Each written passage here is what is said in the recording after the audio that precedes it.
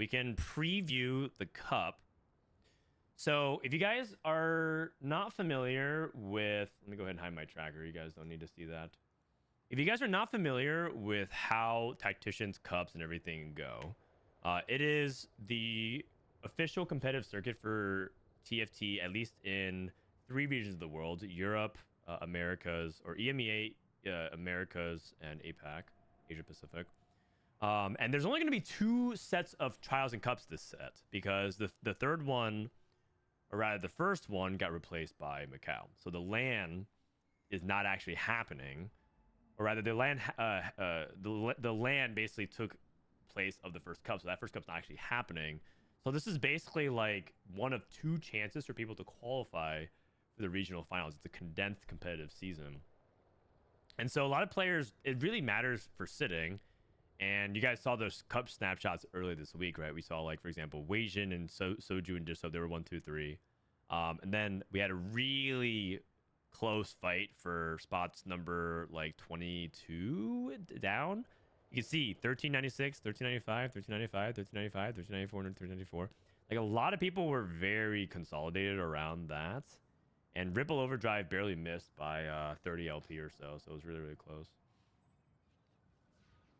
Fran, can you please raise the volume? Okay. I raised it a little bit. Is my volume bad? Is my or like too low?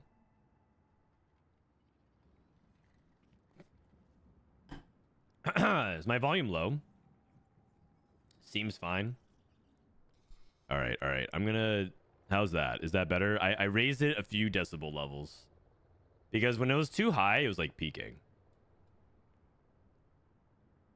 All right. Okay, so there are a lot of notable people that are competing today. We got Ripple Overdrive is the #1 seed from NA, but Kindle Gem also made a pretty deep run. This guy made it in sets 8 regionals. We can actually just zoom in so that you guys can go through it.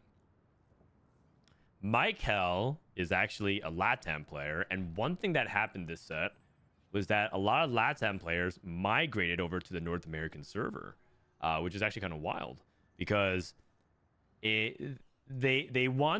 basically said, as a choice, you can play on NA and that'll count for your snapshots. And a lot of players were complaining that they had to climb on 2 servers, right? Like, if Maikel was playing in LATAM, he'd probably be somewhere here in the top 5 minimum, maybe even higher. He was always like consistently top 5 or better. But he would have to play, if he wanted to get good practice, he had to play on NA, because his queue times in LATAM were legitimately like impossible, right? He was getting like, I don't know, something stupid like 30-minute queue times to get any games because of how big he was gapping everyone. And so they gave him an option. You can commit to NA and only have to climb 1 server, but you have to sort of abandon being qualified from it. And someone like Maikel, who, by the way, should be like in these cup spots for ladder every single set or every single event, doesn't make it. He barely missed. But Maikel also, I don't know if you guys saw, but Maikel actually reported, and I'm actually curious if anyone else is experienced this as well. Been off the grid to save my house, and oh shit. Dude, the fires in LA, man, brutal. I don't know if you guys know, but apparently there's been some LP bugs. Like, Maikel said that he actually encountered some LP bugs. Where he was like, basically the game says you went top 2, but you lost like LP or something like that. And apparently that happened to him a couple times. It's like really weird, but people are posting screenshots where like they finish like top 4, but they lose like 30, 40 LP. It's like wild. So it's a bunch of like, feels bad, because I think Maikel may have missed snapshot because of that. More talked about on a stream. Okay, what do you say? That's real? Yeah, like, I wasn't sure because it was a isolated incident, but I've seen like 4 or 5 snapshots of it, or screenshots of it. So now I'm like, that actually might be a thing. Yes, I lost LP when going 8th. That bug has not been fixed for years. That's a wild bug. Oh, okay. Disco's just making a joke. I see. Other people to pay attention to. We got Setsuko, who apparently didn't check in today. I think he might think Setsuko might actually not be participating today then. He probably just didn't check in.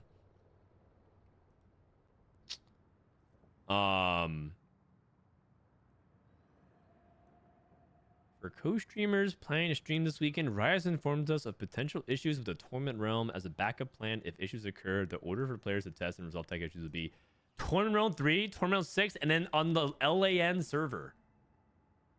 LAN? I don't have an LAN account. Uh-oh. Okay. We'll see. Setsuko, we'll see if he checks in. David Ace, he's made to regionals multiple times. DQA, he made it to worlds in set 4 and 6. Just look at how stacked this roster is. Robinsongz, 1100 LP. Usually Robin's like one of the people that makes it. He's always there every single set. Making it through cup snapshots. So he's been on vacation for a while. Actually, if we look at these people's profiles, let's see how Robin's doing. Let's look at some Robin profile. Oh no! Robin ran it down to triple digits. Oh god. That is not good. That is not good. Oh, you guys, I think Robin is Frodan low. That's not good. That is not good. That does not inspire confidence. I mean, he plays Camille though, so he knows. He knows. He played Emissaries. You guys know I'm not a big fan of Emissaries right now. 2 Academy games. Oh. He said that there were several weird interactions when the servers are overloaded. It shows that every player went first in one every game, and it's random which players to choose when giving the LP for that match. What? That is crazy. Okay, so PSA, there's a chance that you randomly get scanned out of LP. I'm sorry if that happens to you. Dude, what is Robin playing, man? He's playing so many different comps. He's playing Emissary Sorks. Oh, no, this is 8 Sorks? This is 8 Sorks, never mind. That's a good comp. If you can get to 8 Sorks. He plays a lot of Academy. Academy. Oh, this is Trait Tracker. Okay. Twitch. Form Swappers. And he went second with them best of 3?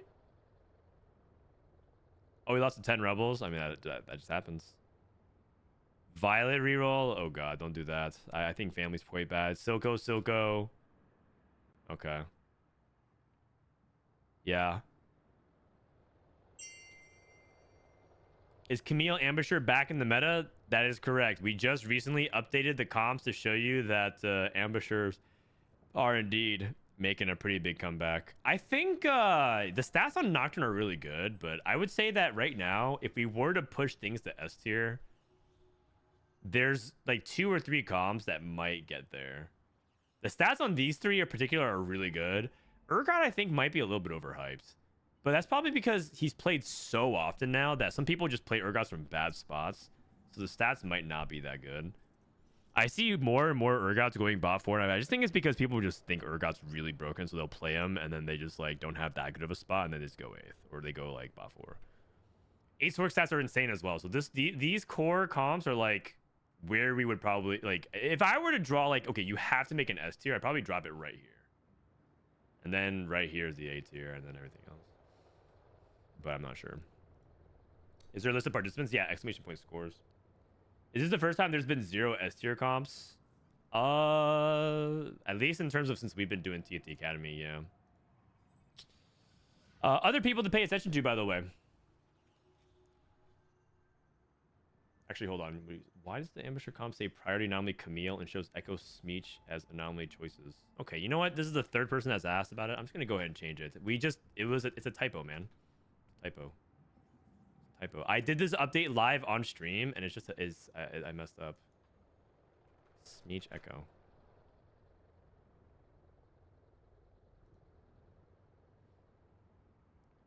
That whole no S tier comp can't be true. Well, I need to show you guys another profile. Where is it? VIT Milk. 900 LP. Milk, if you guys looked at... Rest in peace. Don't talk if you don't know. The previous set, Milk was our #1 ranked player for set 12. This guy was the #1 ranked player for set 12. And right now, Milk demoted to Grandmasters last night. Ah, that's not good. That's not good. Wait, he's actually played like 6 games today, and he's averaging 3 points. Okay. He played Twitch. Anything besides Twitch, he's gotten bot for. He's just like me. He averaged a 5.8. Man, I'm getting one dogged again. That's Frodan stats. Anyways, Milk is usually a person that like hangs onto a line, and if there is an S tier line, he'll play it every single game. I guess maybe Twitch is there because it looks like he has good Twitch spots. 6 bruiser Twitch. He might just be playing 6 bruiser Twitch every game. Dom, thank you for 13. I need my Frodan sub buff for today. Good luck, buddy. Good luck. You got this, Dom. 32 seed, we take those. So there's some really good players, and a lot of these good players are not in the best form. That's what makes it interesting. I think it's entirely possible Robin and Milk and some of these other players like Maikel get day 1. You just never know. Kyvix won set 7 regionals. Beery's made it to regionals before. Appies has made it to regionals before. Lucas, multi-time world finalist from Brazil. Wait, he actually defected from Brazil to Americas? I think he might be the only one. If you look at all the Brazilian players, they're still playing on BR. BO, VCLF, Toji, Ego Illusions, Babzera. So this guy, Lucas, committed to the NA server, GigaChad. Texted it as well. Yeah, I think I saw text here on this list. Pokigom, set 11 Worlds finalist. Kiyoon is playing in it. Kiyoon's been playing Trials a lot lately. In fact, actually, I don't remember the last time Kiyoon made Snapshot. I think he's just been playing Trials and just having fun. Rainplosion. Rainplosion's, she's actually has really good ladder stats. She just doesn't have that many games. She has like 100-something games, which is, if you actually think about it, it's kind of insane that she's 1K LP with like 100-something games. It's not, she's barely played this set. Lobbies are out. Okay. So I've been stalling because I want to see what lobbies to watch, and we have to vote for it. So I'm gonna finish this list, then we're gonna look at the lobbies, then we're gonna vote on what lobbies we want to watch, and then I'll run some ads, and then we'll do some more pre-show stuff. Who else is here? Who has made regionals before? Greya, set 11 worlds. He's the set 11 regional winner from NA. Solus, Kurumx. Oh, Kurum didn't make it, dude. That's right, dude. So many players did not make it. Milala, set 10 world champion. The GOAT set, the highest peak we've ever seen in TFT. Milala's in the house. Also, Milala and Wage and Iverson. I don't know if you guys saw, but they are no longer on Fnatic. They're officially teamless and free agents. As of today, my time with Fnatic has come to an end. I'm really grateful I've been part of such a welcoming org. Looking forward to see what future Appies come up. Until then, I'll keep playing with the goal of winning worlds. Yo, at Dish Soap, it looks like there's a good free agent to pick up for a team. Just saying. There's some good free agents on the market. Maybe TFT Academy, it's time for us to start our own TFT team. I've pitched that a couple times. If TFT Academy website continues to grow, like, why should you guys support? Why should you guys stop using ad blocker? Why should you guys support our Patreon? Well, if you support our Patreon, you get things like our coaching sessions that we posted. You guys want some coaching? Or coaching VODs? You can go ahead and sub to our Patreon, as well as some other stuff too. I have to drop the meta read. I have to drop the meta read for this patch. And some other stuff too. But if there's one thing you want to do to support, if there's one reason why maybe in addition you should support us, is that we have some other big aspirations. Ramkev set 4, he got 3rd at set 4 Worlds. Hasn't really been serious about TFT in a couple of years, but he's always like a fun player to watch. Other players who made the regionals before, Cottontail, Sully, Asa is here, but Asa got addicted to Marvel Rivals, guys. I don't know if you guys see, but Asa's actually, you know what he's been doing lately besides TFT coaching? He's been shit posting in the Marvel Rivals subreddit. Asa made a viral post on r/Marvel Rivals where he wrote, the patch does look really... I don't know if any of you guys have been playing Marvel Rivals. And he added, Spider-Man has been removed from the game. I watched some Spider-Man highlights. That guy looks toxic. I don't really play much Marvel Rivals, but yeah. This is what Ace is doing, man. He's just shit posting in Marvel Rivals subreddit. And then once in a while talking about TFT. So yeah.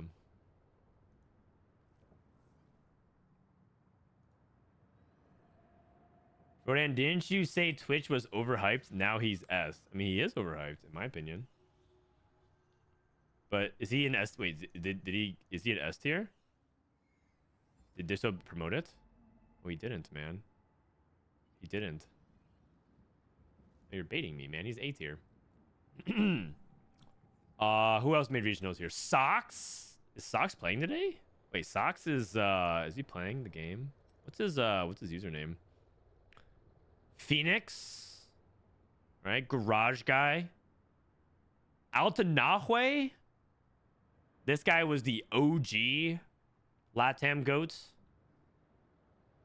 He's made it to like multiple Worlds Finals lobby. Made top 8 twice. That guy's a beast. And then a lot of like, you know, regular NA challenger mainstays at this point. Like you've seen so many of these names make it far, both in trials and cups at this point. So, okay, as well as Tex. Tex has made it as well. Okay, so let's take a look at the lobbies. Let's go ahead and refresh. All right, in lobby 1, let's go ahead and go through it. Lobby 1, we got Ripple Overdrive, Koos Prim, Thigh Beaster, B-Tox, DD, Jedi, Clayton. Okay, not really anyone else.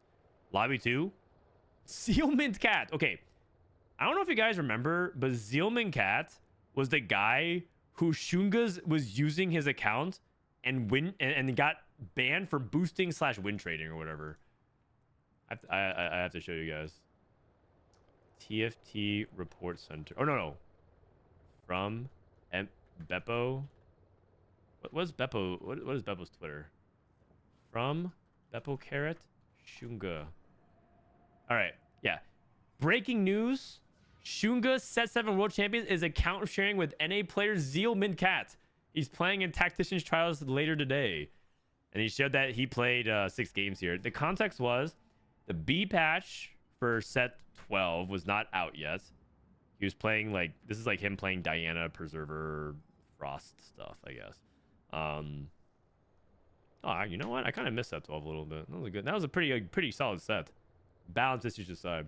Anyways, he was playing on an NA account for 6 games because the B patch hasn't been out yet, and so he was playing on NA. And Zealman Cat signed up for like a third-party app service where you could lend your account to anybody that rents it. So it wasn't like Shunga messaged him for it. He just basically used like an account lending service. It's like a website or an app you can use. He just happened to use this guy's account who got Chinese World Champion playing on it. So now he's back. If you guys don't know, Zealman Cat also got punished. Like Shunga got banned from regionals because of that. And now Zealman Cat also got banned from trials from that one. Now he's back here in set 13. Let's see. Who actually is playing the account for Zealman Cat? Hopefully it's the person that actually owns it. We'll see. Lobby 3, we got Checkmates, Deebs, Milk, Fandakiki. You know, these are like all there's multiple Worlds players here. Pretty decent. We got Milk and a bunch of Latin and Brazilian players. Lobby 4, we got, let's see. Some general dark horse. Oh, we got an Altanahue as the favorite, but we got some dark horses. I know a lot of these people, Knickknack and Tropical, NA players. Lobby 5, we got Hostway deleted. This guy made Worlds in set 7, I want to say. Set 8. And I think hasn't really made a deep run since, but he's got it in him. Lobby 6. We got Fardinator 06. Actually got my boy Jummy Chew Kurt Angle. Oh, wait. TFT Rex, the legend. Upsetmax as well. Lobby 7, we got Rainplosion. Beery. Oh, it's a lab member team kill. Lab member team kill. Lobby 8, we got Frodan viewers. We got Asha Uni in the house. All right, Ash. Ash, by the way, barely missed on the Tactician's Trials spot for the Tactician's Cup by playing the sub-regional. We got Kyvix, set 7 regional champion. Lobby 9. Lobby 9, David and Kindle Gem. Lobby 10, we have Kiyoon. Lobby 10, we have Kiyoon as the main person to pay attention to. Lobby 11, we got Milala, Miwawa, Panny Andrew. Wait, Panny Andrew made it. Wasn't he on the wait list? I mean, how many people on the wait list made it? Let's see. Panny Andrew, number 12. The wait list went pretty deep. Huh? All right, then. So, Panny Andrew. Man, I'm getting more dogged again. Sunny, thank you for the tier 1. I'm interested in that. Lobby 12, we got Asa, Joe B, and a lot of the NA Challenger players that you usually see. Lobby 13. Lobby 13, I don't really recognize many people. I mean, I know some of these people from ladder, right? I've played against Bidet Boy and Siegs and all these people. So it's just like NA regulars. Lobby 14. We got Cookies OP. He's like Demacian and Raptor, except if he didn't have mod in every chat. Everywhere I look, Cookies OP is in somebody's Twitch chat. Yapping. Lobby 15. We got, I don't even know, JesusTeemo, Dino Dan, lab members. Okay. Epic Gamer, Lobby 16. Oh, you know what? Okay, so the story about Blaze of this tournament, this dude actually was at 1300. Okay, we got to show you the cutoff, right? The cutoff for NA was like 1389. This dude was like 1320 or something like that. And he was playing in the sub-regional. If you top 4 the sub-regional, you qualify immediately through Tactician's Trials. You don't actually have to play it at all. You go to Tactician's Cup. But he narrowly missed. He was in the final lobby, and he missed on the Tactician's Cup spot. And then he didn't have enough time to play snapshots after because it was on the same day. So he actually missed on sub-regional, and he missed on snapshot. Barely. Basically, if those tournaments or snapshot extended a couple spots over, he would have actually hit both. But lobby 17 is Maikel, so looking forward to see if Maikel can crush through. Lobby 18, Brosef is probably the most known people here. Lobby 19, by the way, if you see Dusk, it's like a clan, I believe, from Brazil. Lobby 19 is just a bunch of like people who have their moments. Like Protexco, I think, has hit rank 1 before. Groxie has climbed pretty high before. Lobby 20, we got some NA regulars. I see like all these people. Sully's made regionals before. We see a lot of these people usually in GM Challenger all the time. Lobby 21 is Garage Guy. Isotoma has also made it to Worlds before. I think Brazil. Cottontail. If you guys don't know the story of Cottontail, he his most notable competitive history is that he like basically griefed Kiyoon one time and stopped Kiyoon from going to Worlds at regionals. HSK has also made it to Worlds before from Brazil. Lobby 22.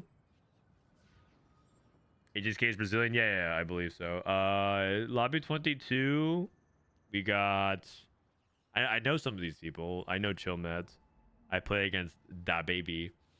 But for the most part, some underdogs. Lobby 23. We got Greya and Lucas. Okay, multiple Worlds players in this. And Arcanine. The Pokemon. Lobby 24, we got Flames, who made the regionals last set. He's looking to see if he can follow up with a really good performance this set. Did Nakrak ever make the regionals? I feel like he was close one time. I think he played in LCQ. Lobby 25 is DQ. Ah, Lobby 25 is DQA and Robinsongz. That's cool. Then Lobby 26, we got Pokygom. Black Sheep also has made it to Worlds. He was, if you guys remember, Black Sheep was the guy that made it through LATAM qualifier points to Worlds last sets in set 12. And then everyone kept linking his profile and showing that he like basically was GM and like he did like LATAM is like they're basically using him to like laugh at LATAM and be like, look at how low their QP is. You know, I should just move to LATAM, etc. And then Black Sheep, he took it in really good stride actually. I was kind of like a little bit embarrassed about like the player behavior of some NA players who just honestly have been really toxic about this whole thing. But Black Sheep took it really maturely, was very professional about it. He said like, yes, I know the underdog. And then he kind of came out swinging. How well did he do at Worlds at set 12 again? Let me see. I think he actually put on like a decent performance if I remember. Black Sheep. Oh, he went 39th. Okay, you know what? Never mind. I think 40 people are at Worlds. Oh.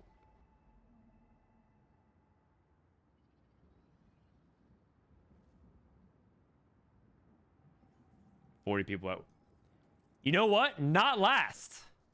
He didn't even go last, you guys. He didn't even go last. That's actually that's pretty. Yeah, listen, man.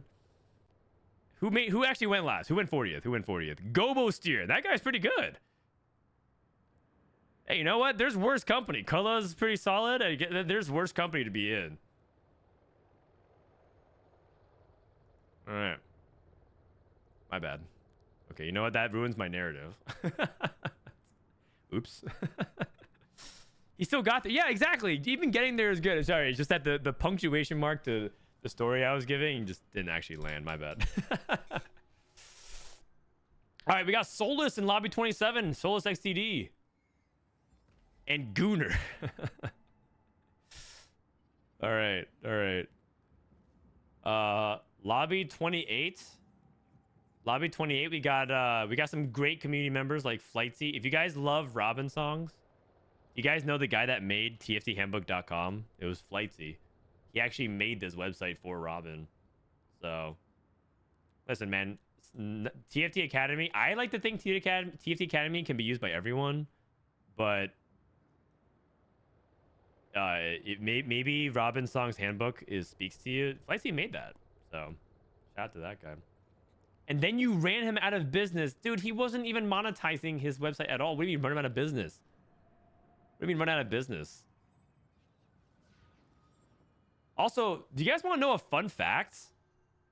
Actually, you know what? I'll tell a story some other time. It's a story about milk, though. 29. we got some NA Challenger underdogs. I see these people on ladder all the time. So NA Challenger players. Lobby 30. Caspar Wu. Kurumx. Emmett Woes. Ramkev. Okay, this is actually a spicy lobby. I like that. I know these people. That's a good lobby. Lobby 30 looks pretty good. We might start with Lobby 30. We got Showtime, Ramkev, Kurumx, and Caspar. And these are players who have all made regionals. I mean, Kurum's made multiple worlds. Ramkev got third at world. That's a good one. Lobby 31, we got Appies. I actually think Appies has been... Okay, I think like Appies went from really hyped, and then kind of people were like, nah, this guy was overhyped. And now I think he's underhyped again, but we'll see. I think that he's got some tech. And I think this set, I watched him play. This guy's got some pretty unique ideas. He caught on to Urgot way before everyone else did. So let's see if he has anything else this set, or this patch rather. And then Lobby 32, we got the man, the myth, the legend, Super Pino. Super Pino, the guy that made regionals from Mexico, I think. Super Pino. He's the dude that Soju uses all the time, Flames, for griefing him.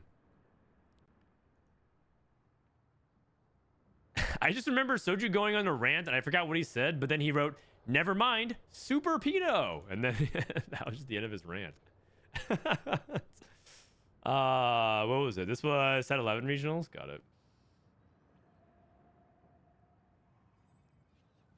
Okay, so that's the rundown. What lobby do you guys want? I think lobby 30 is pretty good. We got Caspar, Kurum, Showtime, and Ramkev. By the way, I think it's correct. Someone said Setsugo didn't check in. I don't see his name at all. I control F and I don't find him at all. Gooner lobby. Solus and Gooner. Nah. Who else is I think Milala's lobby was kind of interesting. All right, it's Penny, Andrew, and Dihua. Who else? I forgot to check in. Man, I'm getting more dogged again. Uh-oh. Damn, I actually kind of want to see Sasugo, like, go through the trials just one time. Because I think that might be the only time he ever plays trials, man. Like, I feel like this might be the only time he plays trials. So I kind of wanted to see him, like, suplex the field and just go, like, 1-1-1-1-1 and post a 48. I would love to see that. Lobby 25. Oh, right. Lobby 20. Okay. Do you guys want lobby 25 or lobby 30? Robin and DQA is pretty good. And then, like, you got some other member. Like, Senban is like a challenger NA player. He's actually a cool guy. I think he's actually, like, a competitive dancer, by the way. Which is actually, like, a pretty cool hobby, if I remember correctly. Like, I mean, he's got the moves. Kurum? Oh, the Kurum lobby in lobby 30 is pretty good. All right. Let's pull it. Is there any other lobbies? I would pull lobby 25, lobby 30.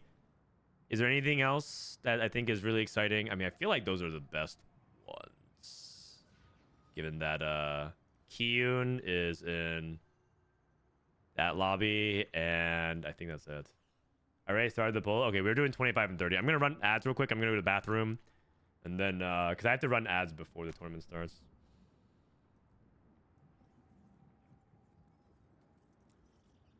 I feel like we should just get ahead of it though.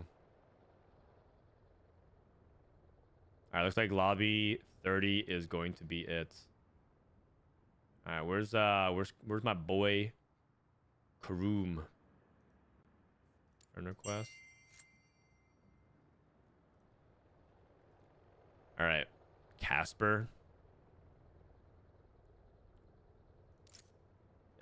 Please invite when the lobby is made. I'm pretty sure the poll.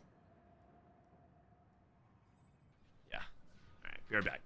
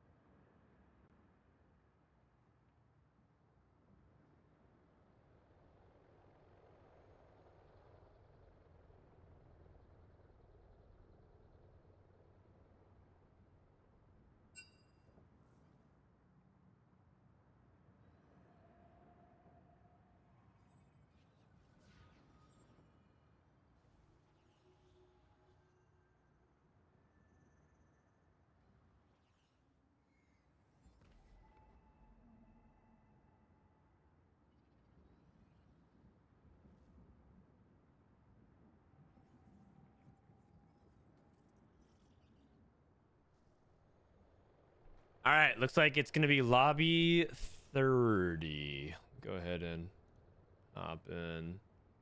Costream. Actually, let me stop this real quick. Costream. Yeah, actually, that's good.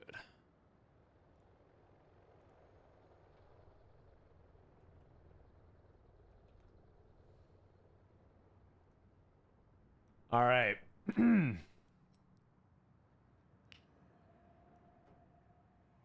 Setsuko ran down on purpose. You can't convince me otherwise. You probably didn't want to do all this. Can't lose if you don't show up. What? Okay, I think something needs to be. I think something needs to be made clear, man.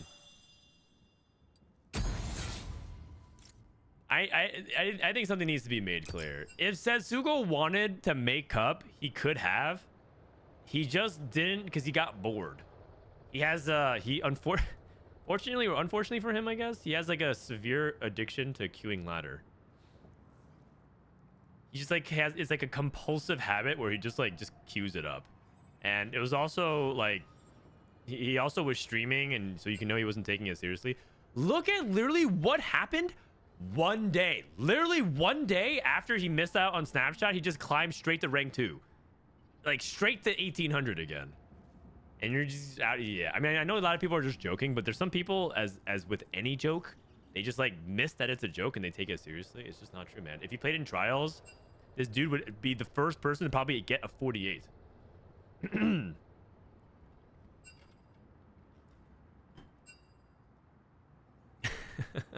I mean, that being said, he did miss out on trials, so all right.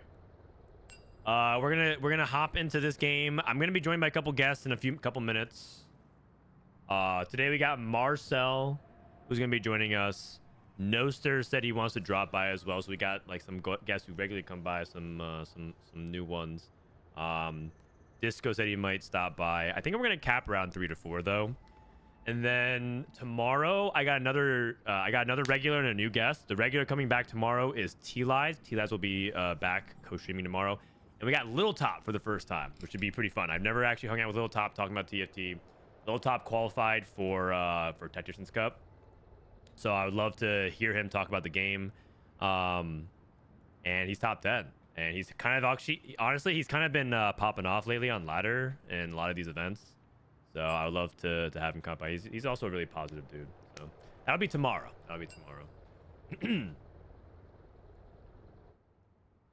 Please yet let Noster yap all he wants. All right. Sounds good. All right. All right. We're going to go 1 minute early. Let's go ahead and transition. And let me get this thing up. So we got America's Attack Trials. Hello? Yo. Hello. Yo, we're in game, bro. Can you give me a quick 30-second pep talk? Kurum? Oh, bro, you got this. It's a balanced patch for the first time in God knows how long. It all comes down to fundamentals, and you are one of the fundamentals god, the OG of TFT, man. You've been doing this for years.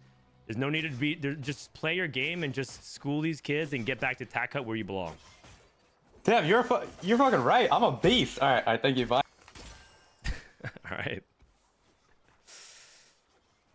All right. The encounter is gold subscription. All right, we got Marcel in the house. That was actually a surprise. I didn't realize he was gonna crash me. What up, Marcel? How you doing, man? You hear me? Sorry, I am getting a double audio. 1 second. Okay, and then let me fix my top right text here. Sorry about that. A little scuff to start things off. All right. Okay. So this is gold subscription. So pretty tame. I would say gold subscription is generally a pretty tame encounter. Not many people feel like it, because the gold that varies. It could be like a little gold. It also could be a lot of gold, but it's something that you can kind of sort of play around. But sometimes it also ends up being like a really, really high cap lobby as well. So we'll see. So is Kurum gonna be disqualified now because you just gave him during the game in-game help? That's right. Another competitive ruling is coming. How's it going? Yeah. All right. Gold subscription is the encounter, by the way. Here we go. Okay. I'm going to just go ahead and ask you, man. Is family at all playable? I personally don't like it, but I kind of want to know if you think family is playable at all. Oh, I really don't think so as well. I've seen it played a few times still by some good players at high elo, and I rarely see it do well. I feel like it's not stable, even when you hit the 3-star. Like, maybe you're stable stage 3 when you hit early 3-star, but by early stage 4, you're already falling off. I just don't see how that really works unless you have like insane setup. That's how I feel about it. Ooh. Oh, I was thinking about BD because it is gold subscription, and one of the things about Build Different is that it feels like you need a lot of gold to hit the 4 cost. So I was thinking about that, but looks like he decides to be safe and just play Epoch, which I think is fine. I could see that working out. I've seen BD do quite well in Warwick's Hunger because you take advantage of the tempo early game, and then you get that makes gold sense. drop to get to an expensive board as well. Yeah. Someone said low cap, but BD. I think BD actually can theoretically cap high. It's just that you're rarely in the resource scenario to do that because BD actually caps around 5 costs, and if you can upgrade your 5 costs and play around it, it's really good. Really good. Yeah, you definitely lose to a lot of like +2 traits or things like that. But assuming there's nothing insane in your lobby, you can win. With upgrade 5 costs, I think. I agree. I think it's a hard augment to play though, because especially if Twitch is more contested. If anything, BD got buffed this patch because the best 4 cost to consistently play around it previously was Twitch, and then he got a lot better. So. But then, yeah, I guess he's contested more, so that it makes it harder in that sense. This augment has been much more fun to play around. I feel like it was just burning an augment slot in every scenario last patch. I don't know if people were sleeping on it. I certainly was if it was takeable last patch, but now it feels like totally fine. What is like the ideal setup? Is it just generic and it doesn't really matter, or are there like actual setups now around cloning facility? I think it's best when you're likely to 3-star something, because then you can put some beefy unit, 3-star unit in here. I quite like the Sin setup. I do think Renata is still quite playable, so I think it's takeable in that setup. In Renata, interesting. You get the whether you're duplicating a 3-star rel. Yeah. That makes sense. Yeah. Okay. I also think that cloning facility is always good. If you don't know what to do, you could always play it for tempo and then duplicate a 6 cost. Like, having multiple 6 costs is, well, not, I mean, the Viktor doesn't really work that well, but like double Mel I've seen do great, for example, and have a lot of pop-off potential there. Yeah, high quality units for sure. 2-star, I mean, if you get to it, a 2-star 5 cost is exactly. not bad. Like a double rumble too, like sure. Yep, exactly. Okay, let's take a look at what's happening in the lobby. So gold subscription, even shroud, slamming. Wow, everyone took like econ. Scoreboard scrapper. Does that lean towards a specific comp, or is it open-ended, do you think? With these items, it certainly is playing AD, but I've also seen this do quite. I feel like a lot of the global combat augments have been better than previous sets because they increased the number of item drops this set. Right? It's like a system change they did. They just added more item drops, and so I feel like things like Scrapper and Pumping Up, for example, have been better than last sets. Interesting. I can see that. I never thought of it that way, but I think I've caught on to that being better, but I didn't exactly pinpoint to the item drops. So I think that's a really good theory. So you're just multiplying more itemized units, right? Pumping Up, I also didn't think of being that premium until, I mean, maybe we're all wrong about it, but I just hear a lot of really good players, Setsuko, Soju, talk about it being like a really, really good augment. And so I've started taking it more, and it seems to do well in my games as well. So I believe it. Yeah, I think some of these like combat scaling stuff can definitely be pretty good. I've seen Scoreboard Scrapper just win out by just playing like pretty average boards as well. Like you just 2-star like a basic academy board, and you just get so much AD and AP that it kind of just makes your Corki and Heimer feel actually quite powerful. So 100%. Don't sleep on it at all. Urgot 2. Okay, Urgot 2, and then we have a Pyromaniac Swain. Okay. Interesting. Okay, adapted. All right. You know what the academy items are this? Yeah, let me take a look real quick. Bramble, IE, and Shiv. Actually, let me write that real quick. It's playable. Bramble, IE, Shiv. Oh, looks like people are asking my audio to be turned on. Let me adjust it. If your audio can be turned on? Down. Down. Got it. Okay, got it. I just did it on my end. I can adjust it as well if you need to. What happens if you get the cloning facility and the mutations? Oh, actually, I have no idea. Oh, what? That's actually a really good question because it's the same exact hex. I have no idea, actually. I've never seen that interaction.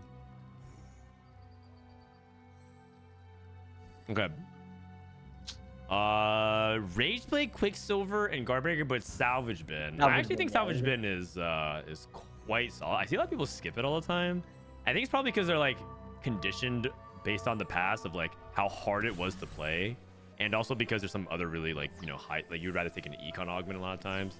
I think Salvage Bin is still very, very good if you have a good spot for it. Oh, for sure. I think it's really good. It also allows you to angle a certain direction, but then completely change if half the lobby. For example, this patch, you make Rageblade, right? And all of a sudden you look around on stage 3 and half the lobby is Rageblade or playing Switch. You can just get out of that. It's not always easy, but you can. Yeah, it offers you pivots. Also, the magnetic remover buff. Nice 5-streak. Oh my god, 3 5-streakers? Wait a second. That's actually crazy. I haven't seen that in a while. I can't remember the last time I've seen this. I've seen it a few times, but... Okay. But yeah, all the magnetic removers that you get now also buffs Salvage Bin like a lot because you have so much customization of how you want to play certain items. Oh my god, 3 win streakers on gold subscription. So these guys are gonna be really rich. Although I'm looking at Showtime's board, man. This guy has Nunu 2, Set 2, and Urgot 2, and this guy is actually really poor at the moment. Yeah, so much frontline.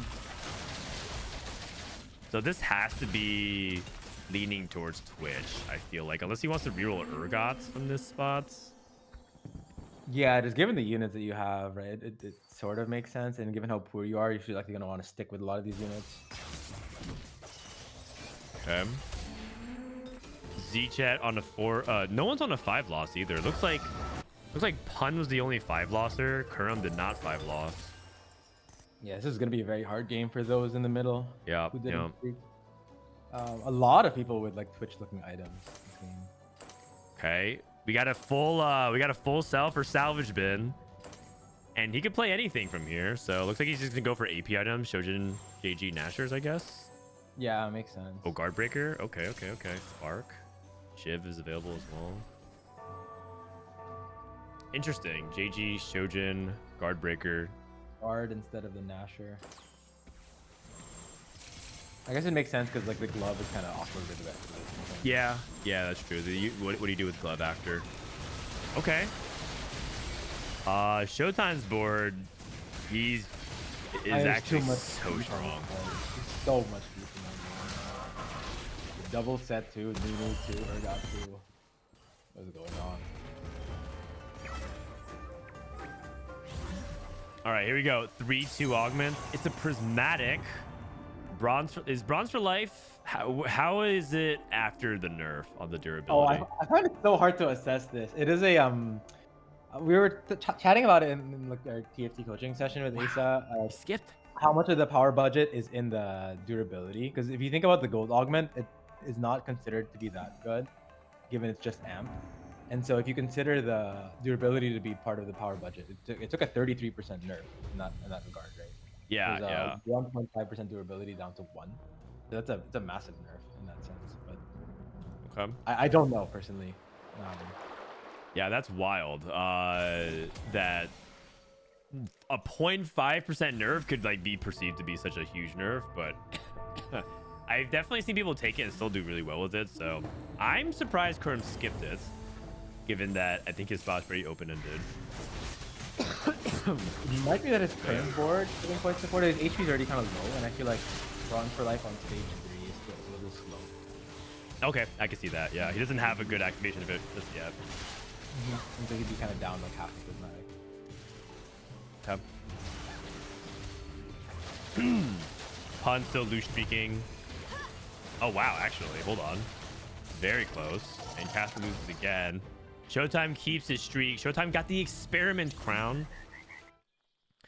Experiment emblem is insane. So good. His setup is insane now because he has so many units to deal with.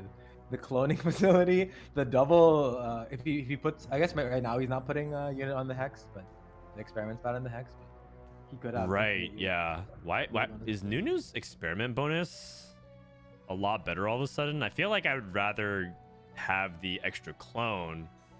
Cause I would think that as well, especially because he has so much frontline already. But I guess the Nunu does give some damage, but like double Ambessa, double Urgot 2 doesn't sound bad. I am a little surprised with the Nunu on the hex. Marcel's too quiet now. All right, I'll buff him up. You don't have to change anything. Oh. Just keep your mic consistently in the same spot, whether it's farther away or very close.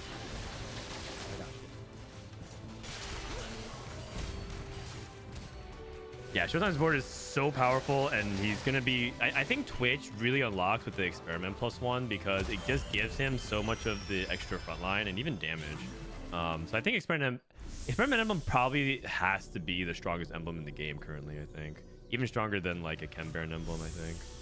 I think the stats do show that, if I'm not mistaken. Yeah, it's actually by far the best emblem by more than 0.2. Oh wow. Okay. Placement over Firelight. Yeah, Fireligh's interesting. I've been seeing a lot of people try Zeri roll, but you can also just play Firelight into a couple of the different variations. Like you can play Firelight Echo, or Firelight Smeech Ambushers, which is some other tech as well. Yeah, the Firelight Ambushers is so annoying that sometimes it'll just randomly go your backline. Yeah. Other fights, it just sits there and does a bunch of nothing. It just like wastes DPS because it's just flying around. That's right. That's right. Okay, Swain 2. This is Kurum. Felt some pressure to roll here on 7, just lower in HP.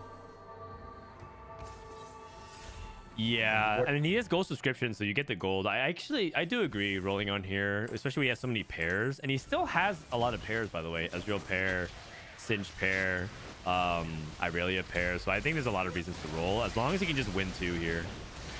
Yeah, I mean, it's not like he's super low in econ. He's still making 30, and I feel like his setup is not really a win-out setup, so it makes sense that you don't want to dip too low. Like there's a scrapper in the lobby. There are other people with stronger win-out setups.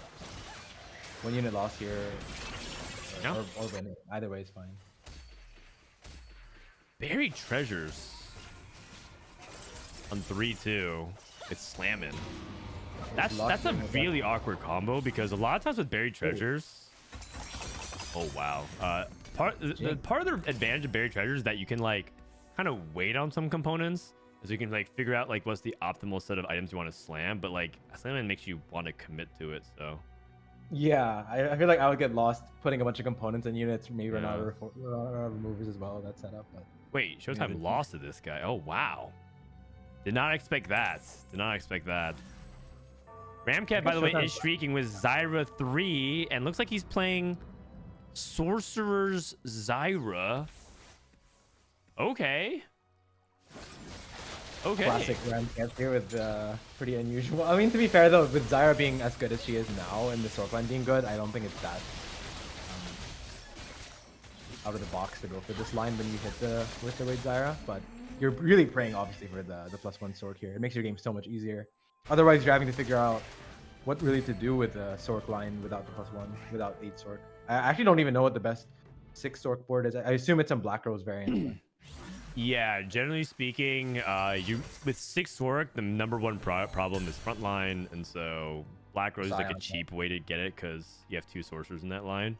But it's not great. I'm pretty sure the data delta between 6 and 8 sorcerers is like one of the biggest gaps we've seen in quite some time. It's huge. It's like a 4.7 to like a 3.2 or something like that. The thing is, it includes a lot of the people that have this path that don't make it to LeBlanc, and I think those people are definitely gonna. I see. That makes sense. That makes sense. Whereas if you just play strongest board around 6, I assume your placement AVP isn't gonna look as bad as the stats show. But yeah. Okay, got it. Let's look at Kurum's level 8. He's in a bad spot. He actually just lost again. He does have a lot of goal here, but you have to stabilize on something now. He's playing on Heimer with Shojin Nashers. It's because he has his Archangel, right? That he decides he has to skip this Silco. He does have all the Sentinels already as well, frontline, so it makes sense. I suppose. This doesn't feel that strong to me, though. I mean, he does have the IE, like, from the Academy, so, but yeah, he would need to hit these backliners, which he doesn't even have an Ezreal there, which means these AD slams are going to be really awkward for a while. Wait, it's actually surprising that he had an Ezreal pair earlier, I thought, so he must have sold it?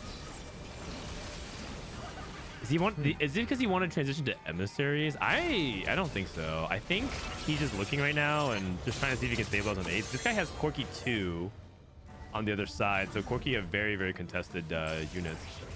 This is a tough spot right now for Kurum. He has like 30 gold to. You should take reinforcement just to play for placements here. I mean, given the other options, yeah, I would think so as well, right? Like, Okay, Corki 2. Corki 2, I would take that. I would take that. yeah, I feel like he has enough front line.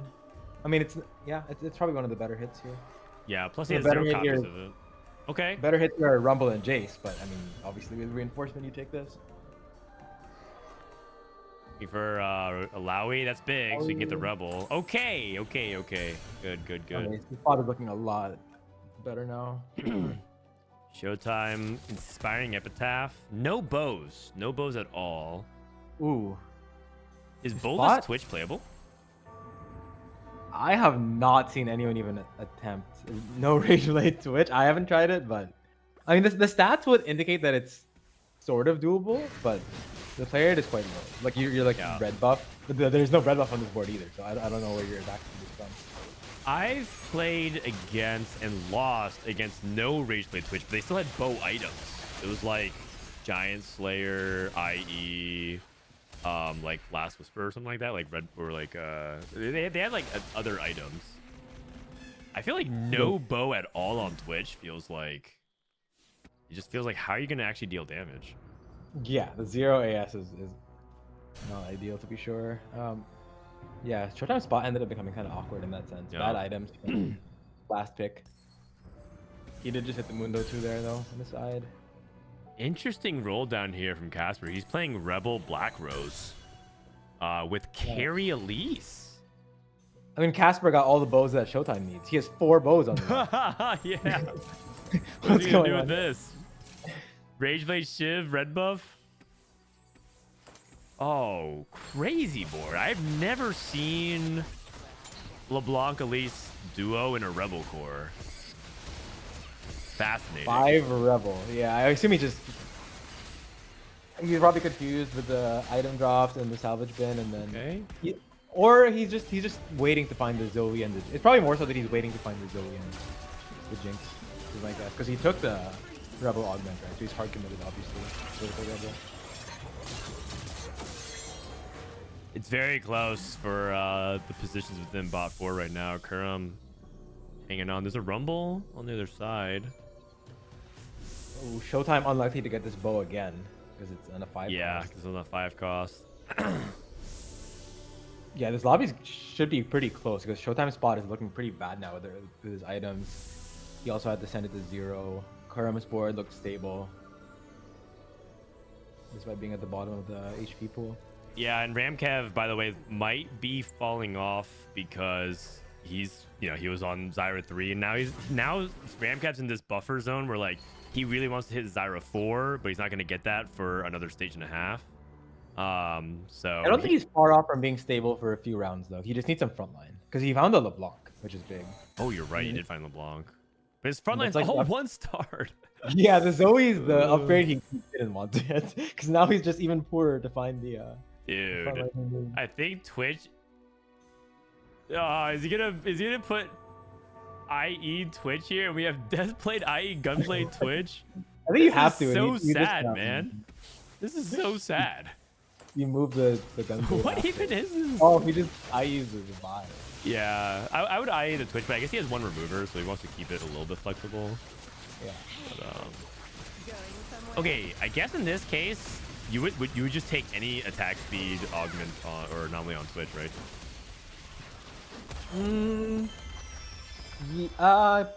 He's still 1 bow off, right? Like it's 50-50 on his Yeah, fair enough. I don't think the attack speed ones on Twitch are that amazing. Oh, you take this?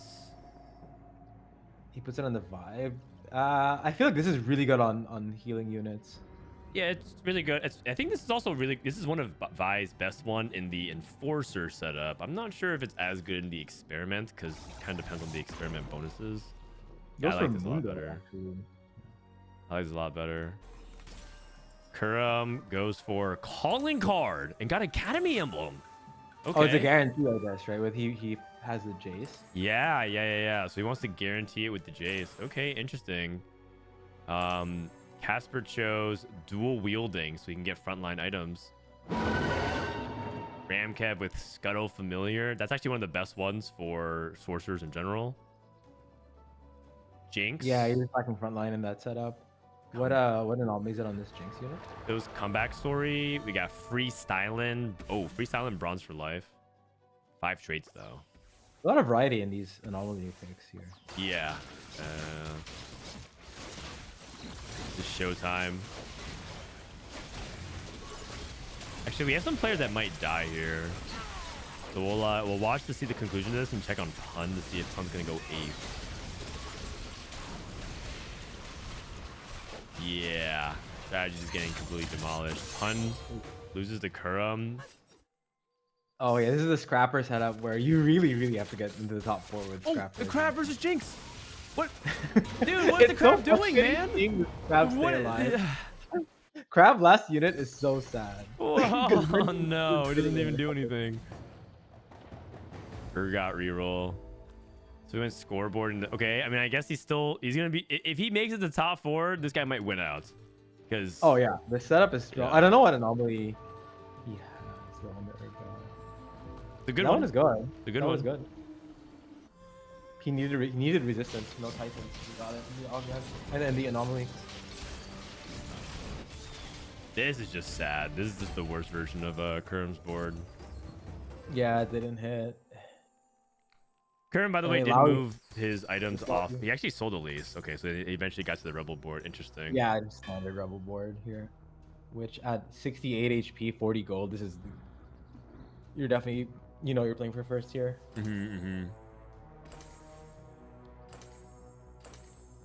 Going for stone plays and then declaw somebody else. I mean, if he had more removers, he actually could find a way to get this all make going. better use of the items. But...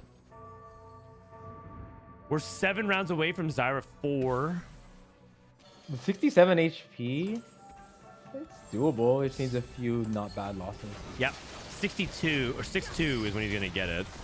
So I like 6 can take. He actually should be able to get there as long as he wins 1 fight this stage. I actually really like his setup here. He has glass cannon for the amp with his 6 sword, and then he took an anomaly for his front line. So he's like a good balance of everything here. Okay. The only thing is, if he loses every round this stage, he's doesn't not get to it. guaranteed. Yeah, he probably needs to win 1 or take like a couple of 1-unit losses. I guess the good news is he could go to 9 and just play another Zyra 3. And that might be a better holder than LeBlanc with these items. I could I'm see not entirely it. sure. Okay. And he's probably going to go next turn then while he has the HP. Strategies, trying to get more bronze for life value. This is unfortunately the story of the emissaries, which is didn't even hit emissaries. Also, Pun, by the way, did die. He went 9 with a good amount of gold, but it didn't look like the board got that much better. He still has 3 items on a Rennie too. Yeah, I mean, we're tanking Rennie. That can't that's be the good. issue. One of the issues I find this patch is Elise is so contested by every line. Yes, that, oh, that it's hard to find good frontline when you don't have the Elise. A lot of these lines want it, and every line wants it now. Yeah, I'm actually having a hard time thinking. I was talking about it actually while we were playing a lot of ladder games today. I was like, how many lines can you even think about? Oh, nice Jinx too. That doesn't even want to play Elise. I was like Academy, and like maybe maybe that's it. I think that's it. Even Scrap, you play it. Rebel, you play it. Like you can Enforcers, play it. you play it. Scrap, you play it. It's just in everything, man. Insane. Showtime got a bow. You're right. He's right. He got a bow, so that's good for him. This is Kurum trying to see if he can skid by with a top 4, just barely. I mean, he is facing Caspar, who's sitting on Yeah, a bunch of good time to gold. play Caspar actually. The Really issue good is that time. he didn't hit the Lowry too.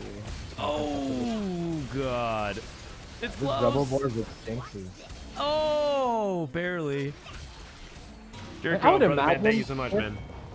You always want to start these tournaments with a good first game, but 5th, given his spot on like 3-5. Yeah. Is Oh, experiment emblem for Showtime. That is great. That's 7 experiments. Oh, that's massive. That is 7 experiments, and that's without Warwick. Although, is 7 experiment good enough when Caspar has the Jinx too? That just, I mean, you have all these experiment clones. Right, And right, the Jinx right. That's a blows good them up point. anyway. Oh, Caspar doesn't have the Jinx too. It's Oh, ZZ. it's, okay. Or it's text. It's text. Sorry.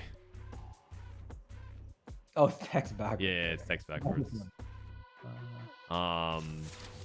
Does he also even have 7 experiment? I think He doesn't have the Does he Zyra.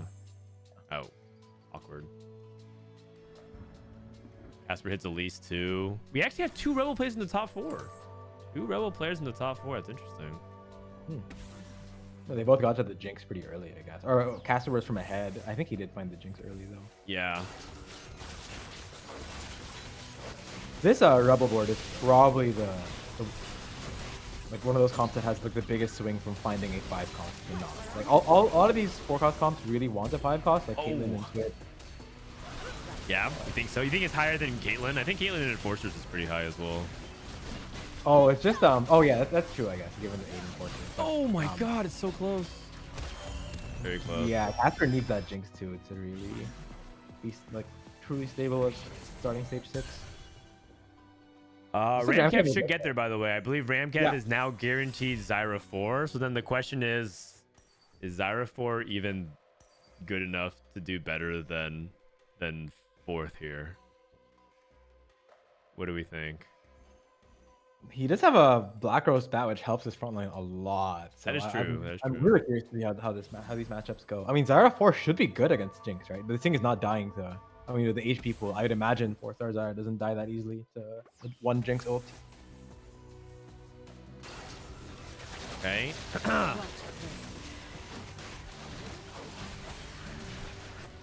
I'm looking for these double Zyra 3s to lock down the Mundo front line.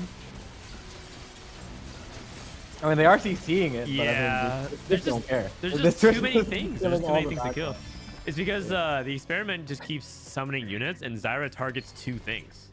Yeah, I just need a 3rd Zyra 3. There's just too many targets. There's too much stuff to kill. Oh, the Viktor. Oh, this is when He you has hit the Viktor Viktor, this Rebels. board is obnoxious as hell. And he doesn't have the instead of the ambusher setup, he has the Elise. There's so much CC on this board. Yeah, so Rebels stun all enemies for 2 seconds. Viktor stuns everyone for a couple seconds, and then you got Elise that stuns everyone for 2 seconds. And heaven forbid they have other shenanigans, right? Some people have like dramatic entrance. Oh god. It's just so crazy.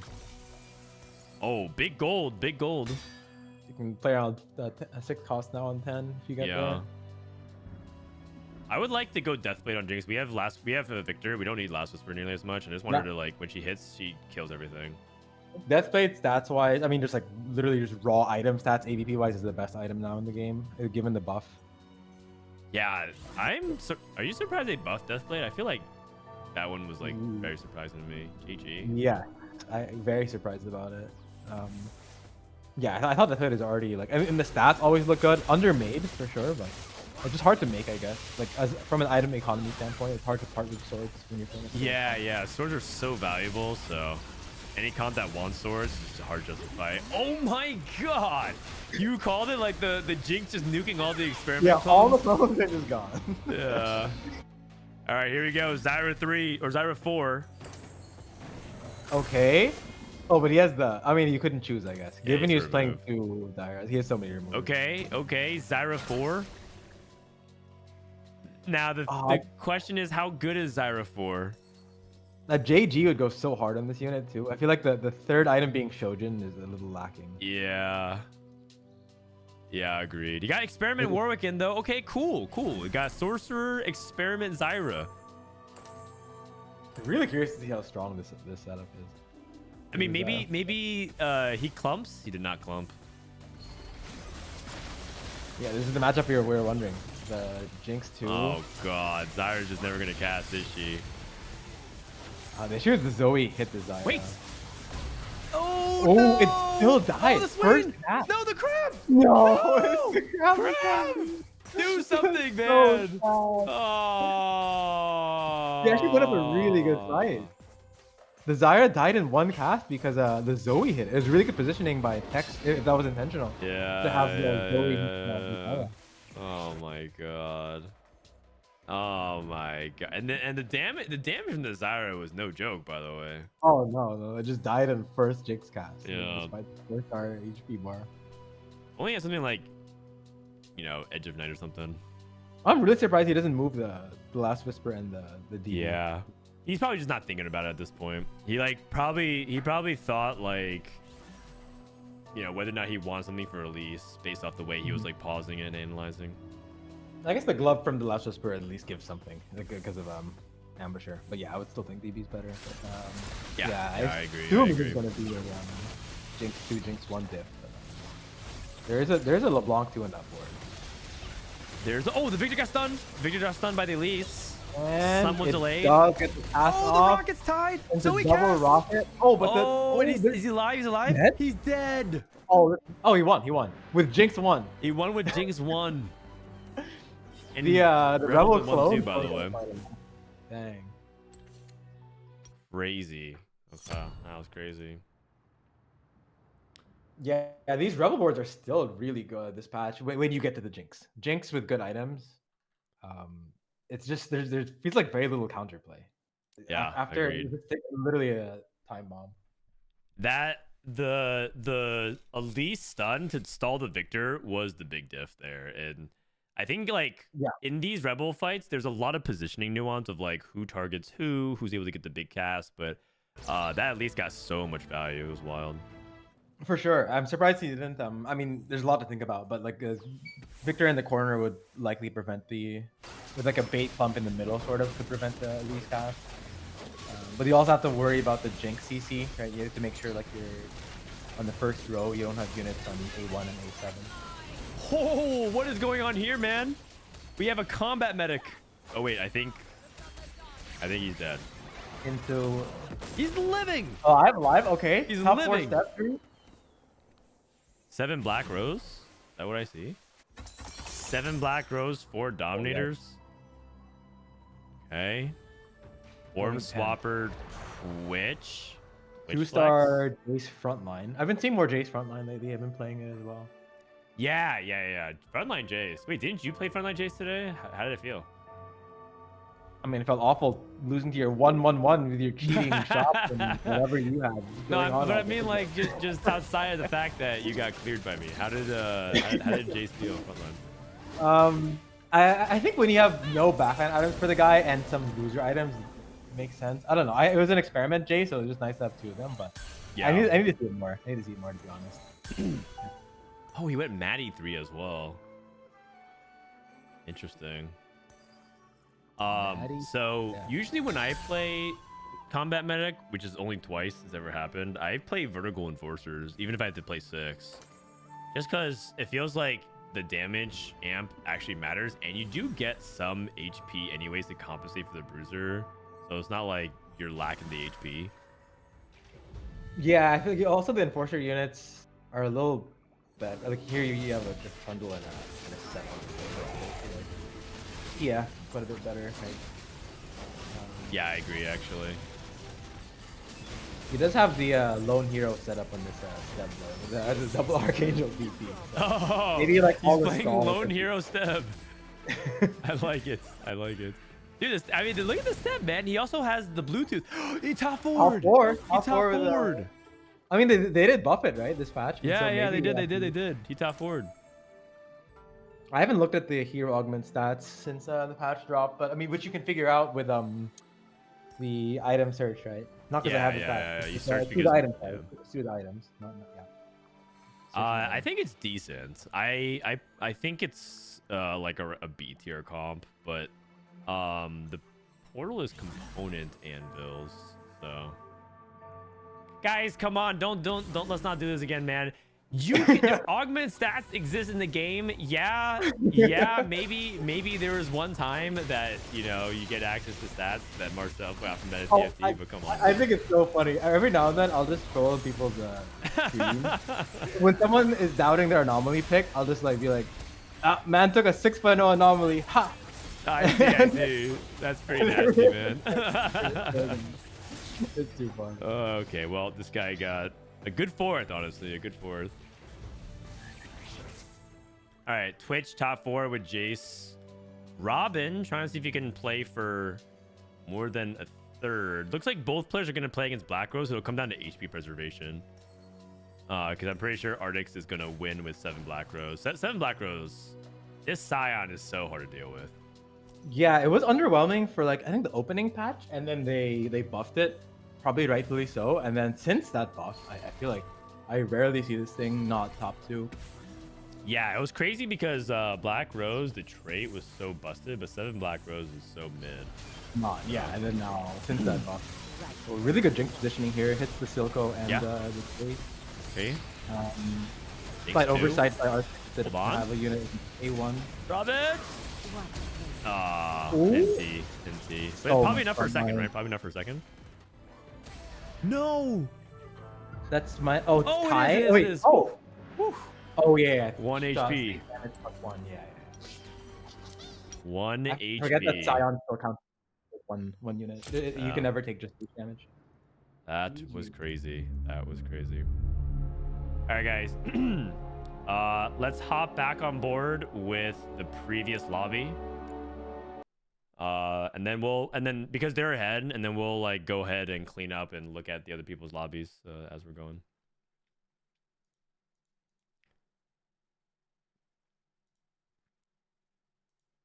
In the Black Rose board, is there a unit you can swap for Viktor? Yeah, just basically any unit that isn't your tank and carry, man. Just play Viktor. Just play Viktor on your board. It doesn't really matter. Oftentimes you're having to decide between 5 Black Rose and 4 when you play Viktor. I think usually it is worth dropping to 4, but it just depends. If you have really 0 beef in your front line, then maybe it's not. But usually I agree. You're gonna want that 2-second CC. All right, let me exit Overwolf here. All right, we're on game 2 of the round of 256. This is Golden Gala today. I missed these. Can you hear me? Oh, we got Disco in the house. What up, buddy? We got the Meta TFT sponsored team. What's up, Disco? That's right. That's right. We're ready to drop some anomaly stats here. The meta expert. The second I see someone take a troll anomaly, I'm calling them out. You already know. All right. Disco, how are you, man? How's the region merge? Region merge has been crazy. I kind of stopped playing after Macau till just the region merge happened. I really believe in breaks and not burning out. So I just thought that I'll just sack Trials 1. Got it. Yeah, come back to it. Too. Okay. Yeah. But region merge actually has been crazy. My queue times have gone from 6 to 7 minutes per game, and that's minimum, to 1 to 2 minutes. It's actually so good. Awesome. Golden Gala, by the way. Any opinions on Golden Gala? Fun, boring, cool, interesting. Got some tech. What do we think about Golden Gala? It's like the quote new portal, even though we played this a lot in the past. I'm just happy that this is showing up finally more, and rather than I'm best at Warwick all the time. Yeah, I think at least it's more of a normal portal. Right, there were too many non-normal ones I think last patch that I miss having some normalcy. It does allow really high odds of a +1, so playing around +1s can be something more worthwhile on this portal. You're guaranteed non-server. Yeah, that's true. Actually, you can try to play around your verticals a lot better, which well, you would think so, but it doesn't actually happen very often.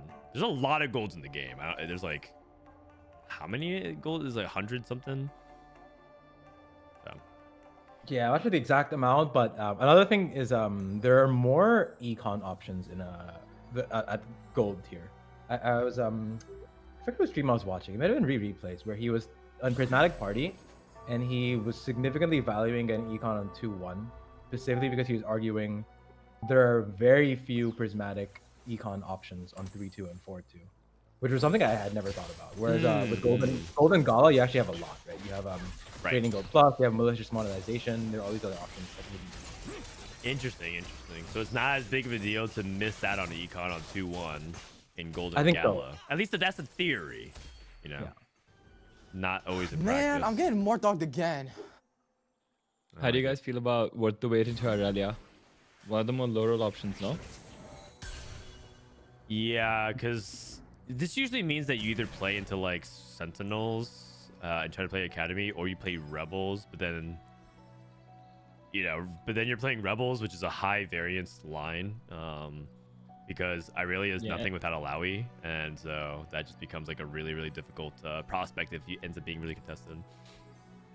Yeah, also in both lines, like you said, you're playing Ilawi anyway, right? And in most cases, I mean, not even most cases, 99.9% cases, Ilawi 2 is just going to outshadow Aurelia 3 anyway. So, like, what are you even doing with this Aurelia 3? It's kind of just like 0 items Aurelia 3.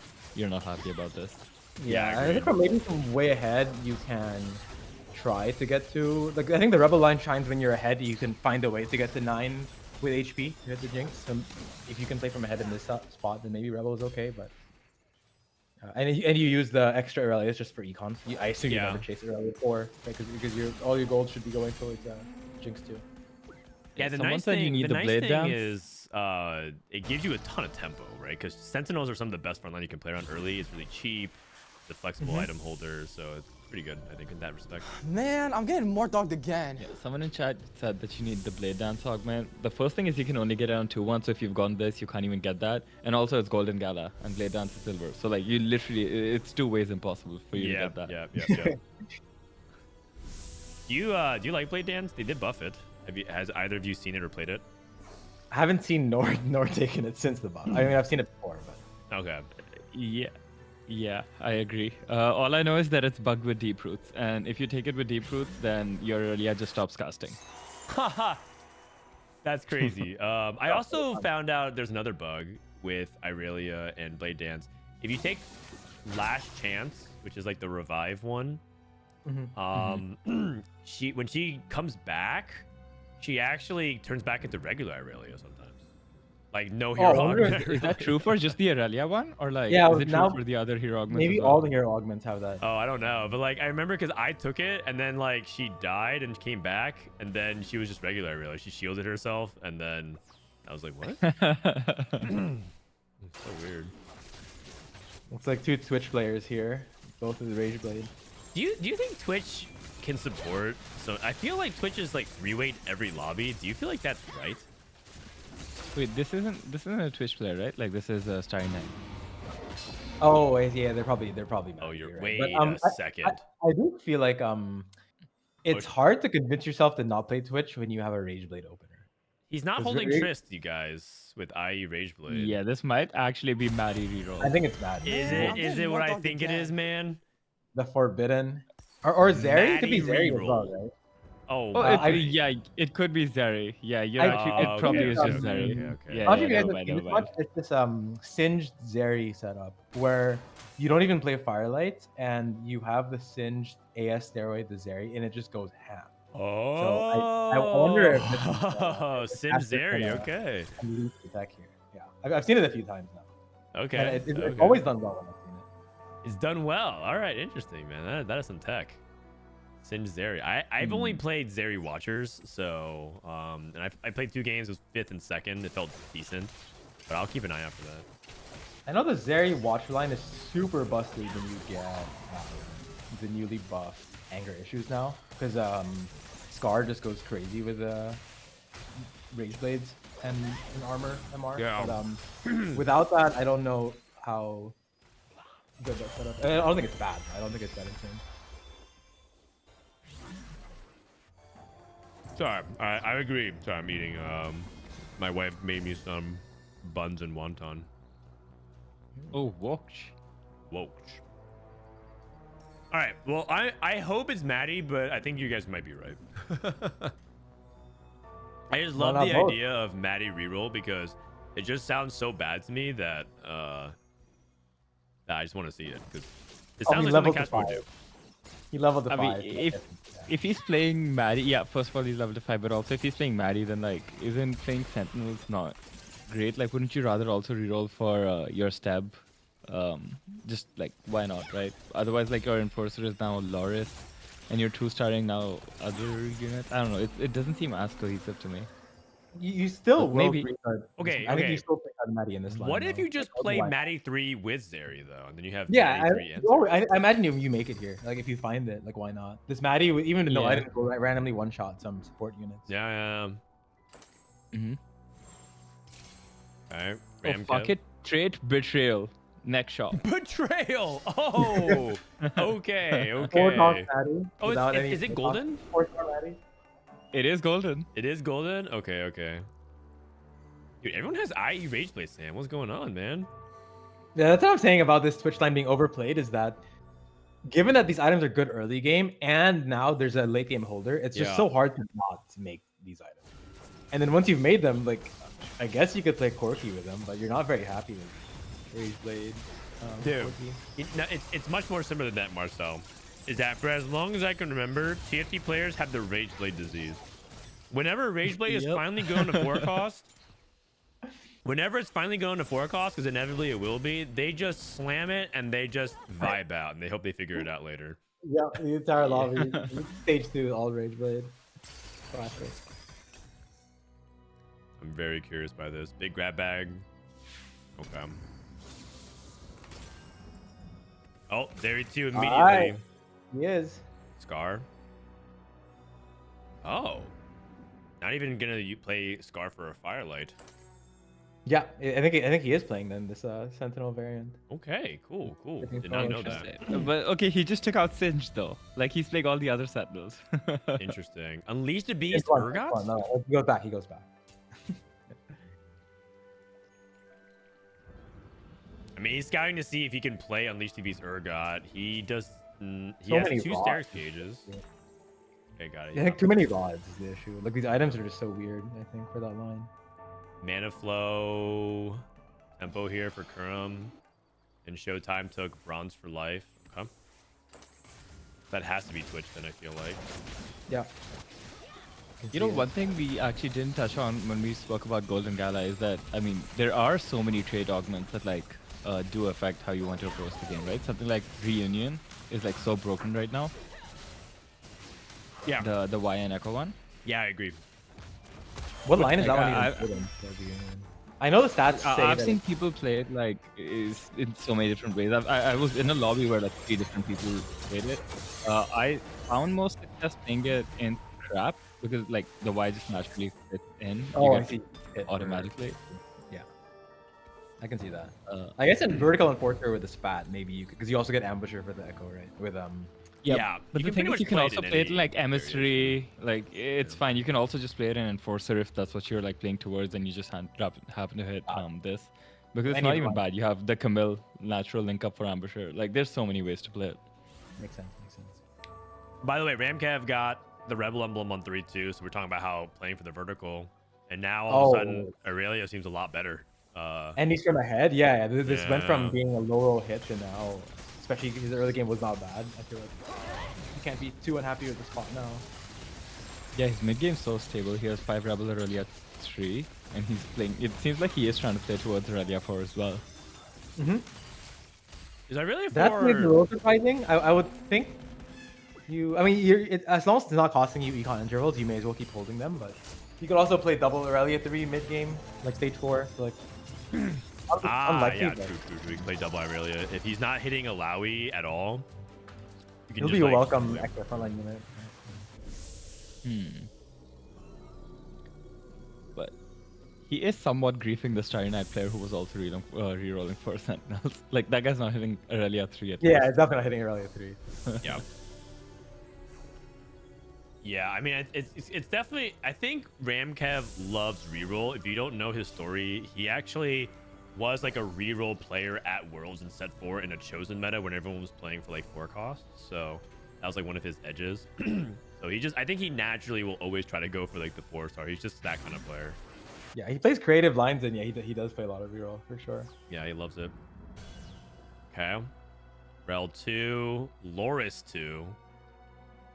We have officially transitioned away from Maddie.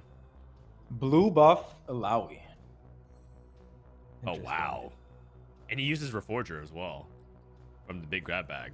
Oh, maybe he hated his components and full reforged an item. Would be like otherwise, how do you end up with? Yeah, I'm also kind of wondering normally, what like- even happened. Maybe it had to been like death cap into Lubo. Yeah, I assume double rod. Blue Alawi. I know you really want Gunblade in this setup because it's the whole way you take advantage of having Sentinel frontline. It's like Rageblade, i.e. Gunblade. I think it's the best setup on Zeri here. Because otherwise, like you're just down Firelight and for no real compensation. Right, agreed. I actually think it's actually her best setup in Watchers as well. Like, I really like Gunblade in Watchers too. Gunblade. Yeah, they do have all the durability, which you can. Which is really funny because a lot of people always ask, when I played it, everyone kept saying, like, isn't your Zeri going to fall off with, like, Rageblade, Gunblade? But it doesn't, actually. Yeah, the newly buffed Zeri, I feel like, doesn't really lack DPS. Yeah. Yeah. If she gets the, if she just gets the attack speed rolling, it's very, very powerful. When I've seen this Singed line play, though, I've seen him typically roll on 5. I guess it's because he has Starry Night that he's down to roll on 6. Yeah, Similar but to, even like, when you played Renata, though, you rolled on 5, right? Yeah, that's what I'm saying. Which I feel like I've seen that done the same with this Zeri variant, but it's like Caspar level. I mean, the fact is that like he also isn't rolling for Maddie's, right? And he's not rolling for Earlias, so rolling on 5 like significantly goes down. Then you're really only rolling for Singed on 5, which doesn't seem very worth it. Yeah, it just depends how important you think that unit is, I guess.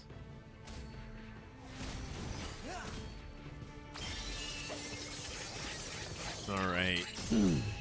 Ramkev on a streak. Looking good so far. What's his count? He's at 15, 27. So 12 rounds away. That means he should get at the end of stage 5 because it's 6 rounds per stage, which is pretty early. Last time he was at 6-2, right? So we can get it one fight earlier. Kurum with a Sorcerer Black Rose. This is like, oh, is it Silco 100% of the time here, or is he open to anything else? I mean, he heard seems like he's open to Sorks as well. He's holding on the Zyras and the Luxes. I've heard that the Ah, Silco line can be the same. You can play like the 6 Sork instead of like the 4 Dom, and you just play the same Black Rose core units. This is like the way to play 6 Sork, so you flex between Zoe and Silco. I'm not sure though. I've just heard it. He's also like probably just tailoring for Sork +1, right? Because if he gets that plus LeBlanc, then Oh he's yeah, just you chilling. definitely want it in for sure. It's Golden Gala, like we I talked like about. that. I like that. Seeing a couple level 8s here. Rebel level 8s. Rebel looks very contested. Yeah, he doesn't have a single Zoe. Yeah, Lowry is one. so hard That's to not great. find, but this Aurelia 3 will be really nice to have. Caspar rolled it down. Oh, he rolled pretty hard. missed. I'm gold, the no 3-star. Nothing. Yeah, that being said, I think he should still be competitive this fight. Yeah, Ramkev getting a lot of gold. I mean, he's gonna most probably send it to 0 next turn, and if he doesn't hit, then his game's still. But he wins. Oh, nice. Huge. Yeah, I mean, Ramkev's still on a 1-star backliner here. I'm surprised he rolled this deep when he was on a loss streak, though. Oh, that's true actually. Maybe he was close to hitting something and then, or hitting many things and then missed all of them. Yeah. It's Kurum's POV took reinforcement. What do you take? Do you take this? Soko too. Kind of a hard decision. Maybe he is like angling aggressively towards Sorks, and this is the only way that he can hit Zoe too. Wow, he's really taking his time. Yeah, Yeah, okay. he I'm just really goes for it. surprised he thought this long because this turn is actually really important. But I get, oh, it's because he's gonna stop rolling here, try to go to 9 off of this. Okay. And he has I don't know if you salvage can go. bin. Holy cow. And I think So I think also he wants the belts off of the. Oh my god, this is such a hard turn. Yeah, because you want the Nashers, I My guess. goodness. Right? Yeah, he wants the Kept stone plate. I assume he can break it off. He just unless he really wants to. Yeah, I mean, yeah, I just noticed that he's 92 HP, so yeah, he definitely can go 9. It's not bad at all. His front line is a little No Dominator. ideal at the moment, but Okay. No Dominator, all 1 stars except for Silco. But I mean, he is very healthy. yeah. I actually find that kind of hard to decide. Like, does he roll a little bit in the spot just to like Yeah. find a few Yeah. safe spots? But then if you end up rolling like too much, then you just screw your level 9 rolls. So, I have to say. Wait, how many people are playing Rebels this lobby? I feel like 3 people are committed to Rebels in some ways. I think it's 2 people plus the Sentinel frontline guy who was also holding 2 Aurelia, Right, 2 right. Alavis, right? I'm Bruiser Twitch, roll down, no Mundos. Yikes.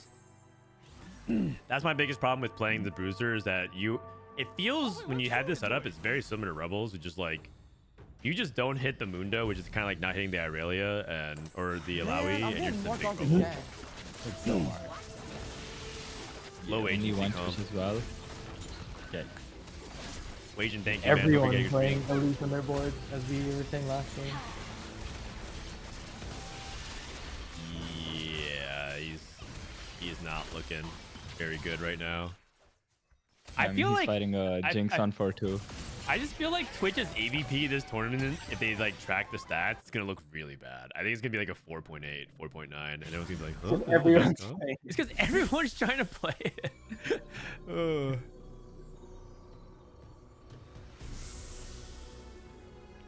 Hitting Mundo should be infinitely Did easier than hitting Caspar end up Alawi. hitting? You would think so, but it's just not true. It's just not true. Yeah, with how Did often Caspar end up hitting, by the way? Sorry. did Uh, Caspar did Caspar end up hitting? with 60 HP? Yeah, he did. Okay, probably okay, hit okay. one Well, he unit. sold all the rels and everything other than Just the Singe. Zeri, though. Yeah, No, he he's was playing sitting 2 on, rels. He's playing 2 7 rels. Singe, 7 rels. Oh, okay, he's playing 2 rels. But he had 1 more. He had 7 rels last time. I guess you're just going for the 2-star. Oh, And whoa. shot, yeah. Sniper Loris, Loris. Does that bug still exist? Where for a while, Loris would just randomly dash to the back line. Oh, Yeah. yeah. That's gotten me before. I wonder if with Sniper isn't that Whist because it's right Sniper next to him. Loris. A I'm Snorris. surprised he's still not transferring the blue buff to Kog'Maw, though. Oh yeah, true. He does have 2 removals as well. I guess the Cog 1, I guess. Oh, the Zephyr blocking for the Zeri.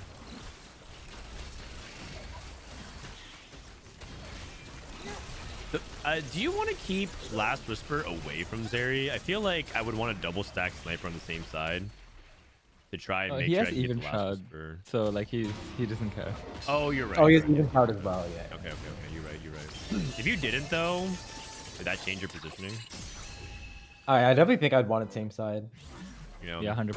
We'll have to- You right. I wonder what he takes here. Oh, is this? Back to Oh, you. you already You have ramp on the Oh. unit. Not enough 3 stars, right? Comeback story is a little bit inefficient in snipers. We have so much damage amp already, so it feels Yeah. probably pretty bad. Yeah, that's Exactly. That's true. More frontline. Okay. Pretty good items here. I'm thinking of There's a lot- freestyling. I've seen you That's take not it. There's a lot of bad. them. This is kind of mid, but probably okay. It's like 25. How much is it? 20. Like 4.5 times 5, so 22 damage amp. That's okay, I guess.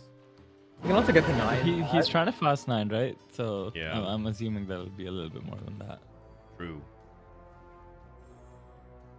Titanic strikes. Oh wait, is it okay? I have so many people say that this is this can't be bad on Twitch, and yet whenever I watch it, I can't tell if it's actually doing anything.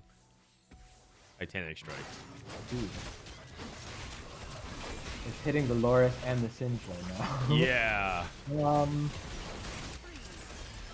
I mean, Don't AoE know. down I to can't units. imagine like it being actually good with Twitch because the way that anomalies work is very similar to items, right? So even if it's 40% damage, the fact is that like even when you're hitting backline, it's not actually getting any benefit from the sniper bonus of like hitting so many hexes away. So it doesn't actually end up being that much damage. Is that true though? Because there's talk that Center of the Universe does scale off of Sniper distance. Oh. So it's not even It's clear. not supposed to. Or, I mean, sure. Man, I'm just looking around and everyone's just stuck on 1-star carries. 1-star Twitch here, 1-star Twitch here, 1-star Quirky. It is just such a sad lobby, man. No one hit. Everyone low roll. No one hit. that And then there's like Twitch a player- 3-way rebel setup. Yeah, and that one Twitch player has Bruiser Maddie. Sag. Yeah. He hit no mundos even till now. Bruiser Maddie. Oh, God. It's so fun. Like, this is how desperate he is. Biss. Yeah. Roll down here for Twitch. No moon. No, wait, what? How did every Twitch player miss Mundo? Because this guy's just holding Mundo. Like, just random. Like, yes. Mundo 2 Scrap on his Mundo. scrap Thank board. you. He finally releases them. He's found He one also now. just rolled past 2 mundos in shop as well. Oh My god. Any Scrap fans on call? You guys like Scrap? I do like scrap actually. I mean, think given that- the buffs, and I feel like a lot of these units are a lot less contested. Yep. I think it's still conditional in that you want a ton of items to really like it's always been to get the bigger shield, but these units are definitely less contested this patch, at least right now. Corki and Echo versus like Twitch, Elise, Mundo. Yeah, I don't know if I'd call myself a scrap fan, but I definitely am an Echo fan. Like, I think this Echo unit is like super underplayed. I agree. I think Echo's really, really good. This is Kurum's Fast 9. And when you're saying Echo's underplayed, you're just talking about like in a bunch of different setups, right? Not like one specific comp. Well, yes. I think like the tempo Echo comp is just like super underplayed. Like with Ambusher +1, like I know that like Ambusher reroll is making resurgence as well, but I've tried playing tempo Ambushers with Ambusher +1 on 2-1 like multiple times. The comp where you just play like double Echo, and I have never done worse than top 2. Interesting. I mean, okay, I do think that as more people catch on to it, you're gonna hit fewer and fewer Echoes. But I think if you can get to that spot, it definitely does have. Echo does a lot, even at 1-star. So, I agree. Oh man, is this a Zephyr diff? No, it's a huge win actually. Showtime went 8th and Tex went 7. Twitch goes 7-8. They both missed so hard, like all their units Yeah. basically. Yep, Ramkev with the double Aurelia 3 here. He's gonna get Aurelia 3 at the end of the stage. So as long as he wins one more fight, he's guaranteed that Aurelia 4. A lot of Rebel players in this lobby, both games. I feel like I don't typically see Rebel 2-way contested. Most of my lobby. Yeah, What do you I guys agree. think about itemizing the Rumble 1 instead of the Echo 2 over here? Oh, I don't like. I Yeah, think I would Rumble's the like- goat. I'm pretty sure this guy's Oh, the best really? 5 cost in the game. So I like Echo 2 though, but yeah. I mean, either way, Like a 2-star for sure, but I don't know if I would at 1-star. I'm not sure though. I feel like if you have upgrades on Rumble, and he has multiple upgrades, I feel Oh, like that's- Rumble okay. just That's does so much. Yeah, I guess if you have like Man, at I'm least getting like more if you have one upgrade, then I guess it's like a question with past 2. Yeah, I agree. And it does matter what upgrade you have on Rumble. He has. Oh, actually, I guess I have to look. what does he take here? Because he has a third item on Corki open. QSS. Yeah, because he has IE Last Whisper. Yeah, also denies because it looks like that's what Sizz wanted.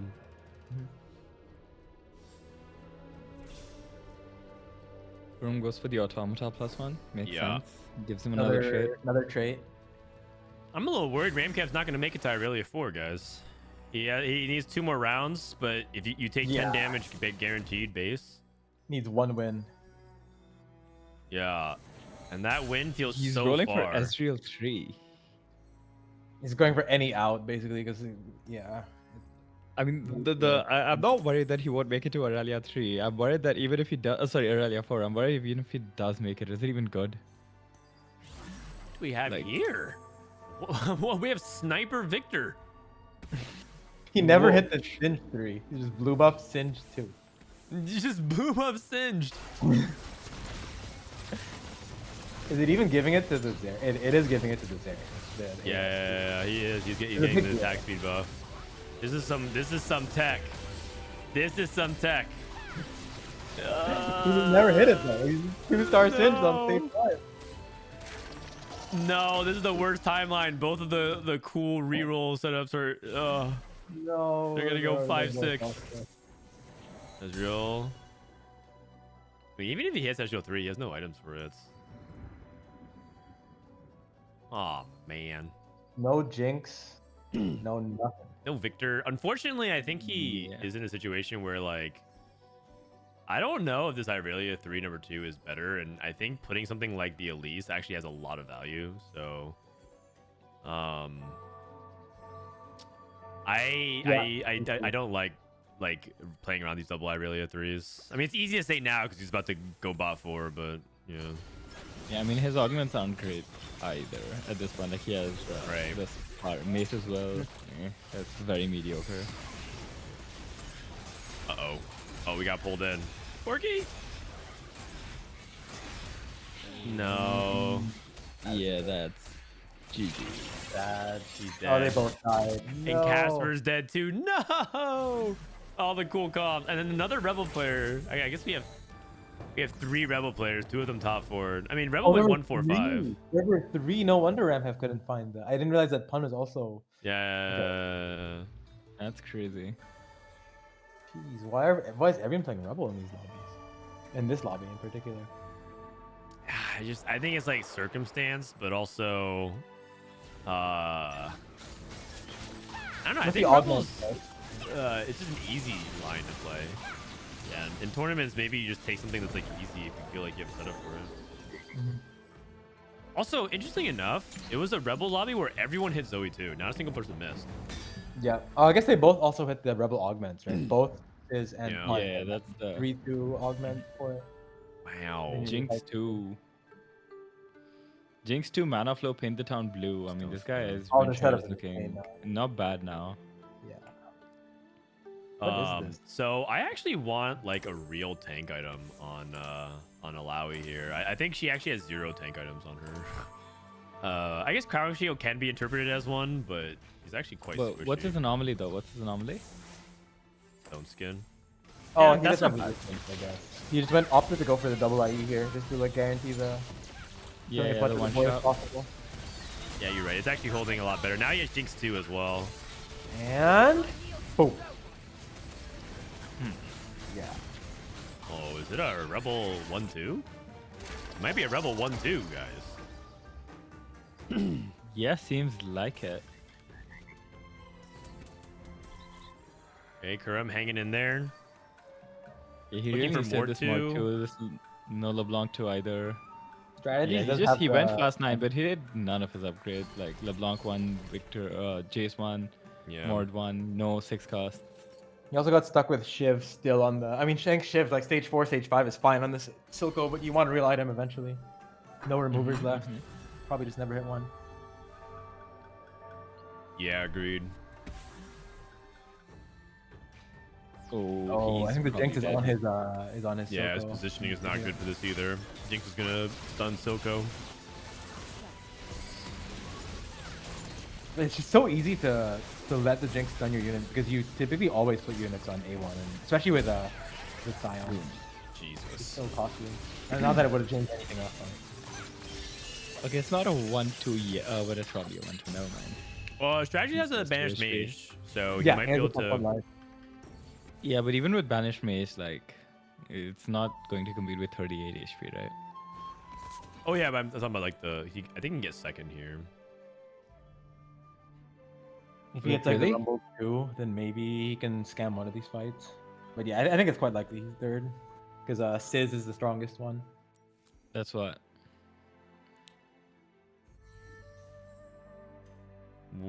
I mean, yes. Yes, but don't sleep on my man Rumble. That's all I was gonna say, man. Yeah, Rumble 2 here with the Scrap Shield can survive the Jinx 2 right now. I think Yeah, Rumble. it's Rumble. Oh, he stunned his enemy Jinx. That's actually really big. The mirror. And the other guy's on 50 gold, so I assume he's in Yeah. for now. The Jinx one here. versus Jinx 2. Yeah. These fights are like a 15 versus 15 because they both have paint the town blue, which is so many units.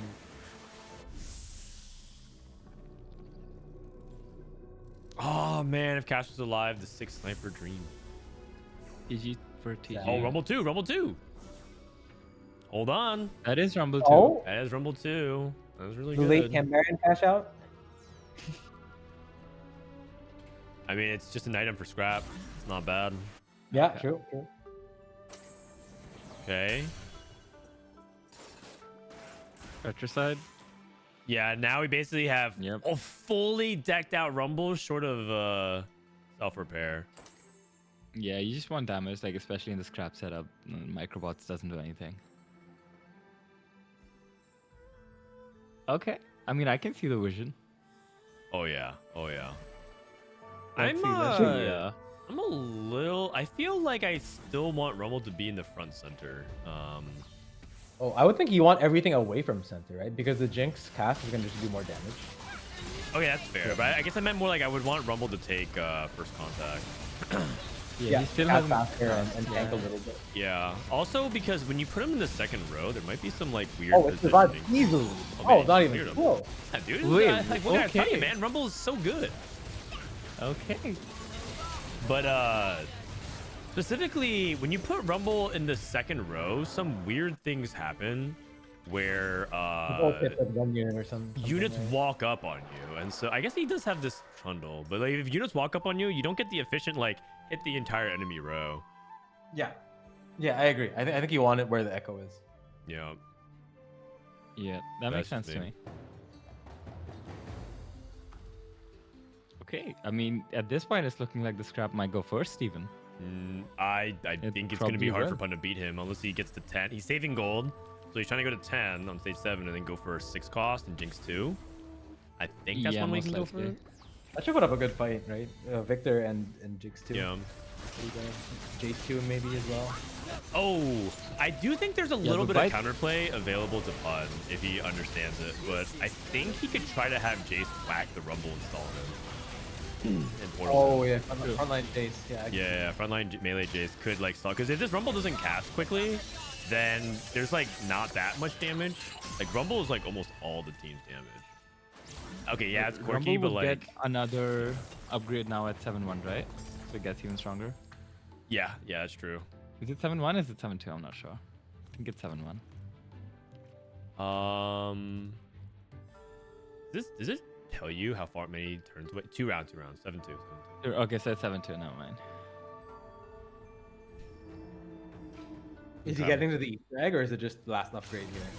It's not a lot Easter of- egg. No, yeah. you'd get the microbots, and, And after then the that next you'd get the. one. Yeah. fuck that. All right, level 10. Viktor. Oh, wait, it's, okay. he does have Mel's blessing, so even if he does lose, he'll get the upgrade. So that is true.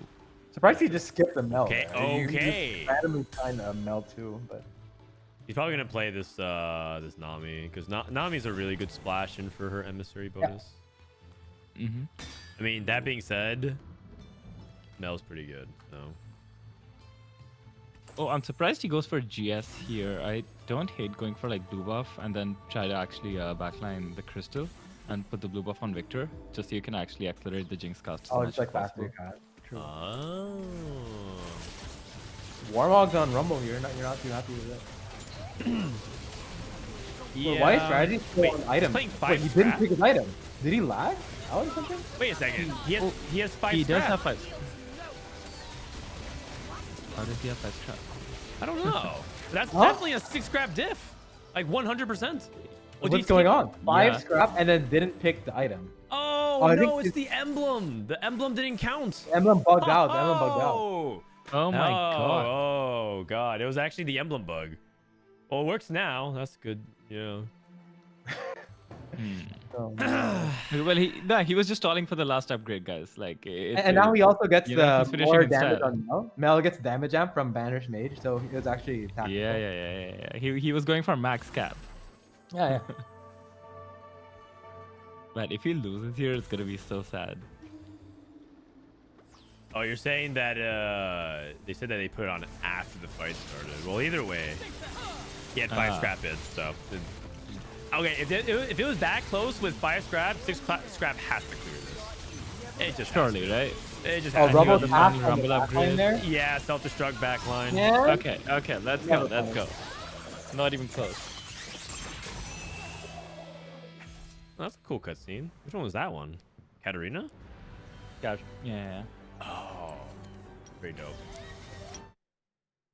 Dude, I don't know if you guys have been paying attention, but the Arcane fan base they're very intrigued by Katarina. And they're just like losing their minds. Yeah.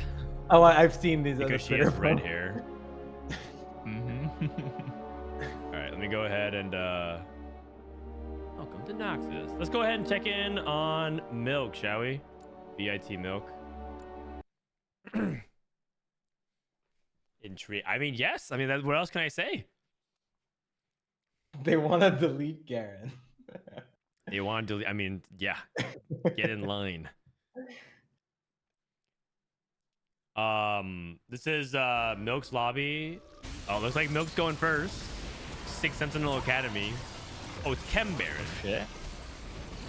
Oh. Double Shimmer Bloom? Oh, he must have catch up multiple times. So we'll take on Smeech instead of Wait. Silco, but it doesn't seem like that. Aw. Milk has a lot of chances here. Yeah, he's level 18. 10. Oh, jeez. Self-destruct, I guess. Okay, so this was Chem Baron Unlikely Duo. He skipped 6, but he probably skipped some post cash out. Tower Defense, Chem Baron. Did you have perfected? Voltaic Saber 2. No, I don't think Double so. Shimmer No, Bloom. No, I think he cashed out 400.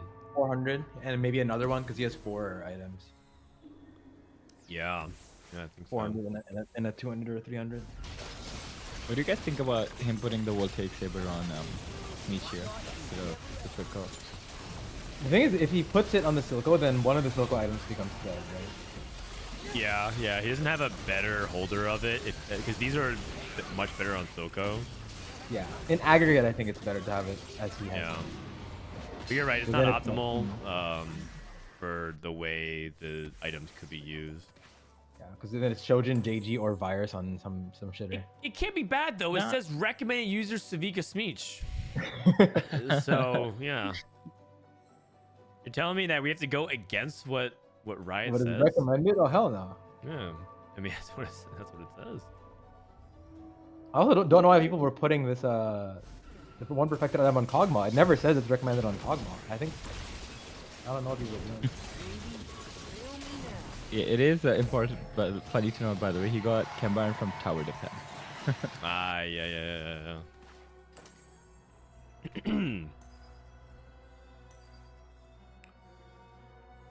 I guess he's just rolling for any kind of remaining upgrades. Okay, we hit Rumble 2.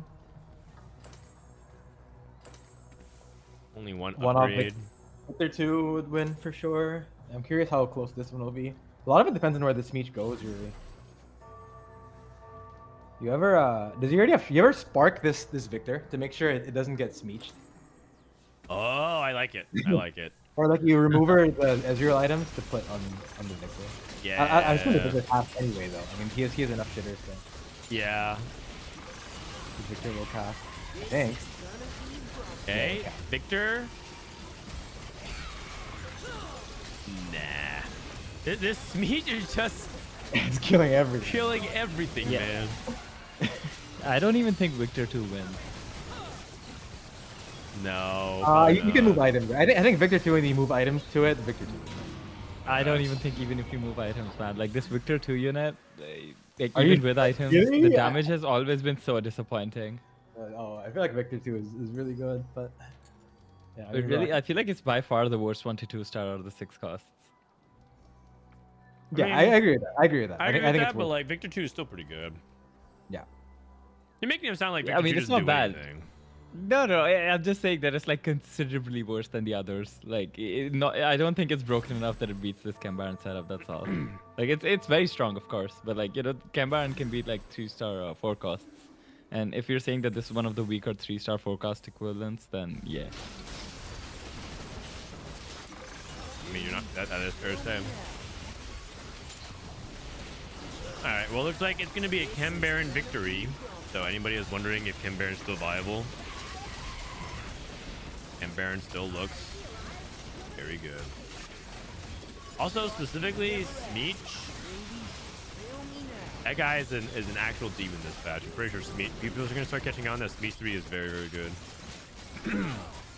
People were really unhappy when Cambaran was win last patch. Maybe this patch will be different. Like this guy won with a 400 cash out. I mean, I feel like last patch felt too free, but here he had to like Smeech 3, play on a 400 cash out. You can't be too unhappy, right? Yeah, I agree with that.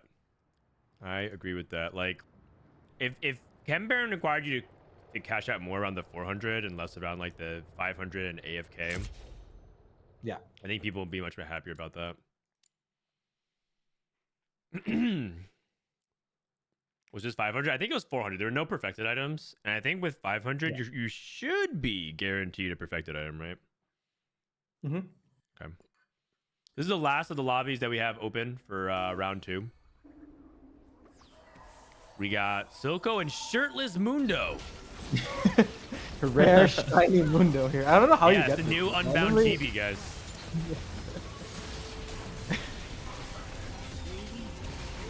Level 10 Viktor. No, Shirtless Mundo. My wife's been watching the WWE Raw on Netflix, and I'm pretty sure every dude looks like Mundo without a shirt. It's crazy, man. I don't even understand it. Every one of them just look like they're just Greek statues. It's crazy. All naturally too. I don't know how they pull that off. It's wild. Yeah.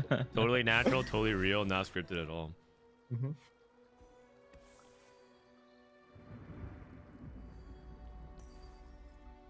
All right. On the other side, we have Corky Academy, and the Academy is GS, Guardbreaker, Crown Guard, it's Gold Sub. Okay, Greya trying to finish out strong. And again, it's like another like situation capping on Rumble.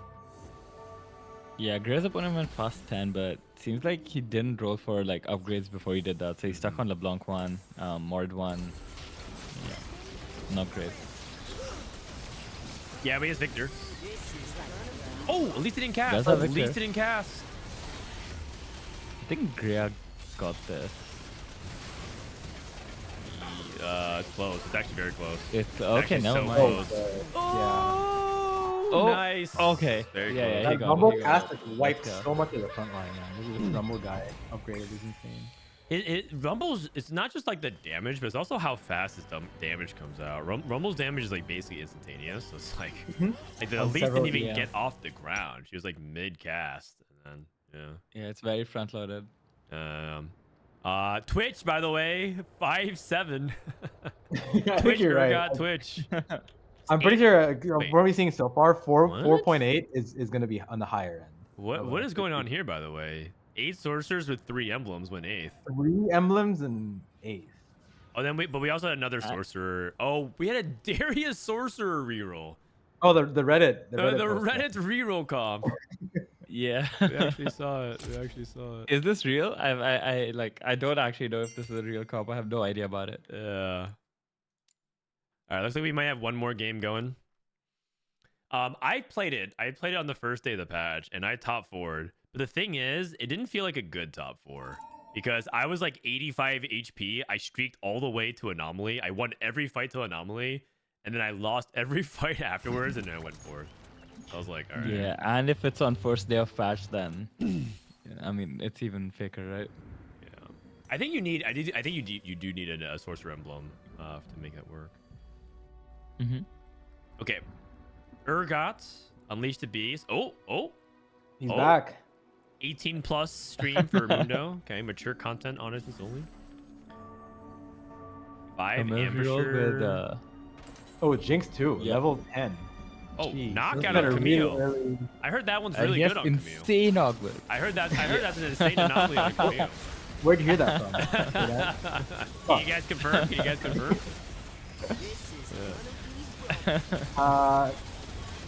Yeah, I'm not gonna say line.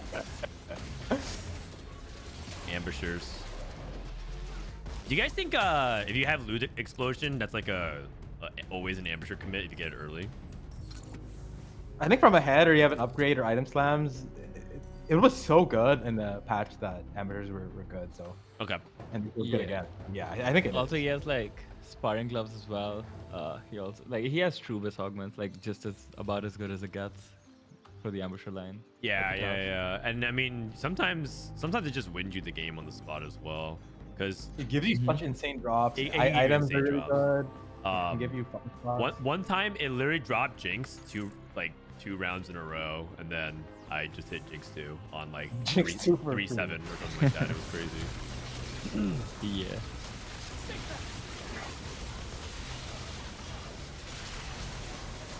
And it's interesting because I know some people think that like it could be Camille, but you also can just primary speech at this comp now, so you don't have to go for Camille. In fact, you could argue that he's not gonna win the game because he's stuck on Camille carry. Yeah, Camille items like leave a lot to be desired as well. Like Camille, like he has basically no defensive. Yeah. Even his anomaly is Yeah. like offensive, right? I think it'd be fine if his leftover items on like the Echo were good, but he's lacking another damage item on Echo. So, Yeah, what do you think about do you think it'd be worth putting any of the Jinx items onto Echo instead? These one, I don't think so. Like, Jinx is such a beast. Like, I think you just wait for 6-3, get an Echo item, transfer the Steadfast onto anybody. yeah, I And think I agree with call it that. a day. At least his steadfast gives some crit. I mean, at least it's something. Yeah.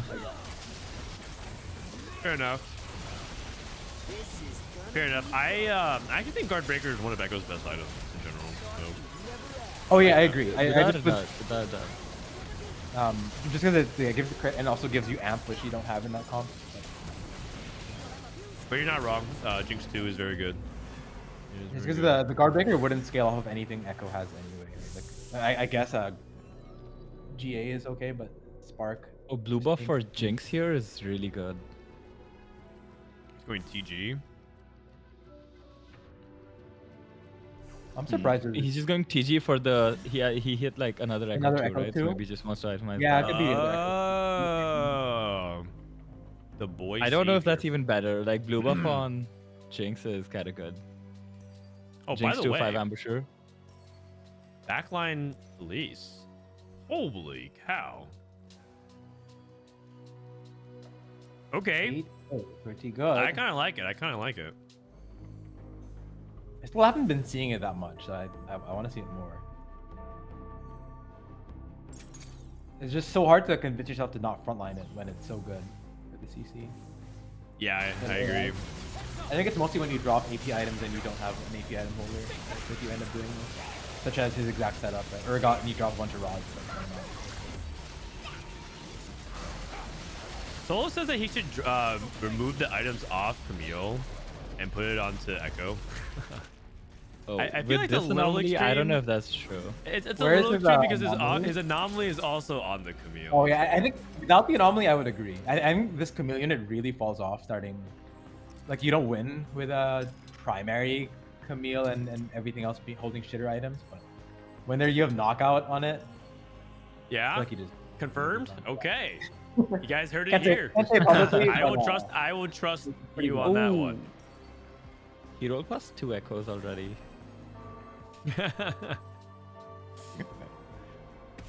He actually got good Echo items, by the way. BT Hodge. So Yeah, it all worked PG out. was insane. Oh, That's he's really clumping good, yeah. in front of the Urgots. He wants to confront the Urgot quickly. That puts Oh, him at he- risk of getting bursted. Whoa! He CCs it with. Oh no, but the CC got No! Yeah, Urgot cleared everything. Yeah, unfortunately, that might have been the only way Oh. I think we could have lost this fight. Is he alive? Oh, and we're dead. Oh. Yeah, the Urgot isn't stuck in there with Man, you, I'm buddy. getting You're more stuck in dog there with again. the Urgot. Okay. Wow. That's just to let you guys know, Urgot really wants every opponent to position exactly like that. Their carries clumped up perfectly right in front of him in a 1-2 punch, so you can just burst them. This Camille accepted the 1v1 me, bro. That was challenge. that is psycho positioning in my opinion. Yeah, don't do that. Especially with someone pointed out it was deep roots Urgot as well. So like in that case, it's even worse, right? All right. Okay. I think that's it for the first round games. Are there any other games going on? Don't challenge the Urgot. I agree. All right, let's go ahead and see if there's any other things going on in the lobby. I think I added most people from every lobby of people playing today. Okay, I guess if that's the case, then we can just go through and look at how people did. So let's look at Milala's profile. See what Milala played. Milala went 2-5. Oh, Grab geez. and Twitch. Yes, good call. 6 grab, 6 sniper. He has Ooh. Maddie, Caitlyn, Twitch, Mel, Zeri, and Kog'Maw. That's interesting. He only got second. I wonder what he lost to. But you don't really see 6 sniper very often. Ripple private his profile. Let's look at Milk. Milk went 1-2. He played. Man, Milk plays in a lot of these trials, and he never. I feel like he never falls out in the trials. He's always very consistent. Yeah, yeah. Automata, by the way, rearing its head.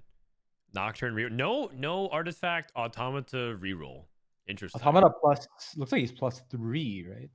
Yeah. 3 speed. Yeah, he is +3. Okay. Let's go. We can just go down the line here. See what if Kyvix has gotten anything cooking. He's usually an interesting player. Yeah. Oh, he played Blade Dance Irelia. You love to see it. IE Hodge BT. Vex. Okay. We saw Caspar's games. See how David Ace is doing.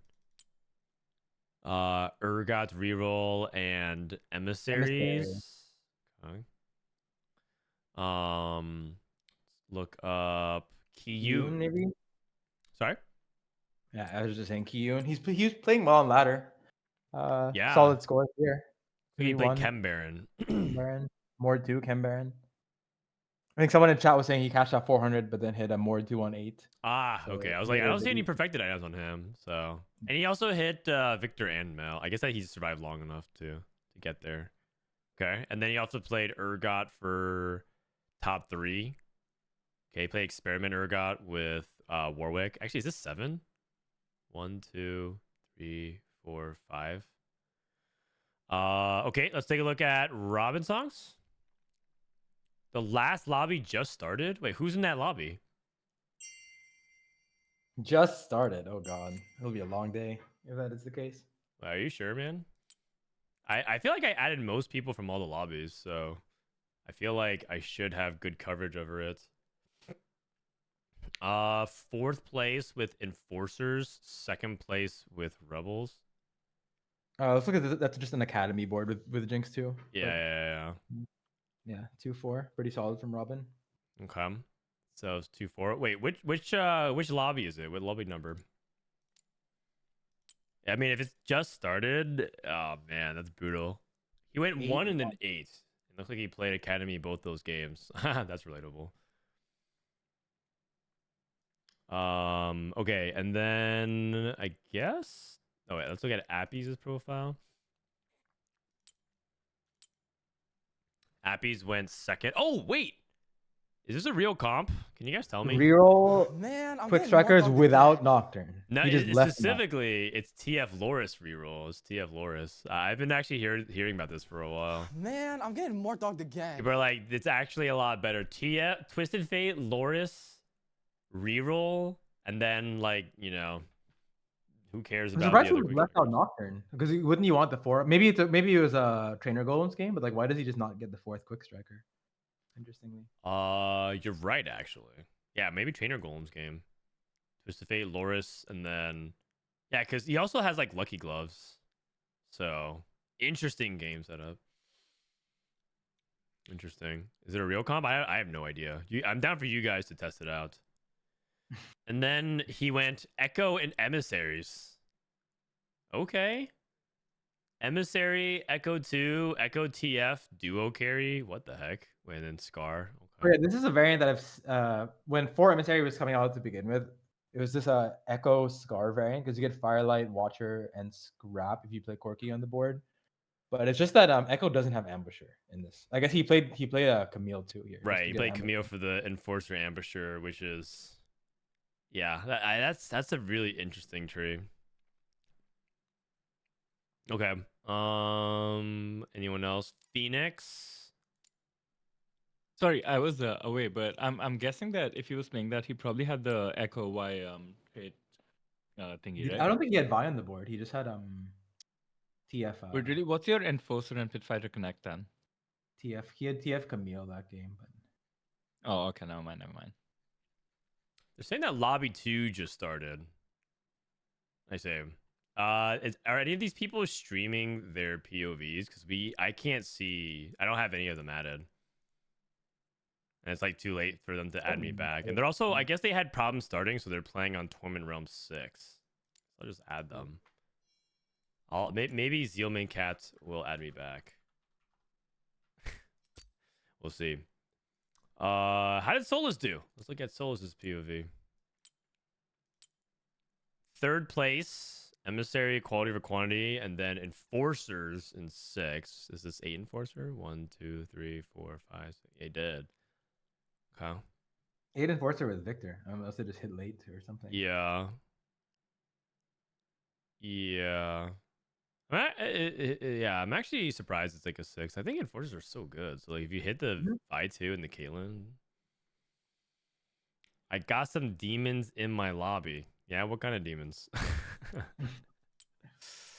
Oh wait, we saw this already. Rain Potion went 1-1 with Scrap and Experiment Twitch, and then Phoenix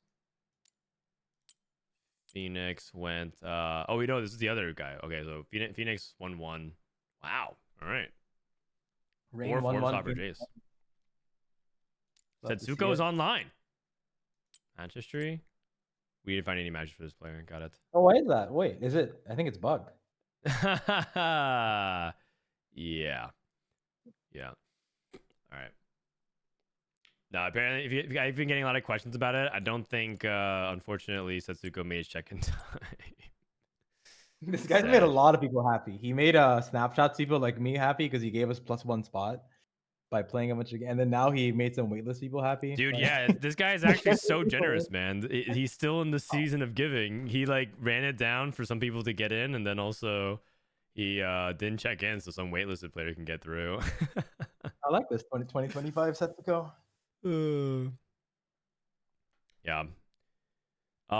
So I don't know if any of these people are streaming. I know that some of these people are like BR. I guess I could look it up real quick. I would love to see someone's POV if they're streaming. I'll look it up. So what do we have here? We got RIT Bomb. No. Fiorina. No. Saraski, Santo, Jamaicano. No. Garo 3D.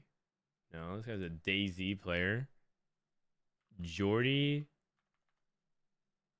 Salvaje. No. And Jesus Han. Or sorry, Jesus. Okay, well, I guess unfortunately, guys, we're just like stuck here for a while until they actually started the game. So there's not really much to do unless I'm mistaken and there's a POV somewhere. What's Robin Queue it up up. to? Queue it up. We got no time. Yeah, it's not enough time. We got no time.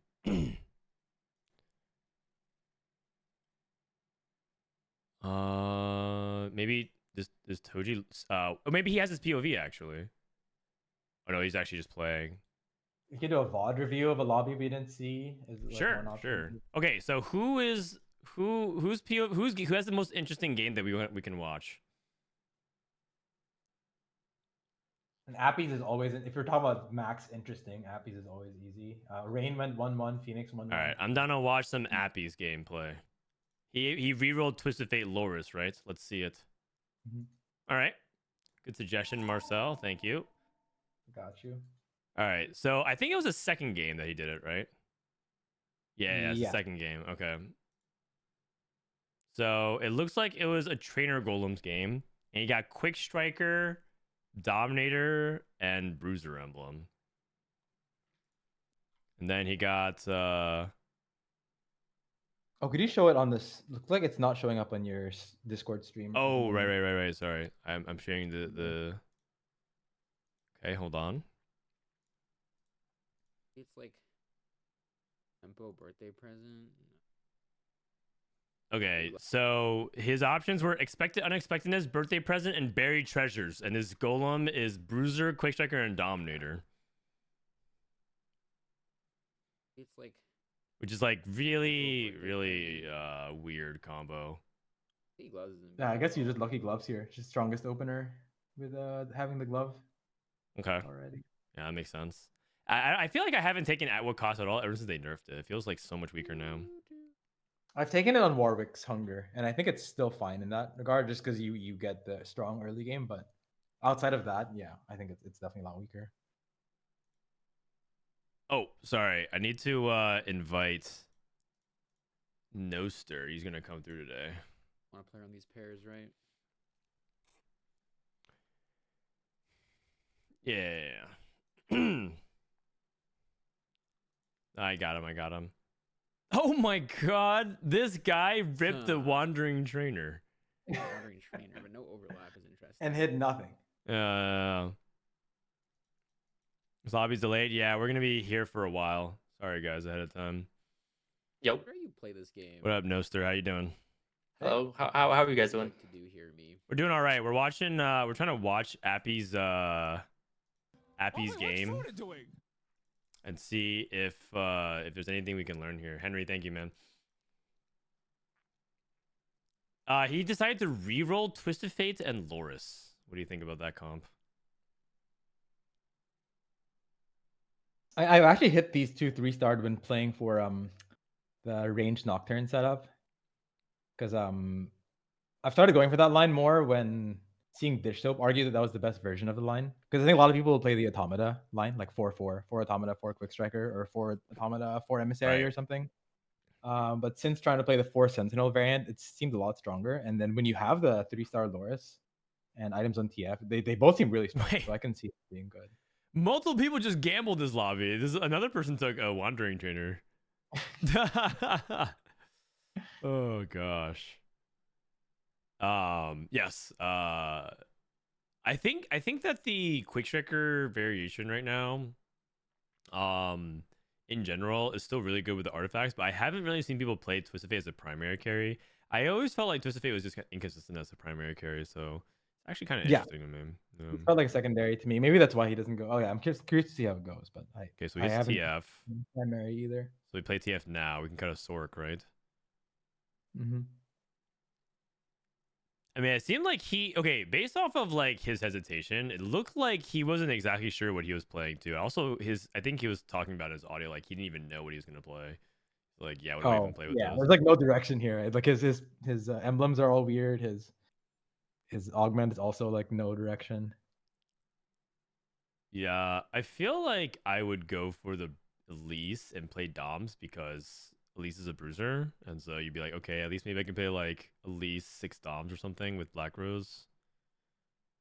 But Yeah, and I guess it's pretty like an open. Ambessa is no longer even a bad just random in. It has a Quick Striker for free. Yeah, Maybe. exactly.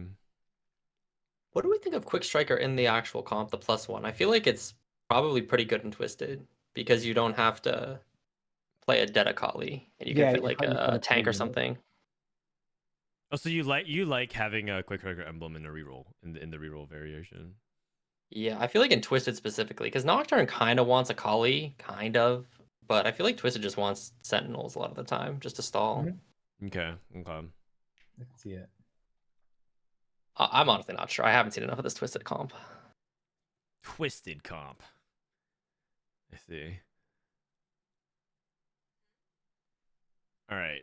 I wonder if you really are primary Twisted Fate, how much do you care about going deeper into Quick Striker? Doesn't it give you move speed, or it gives you something about chasing units down, right? At 4, like maybe the real way to play it is like more Enforcer actually. Well, I thought that Enforcer is how you want to carry almost all of the Enforcer units outside of like Camille. So Yeah, I mean that's what I mean with like the +1 is because I think that this comp really, I'm honestly once again not sure, but I feel like Quick Striker Vi is probably really good. like the emblem on Like her. like 4 Quick Striker Vi, that Oh, that sounds sounds kind of good. nasty. Yeah, Vi just like dashing around, no downtime Vi. Yeah, I can see that. Having her dash around. I never even seen it, so I wouldn't even know. Okay, looks like he's streaking though. He's keep maintaining tempo. His TF pair. All right, skip it a little bit ahead and see if he ends up getting the 5 streak here.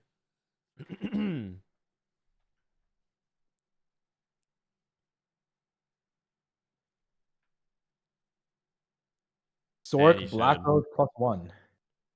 That is not bad. That's pretty good. That's pretty good. Okay, I think I was hearing some people talk about how they feel like trainer golems isn't even like that bad these days to like play. Like there's obviously some BS like rebel into 10 rebel type stuff, but like if no one gets something like that, it feels actually a lot better than it did previous sets. I'm not sure if you guys agree with that, but I've heard multiple people say that. Yeah, I mean, I've always said with the trainers and whatnot, and the like, if they just made it so you couldn't hit +1s, it would actually be pretty fine. But Yeah, I mean, they'll never do that. Like that they'll just never do that for the casual player base. I 100% agree with that. It's really the +2s which ruin it for me. Okay. Or if the +2s were not insta wins, it would also be fine. But I think the combination of either of those, where you can get the +2s and +2s are insta wins, is just a bit much. I mean, some people in chat like disagree. I actually think that's true though. Like trainer golems is much more manageable as long as people aren't hitting the prismatic traits, I think. But it just happens so often.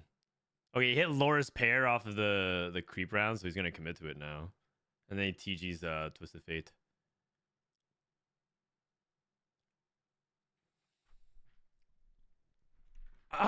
More said that they're gonna change it to origin plus class plus random next patch. Really? Oh wow, that's interesting. So they're gonna actually change trainer golems. Isn't that a buff? Isn't that like good for it? Because it means that you can like just giga high roll something like 2 on one specific unit now. More likely to. Well, I guess that means that like it's more consistent for everybody. Yeah, I maybe guess the lower yeah. options are not as bad, which is an improvement, I guess. Yeah, probably. Can confirm he said it on stream. All right. I mean, I know Mort has been on record saying he doesn't really like that trainer golems is even in ranked at the moment. But it's a fun one that exists, I think, for people. Yeah. The fact that they're thinking of improving it is, I mean, it's clearly good. I'm happy about that.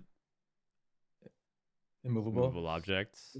I mean, he's thinking about if he wants to play Bronze for Life with trainer golems. What do you guys think of Bronze for Life? I feel like it's actually balanced like perfectly right now.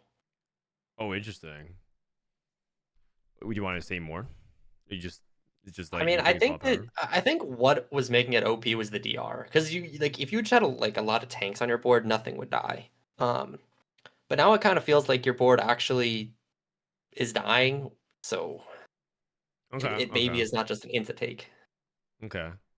Yeah, I think I agree with that. I don't think it's insta take anymore, and I feel like, I mean, 33% nerf on DR is clearly not small. So, and it was so broken before, so it sounds in line with what I would.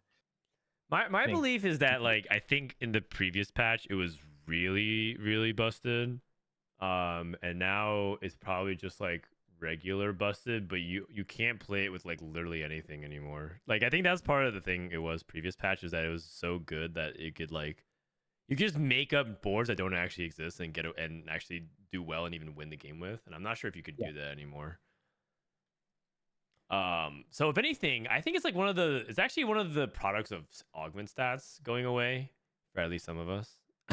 But I think that because augment stats don't exist, like we would optimize it and be like, well, Bronze for Life is now like an X comp as opposed to before like you could play anything. Yeah. Yeah. Oh, anger issue? this guy's got the Exodia. Oh, anger issues, Rageblade, Zeri. Okay, are you sure he has Exodia though? He's down a Prismatic. He took Wandering Trainer, and his Wandering Trainer is Sentinel Academy and Conquer. They're all dead. Yeah, They're just his all wandering trainer dead. is so dead. But yeah, I mean, this will show it's us pretty like how close much- considering he's down a trainer. Like, that's pretty close, man. You think Anger Issues area is that busted? I saw someone take it, pivot into it, and then win 8th. So I mean, I think you need to be playing Zeri. Like, you can't just like be trolling. But I think if you're playing Zeri, I think it is probably like in the 2s, maybe like 2.9. It is definitely. I think so as well. 2.9. It is absurd. So you have stats too. Interesting.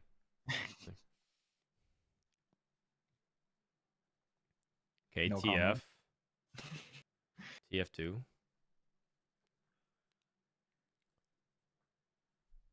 I mean, it's looking good. Like I think what's happening here is that he's just high tempo and he's getting ahead, and a lot of people kind of low rolled their prismatics. So I feel like he's just getting like a major tempo edge on a lot of players right now. Yeah, agreed. This lobby is felt on the weaker side in terms of both hits and boards. This dude's playing powder on his board. Oh, he has +1 Dominator. I see.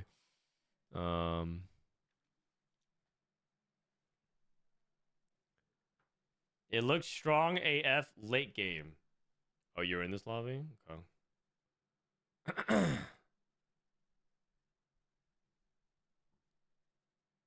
Okay, another Loris. Yeah, I mean he's getting some of the units. Yeah, it makes sense. He's barely has he rolled? He hasn't rolled at all yet, right? And he just has all these already. So. Yeah, he hasn't really rolled. So the fact that this ends in I forget what his placement ends, but the fact that it doesn't end in a top. I think he got second. I think he got second. Oh, if he's second, then okay, then it's not that. I mean, we could like fast forward because he should win this fight as well. He's really far ahead. And then he rolls or is he rolling? No, I think he's naturally so much. He's actually too poor. He doesn't even have to roll. Yeah. He rolled 4 times. Oh, okay. God, I missed that. Okay. It looks like it's triple prismatic. He's gonna roll on 6. Make real TF items here. Yeah. Goes TF Nashers. Maybe like adaptive last. Oh yeah, some mana item eventually. Okay. Whoa! Wait, he has a perfect synergy board. What the heck? That's actually a literal perfect trait board. Oh my god. Whoa. Leave it to Appies to find these, dude. Wow. Yeah, I mean, I don't think if I played this game, I would ever be in this spot. I mean, I'd probably be like playing Dominators or something. Yeah, exactly. I probably would have tried to force a Ahsoka Black Rose Dominator game. Oh man. Bronze for Life again. I've never actually gotten it, but people. Oh, we got Reunion. Oh wait. I feel. Oh, he takes tri. Oh, I see, because he's rerolling 3 costs. Okay. I'm pretty sure the prismatic trifecta was like actually really good last patch, and just nobody took it.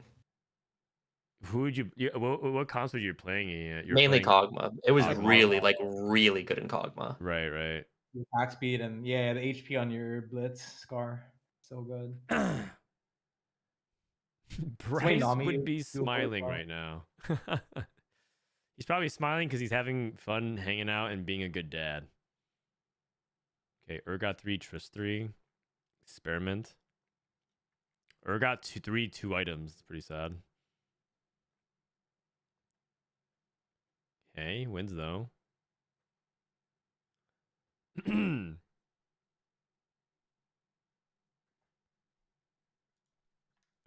And so I guess from here he just rolls on 7 and he just gets to TF3. When does he get TF3? Okay, scouts around. Anchor issues. Firelight Emblem. Okay, do you think this guy won the game? This guy probably won the game. +2 Firelight, Rage Blades on backline. Yeah, this has to be super strong, right? Twitch. Well, I feel like you're is supposed to put the Rage Blades on the Firelight units. he kind of is lacking frontline. I would imagine he's probably just getting baited by having Twitch too. Yeah. He had Twitch too, but I feel like you want the Rage Blades on the Scar. Firelights I units. think you want on the Scar. Yeah. I mean, he also doesn't have Zeri 3, which is That is true, but he's on 8. a little so I don't think odd. he's gonna Oh, get it. I've heard people argue that you don't even need Zeri 3. You I use mean, I Zeri understand. 2, Scar 3, and then the Scar is like. Oh does so yeah, much that's true. damage. That's true. If you just roll on 7, I mean, you could also roll an 8 for Scar 3 as well. I mean, for me personally, the Watcher comp, I'm so split because I feel like so much of that comp is Garen, like having a strong Garen is what makes that comp good. But I feel like you also need the 3 stars. Yeah, Yeah. How that's do you my get both? experience is the case. I don't know if I feel like also in a double prismatic trainer golems lobby to like try to just get it done with 2. Oh, he has Scar 3. Oh, never Scar mind. 3 on 8. He has Scar 3. 0 gold. That's how it's done.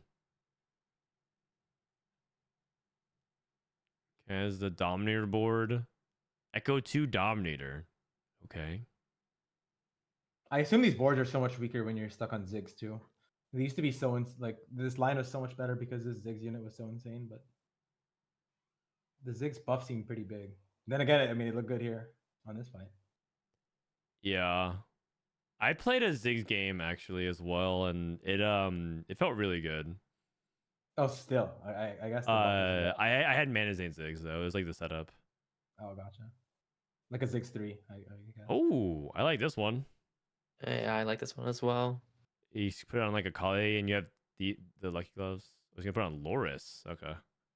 The thing with putting this, I mean, it gives you good stats to your whole team. It doesn't apply in the unit itself. Yeah, that's what I thought. Like, it doesn't actually make Loris Himself. get the buff because he's not buffing himself. Yeah, I mean, I think there are still many setups where you put it on your tankiest unit just to make your whole team tanky, but yeah, it doesn't feel. Yeah. Ideally, you put on your you have a secondary tank that's also itemized, but he doesn't have that here. Do you even know what Bist Twisted Fate would be? I'm not sure actually. You ever play That- this Malzahar on 8? You ever just hold it for Malzahar on 8? So you get AP pen?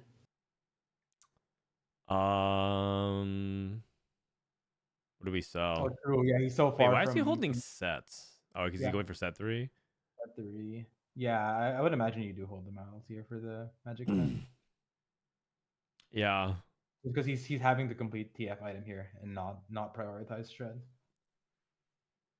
I mean, you are right though that most of his damage is magic, and he doesn't have any shred. So, okay. Well, actually, Mbessa. Akali can roll it, so I guess not the biggest of deals. He skipped over an Mbessa, which is interesting. Yeah, I mean, I think it's Mbessa 1 probably on level in his mind. Maybe I don't know. He's thinking about rerolling for everything, I guess. Yeah, Also, I don't hate Trifecta it. hits 3 units, right? So he's buffing TF, Loris, and Blitz. Blitz right now, so yeah. He probably gives up on Nocturne. Yeah. Oh, the strict upgrade, but keeping the perfect traits.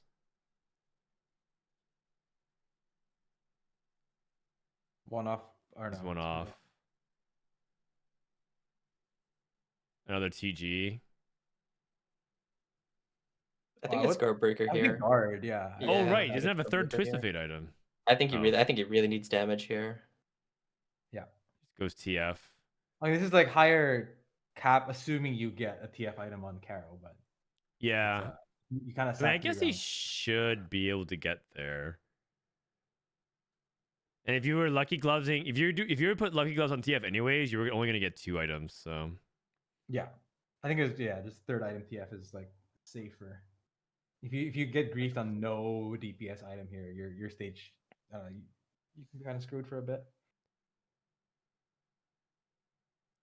dude, Appies clicks to reroll.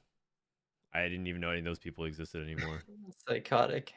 He's also okay. I was gonna say like he's also like not getting a lot of share your energy value. I know he's just buffing like the core units. I thought I'm that's surprised he's not interesting. putting it on the blitz. I guess he's just wanting blitz to like carry the left side of his front line. Yeah, he's like I think just it's fine. trying I to think focus on one side. I think it's fine. I mean, I think a lot of the time people get baited and just like full clump everything, and then their positioning is just terrible. Like I think you only Me. need like the core of your team to get it. Me when I play 8-bit fighters. Oh, I remember that game. Yeah. Everything. I don't even know why, but because I was really I- trying to go for my Zoe me- 3, but everything was in the middle of the board. I think me and Marcel queued up 3 games today, and we went 1-2 every game, but I went 1 and he went 2. And like one game, I took share your energy, and I just like buffed everyone. I'm like, yeah, buff Violet, who cares? Buff Drape. Because I was like, I have so much healing and everything like that. Like it's fine to give him all the stats. Yeah. Yep, his items on the Scar 3 now. I assume this guy does win out. We'll see. Yeah, I mean, I think Scar 3 is what makes it OP because he just like keeps healing Yeah. and just Yeah. does He infinite goes damage. infinite on people. He does a lot of AD just autoing. Yeah. Yeah, it's like not actually a true Zeri comp. It's actually a Scar comp. Scar carry, yeah. It's the reign of the 3 costs, Smeech and Scar, the true stars of Arcane.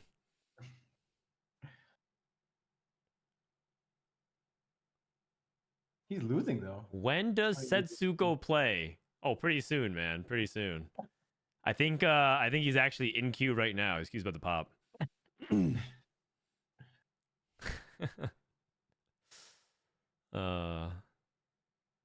Okay.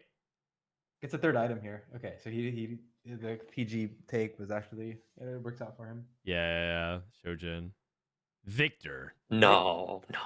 Yes. No. No. Absolutely not. I think it's Over happening. what? Over set?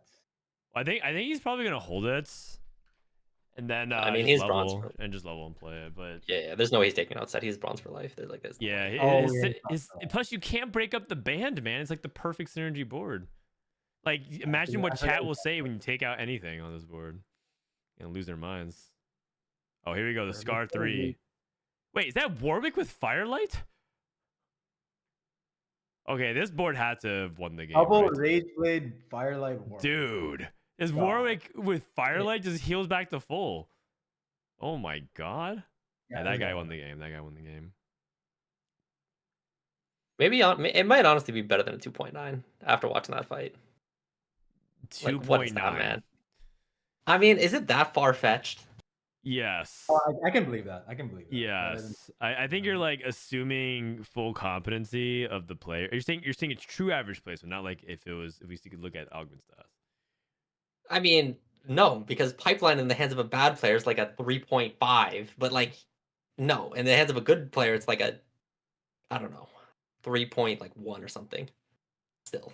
So you're even saying after the that one. average of anger issues Aries is a 2.9. So in the hands of a good player, it's even higher. I mean, I don't know, man. Who knows? I have no clue. Wait, Man. how come he's only at 28 HP though? It feels like if he had 20 HP, he probably lost some fights. I mean, I think generally you have like that comp has like Vander 3 and Zeri 3 as well. Oh, okay, got it. Yeah, I mean he did hit Scar 3 on 8th, but he can't roll for anything else. Also, it looks like he lost to Yoon. What even is Yoon playing? Do we even know? I think he was playing Corky. Game 2, lobby ended. Okay, great. Sorry, guys. We're the reason why we're watching a VOD is because we're really far behind and we had no visibility into the other lobby. So we're just watching this to stall for time. Yeah, I assume once the next game starts, we just jump to those immediately. Yeah. If the lobbies are out, please let me know. Okay. I think you just level for the Victor. And it's got to be in best over. The Nocturne. All right. Yeah. So you keep the same amount of traits, right? Yep. Mm-hmm. You keep the same amount of traits. You get better stats. Bonus. But he ruined his straight web. So, No. yeah. Wagner Gasosas. 6 Academy. He's playing Investment Strategy Academy. No wonder there's so much HP on his What board. I was is, wondering I've why never they're seen so that. flat. That is crazy. Investment Strategy Academy. The Kali did so much damage. It was 12K. Second round will happen on TR6? Wait, really? So you're telling me I have to log out? This is a classic trials moment right here. Oh, God. Classic. Wait, Maple lost again. Wait, are you sure, man? It's a 2.9? I'm just looking at it right now. This guy's just losing out. Like, what if he goes fourth from here? Is it actually a 2.9? I mean, he's just saying it's Zeri 3 and all this other stuff. I mean, I really like this comp with the Vander 3, Zeri 3, Scar 3. I think it's like, I think that He actually did I think, lose. He just got cleared. I mean, But you're right. You're saying he doesn't have the setup. He did whiff his entire first prismatic, right? He's literally down a full prismatic, I think. yeah, I mean, he's down a prismatic and he went third. Like, come on. Yeah. All right. Oh, we're back in it. Perfect traits. Whoa, how does he do it? Oh man, we're right back. We're right back. Perfect traits again. Damn. All right. All right. Sheesh.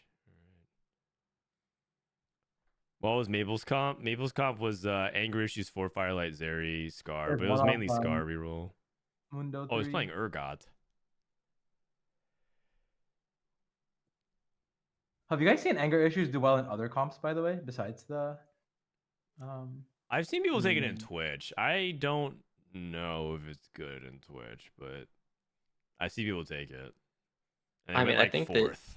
So I think that the Zeri comp uses everything that Anger Issues provides so well. Like, Yeah, I agree. it's just exactly what the comp needs. Yeah, I'm just wondering if that augment is that augment really just a Zeri comp augment, which I would tend to believe, but maybe there are some lines where it could, like maybe like Academy Rageblade being sponsored could be an option. dude, this guy just robs him of the account. No, don't do that. You just ruined your synergy bar. Oh no. Oh no. It's not worth it for the belts, man. It's not worth it. 1 out of 3 Academy. 1 out of 3 account ruined. It's like the Bob Ross painting thing, man. He ruined it. Oh wait, what? Also, this positioning is so interesting. Yeah, I don't understand the set and the Yeah. Not entirely sure. I think it's probably because like, oh wait, he won. Genius mode. Wait, what? Did he go first this lot game? I thought he went second. I did. Yeah, I thought he went second too, but this guy probably hits Mundo 3 or something.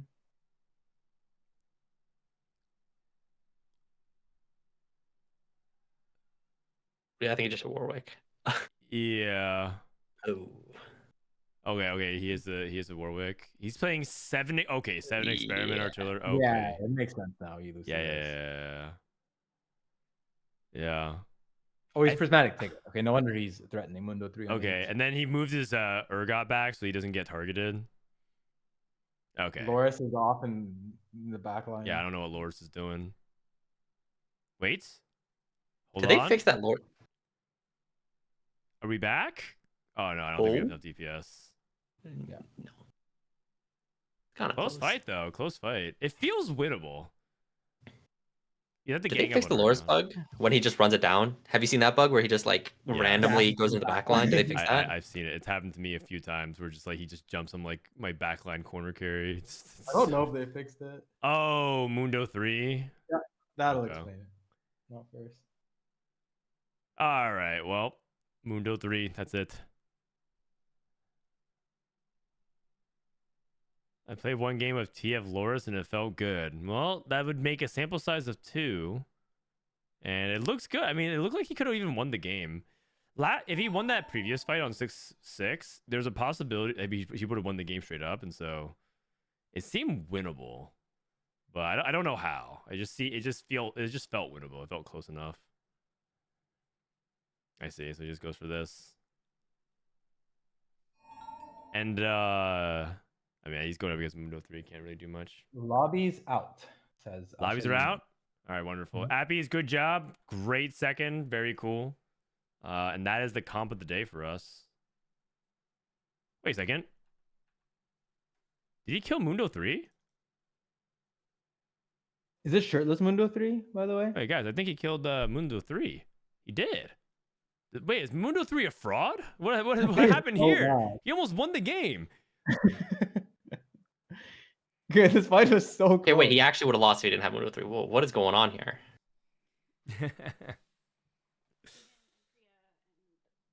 Oh. Great. Okay, sounds good. My baby says hi, guys. He also said Mundo 3 sex. Bye. All right, let's go ahead and refresh this and look at lobbies. All right, we need to very quickly pick our next lobbies for game 3. So lobby 1, I'm just gonna do this very quickly as fast as I can. Lobby 2, we got Phoenix and Caspar. Okay, that's cool. Lobby 3, we got Solus XDD. Lobby 4, Rainplosion and Broseph, the former lab members. Lobby 5. I see some people I know, like Maki, for example. Lobby 6. I see Tex in here. Lobby 7. Lobby 7. Lobby 7 are... Oh, it's Kurum. It's Kurum and Cookies OP. Uh-oh. Cookies OP has the habit of sniping Kurum. Lobby 8. The usual NA Challenger regulars. Lobby 9. Lobby 10. Lobby 11 is Milk. Lobby 12 is Maikel. Lobby 13. Showtime. Showtime. Lobby 14. Lobby 15. Lobby 16. This is Kiyoon. We watched Ramkev earlier. Lobby 17 is Ripple Overdrive, Robinsongz, and Groxie. That's pretty good. Lobby 17 is actually quite good. And Fardinator. Can't forget about that guy. Lobby 18, Milala, Miwawa. Lobby 19. Lobby 20. We just watched Appies and Lucas. Lobby 21. Lobby 22. Lobby 23. We got Altanawe. Lobby 24. I feel like we're setting up for like a juice lobby. Lobby 25. Man, I'm getting more dogged again. Lobby 26. Uh-oh, Black Sheep not having a good day so far. Lobby 27 is Asa. Lobby 28. Flames and Upsetmax. 29. Pocky David. And David. Lobby 30 is DQA. Lobby 31. And lobby 32. Okay. So, are we feeling any lobbies, guys? I like 17, maybe. Okay. Yeah, that's what I was thinking of as well. 7 or 17. I mean, 17 is Ripple Overdrive and Robin and Groxie and Fardinator. That's who we gotta go for. And then lobby 7 is Kurum, Cookies, and Mantoast. Mantoast. Okay, if I was playing this lobby, it would be the streamer plus the person that snipes him the most. Cookie snipes Kurum all the time, and Mantoast snipes me every single day, every day I queue up. All right, let's go ahead and hop on over to Robin's lobby here. All right. Quick ad break while we get ready for the next round. BRB. Where's Setsuko? I think he's in Virginia. How did Ripple do first 2 games? He was really close to making snaps. I think he was like 1 or 2 off, right? He hid his profile, but he's currently first seed in this lobby, so I think he did well. Let me see if he... Oh, got it. Yeah, he private his profile. Showing seating order. All right. Thanks for being patient, everyone. Sorry about the long delays. In the meantime, I guess we can just chat up these guys. So Noster, how are you between things right now? Are you, because I know you take sets on and off, and I just don't know if like you're just focusing on TFT just for one set, or if you're like between gigs or whatever.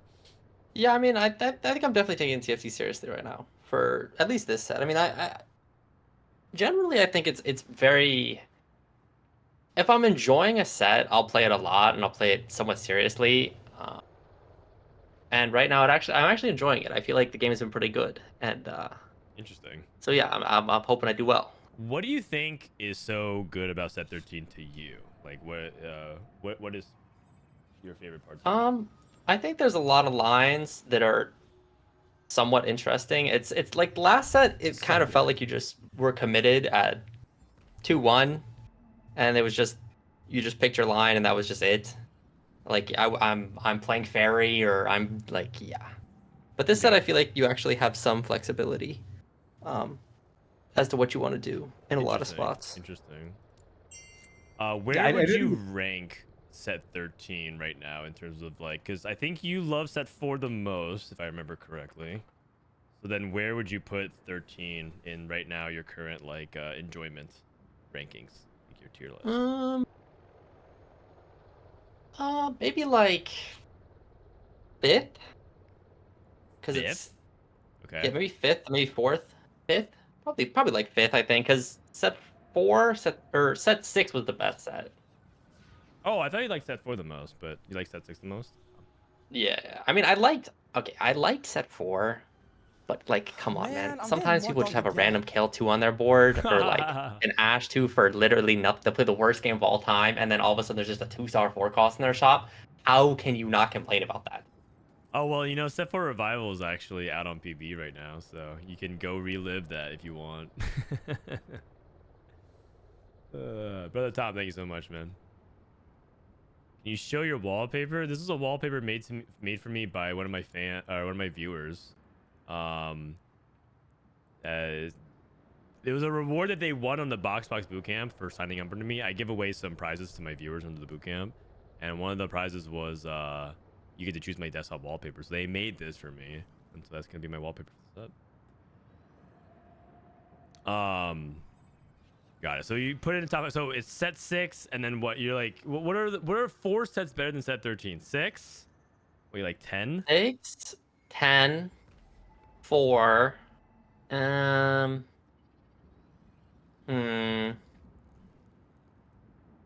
Honestly, I feel like there's a lot of mid sets that are like playable. What was the set? Was it set 11? There was Fortune with Kaisa and It had Rakan. encounters though. The encounters with the insane. Yeah, the encounters kind of. I mean, I think. yeah, the encounters were not it. No, I thought set 9 was the encounter. Or no, set 9 was the portals, right? Set 9 was the portals and legends. Oh yeah, legends. That one, I think set 9 is maybe better. Okay. Yeah, I'd say set 9 is probably about the same as this one. Dude, legends, I'll just say it. I think they could bring legends back, but not exactly the way they did. But I think there's something there. But I don't think I don't think it could be the way they did it at all. But I think legends can come back in some way. Yeah, I mean, I think the problem with legends is just if there's one legend that has a slight edge over the other legends, it just turns into 8 people playing the one legend. And that's just always how it's gonna be. I actually think that legends isn't a bad idea though. Like the execution of it obviously needs to be a lot better, but yeah. I mean, I think it would have to be something far more subtle. Like you start the game with like 4 gold extra, or you start the game with like 3 or 4 1-cost champions, like or something like that. It's yeah, but then like, players think that's veg. Yeah, know? I mean, but like, I mean, that's a trade-off in my opinion. You kind of you got to have either veg. The moment it's too impactful, there's always going to be a better choice, and it's an illusion of choice at that point. You have to pick the better one. What set was the set with dragons? It was set 7, Dragonlands. But like, not many people really like that set, in my opinion. Because the problem with dragons was that it restricted your board building. It basically was like a set where as you clicked on units, you get fewer and fewer options of what you could do. because they were just naturally divorced from each other. Yeah, that is my least favorite set. Set For 7. 1 unit and 1 unit only. Siphon randomly chomping your backline carry one shot. Oh my god, that might be the most tilted I've ever been. Yeah. Like Siphon was basically like Smeech. Except that he one-shots everything. And you couldn't control him. He just jumps to the back, randomly bites something and then just kills everything. This is so crazy. But the funny thing is, everyone complained endlessly about set 7, and then as soon as it's over, people are like, "Yeah, I miss it. I miss set 7." Then they followed it up with hero augments. Lol. Well, I mean, hero augments are actually a big hit, though. People actually like hero augments. Is the game loaded Really? yet? Are these guys still stuck in loading screen? I think they are. I think if not for the hidden rules around set 8, it would have been people would have liked it a lot more. I think casual players like the enjoyment of playing hero augments, committing really early, but then it just became hard to really enjoy. Well, like I having like hero augments when they're bad. I actually really like playing every hero augment last patch. It was very fun. But that was because I liked clicking on them and trying to see if I can top 4 with them anyways.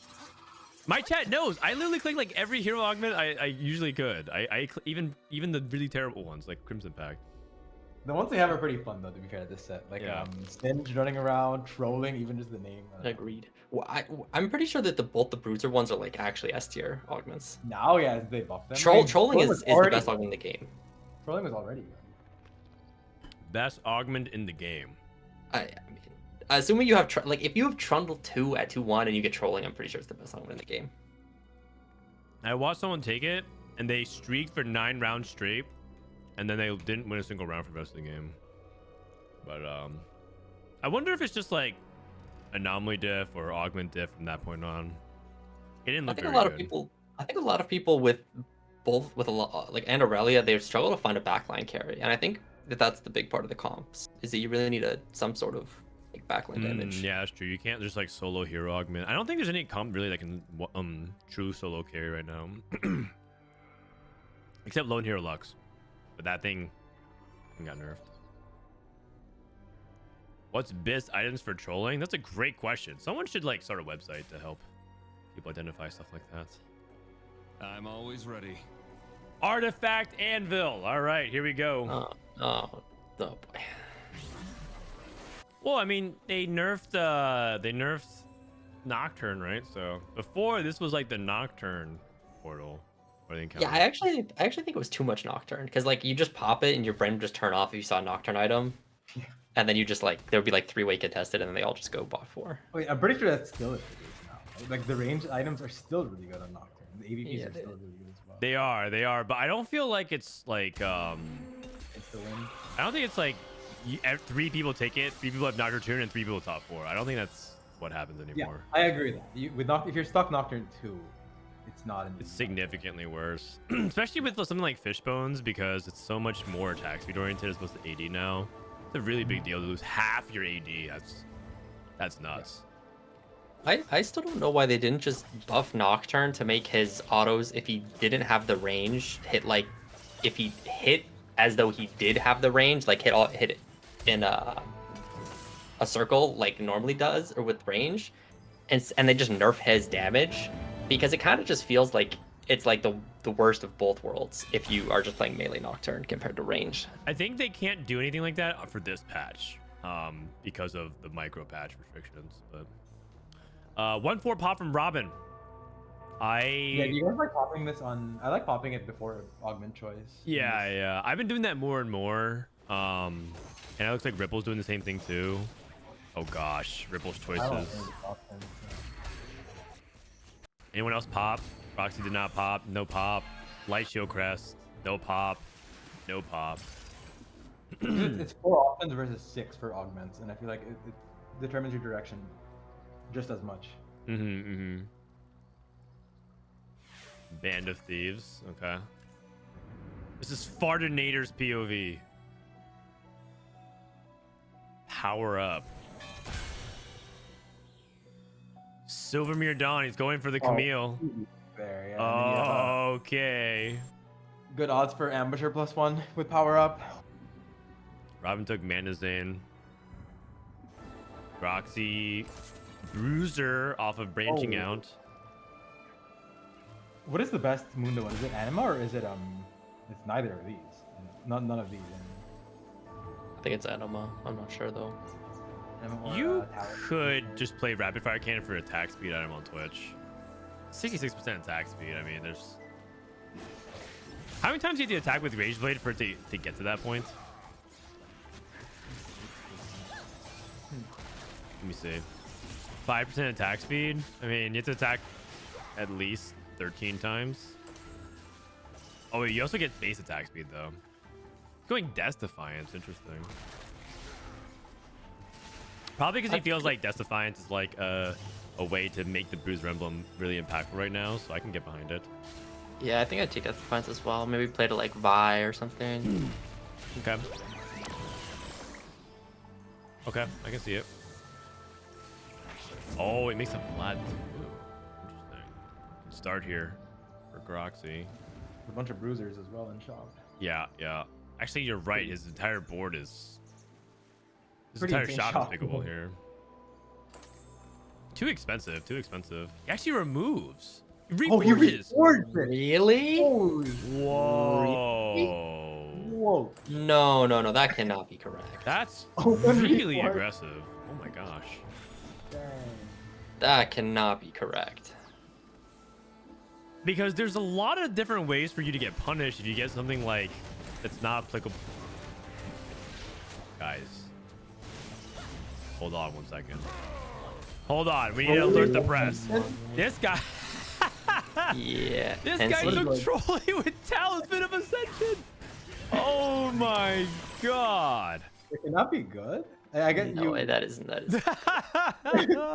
trap the Trundle, but then how Hold does on, it stack? hold on. We need to look up the stats. Someone please look up the stats with Trundle with Talisman. 3 items. Trundle. Actually, that's my favorite comp in the entire game. Is Ascension with Nunu. It is just so woked when it like. It just has like 40,000 HP Oh yeah. If you have, like, Ascension 6 of the bruiser. is so fun in this set. and just one shots everything because of his experiment buff. Ascension Slow Cooker was also toxic as hell when you could force Anomaly.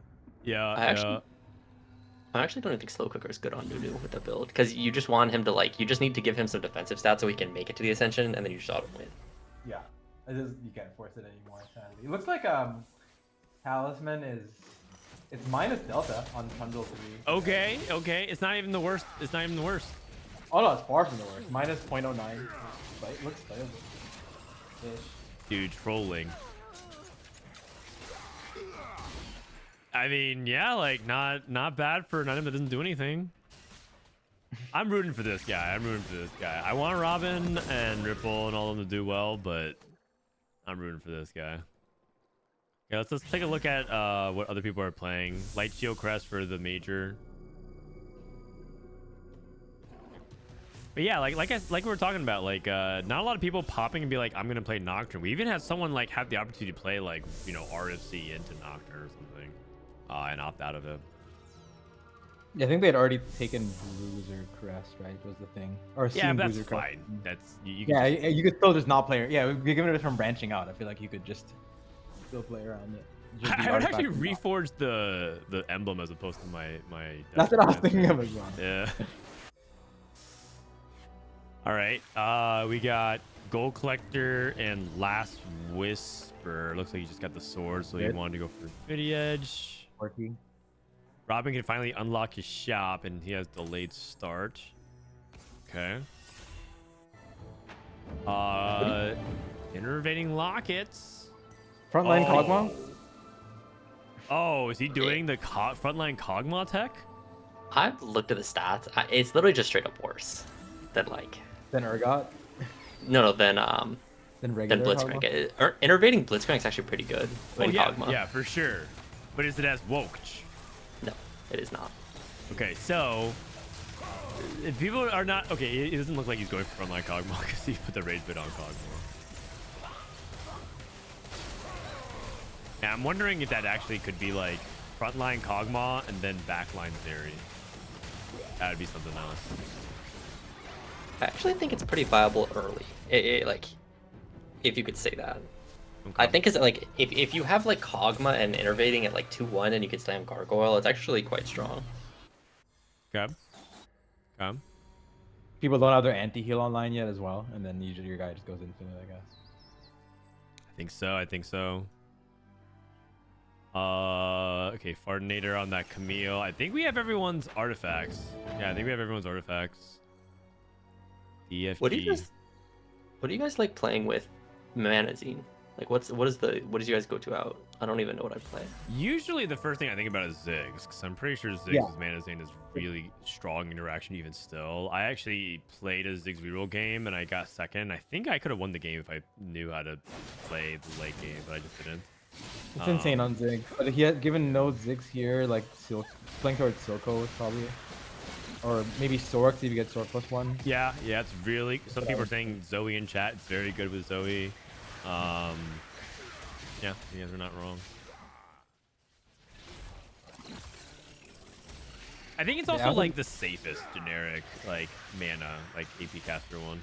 It's a lot better than I think DFG, for example. DFG feels pretty underwhelming. There's a huge portion of the AP caster of the roster this set that like just gets a bunch of AP and damage, so it feels like Deathfire Grass's usefulness is not as high. Also, there's fewer solo tanks. Like last set, if there's like Wukong or Vex or whatever, you could like blast it and they solo frontline it, and you would get like a lot more value off of like repeatedly blasting it. But now it's like it doesn't feel that consistent. Oh, actually, it's every 13 seconds. They did rework that. So. All right, let's look at the Trundle player. See how he's doing. Oh, we hit Trundle too. I know Hodge is like really bad on this unit. As far as I know, like BT versus Hodge is a big. Wait, on Trundle? And then Titans is a lot better. Right? Oh no! I'm pretty sure Hodge is like really good on him. Better Would you than prefer Hodge over Bloodthirster? I thought BT. I'm pretty sure the stats say it's Hodge. Interesting. Actually, I mean, I might be wrong, but okay, never mind. I was Well, I haven't looked at the stats. Hold on, man. Don't just back down, Marcel. I looked it up. Fact check him on that. Just be like, oh, interesting. Let me look that up. You gotta look it up. Let me check the other stats. Oh, let me check the other stats. Yeah, the other stats. Not tools. Advanced Explorer is what I mean. Yeah. Sorry, yeah, I mean, it's definitely better. I don't know by how much, but it's a little bit better, for sure. I see. I'll take your guys' word for it. Although honestly, BT might be better because he's trying to stall through the Ascension Gem.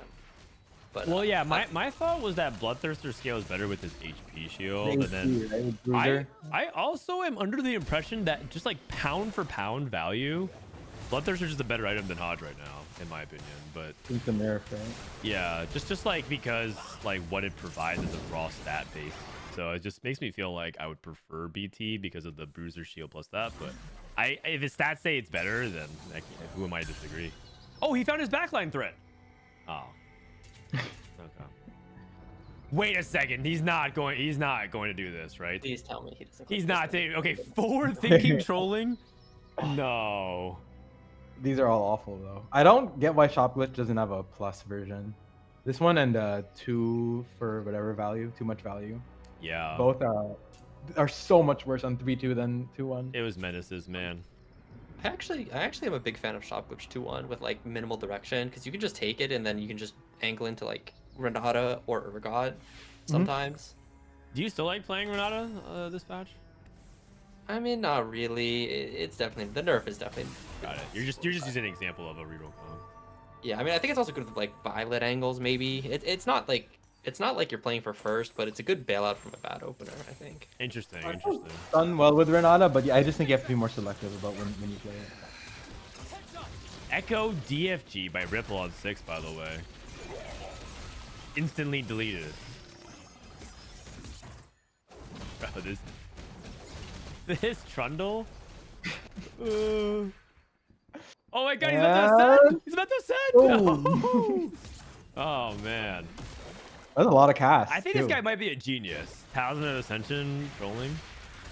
Just saying. I think it's fine. It's just I don't think it's better than like a lot of the other artifacts.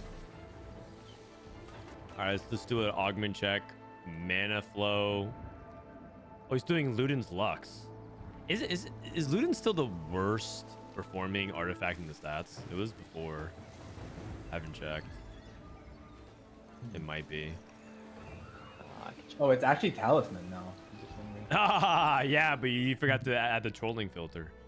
You forgot to add the trolling filter. Last cannon. Luden is up there though. It's 4.6. Talisman Oh 4.7. my. Not good. Ambusher Ambusher He Crown. actually Wow. hit. Oh god.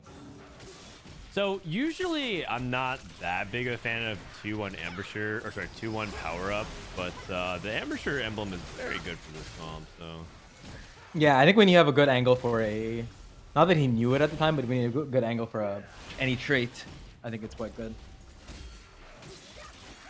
yeah, I mean, assuming that it's a good combo, some +1s prismatics are just bad.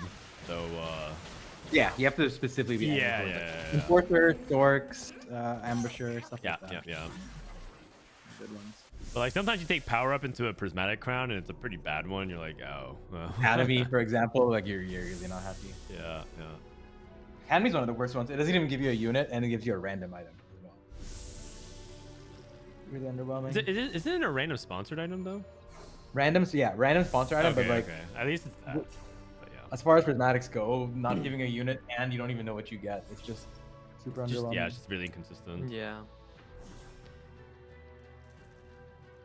Okay, am I crazy or is Conquer assuming Titans. based off of it, do you think Conquer Crown is actually good with the Last Whisper? I feel like I've taken it a handful of times and I'm just like, this kind of sucks relative to the other prismatics because it doesn't necessarily guarantee you the power spike relative to other. I mean, I think Man, I'm getting Conquer. I more think dog Conquer is a again. scouting check, prismatic one. Because if you look around and there's like lucky Weak gloves gloves. and whatnot, then and you're killing nothing. But if there's a lot of econ traits, then you can guarantee you're killing a lot. Then I, think it's I see. quite Okay. takeable. That's how I feel about that whole trait line as well. Going deep vertical conquer, you just have to stay ahead the whole game, and then you can threaten winning out off of that. I see. Rod, by the way, decided to pivot out of the Kog'Maw and everything like that and just commit to Urgot. I think that's just the safest play. And he also hit the Stairs Gate, so his setup with it is quite good now. This is a very good Urgot setup. If he can get to Urgot 3, he is behind in HP and econ though. Yeah, well, this is a really, really good artifact setup on Urgot. It's the best one there. I'm pretty sure. I was like, Trinity Force is actually really good on him. Like it's really good on him. On Urgot? Wait, well, maybe it wasn't Trinity. Maybe it was Death Defiance. Something was really good on I him. that think I was it's surprised Death by. Defiance because Trinity Yeah, it's Force Death he doesn't surprisingly he doesn't use a good amount of those stats.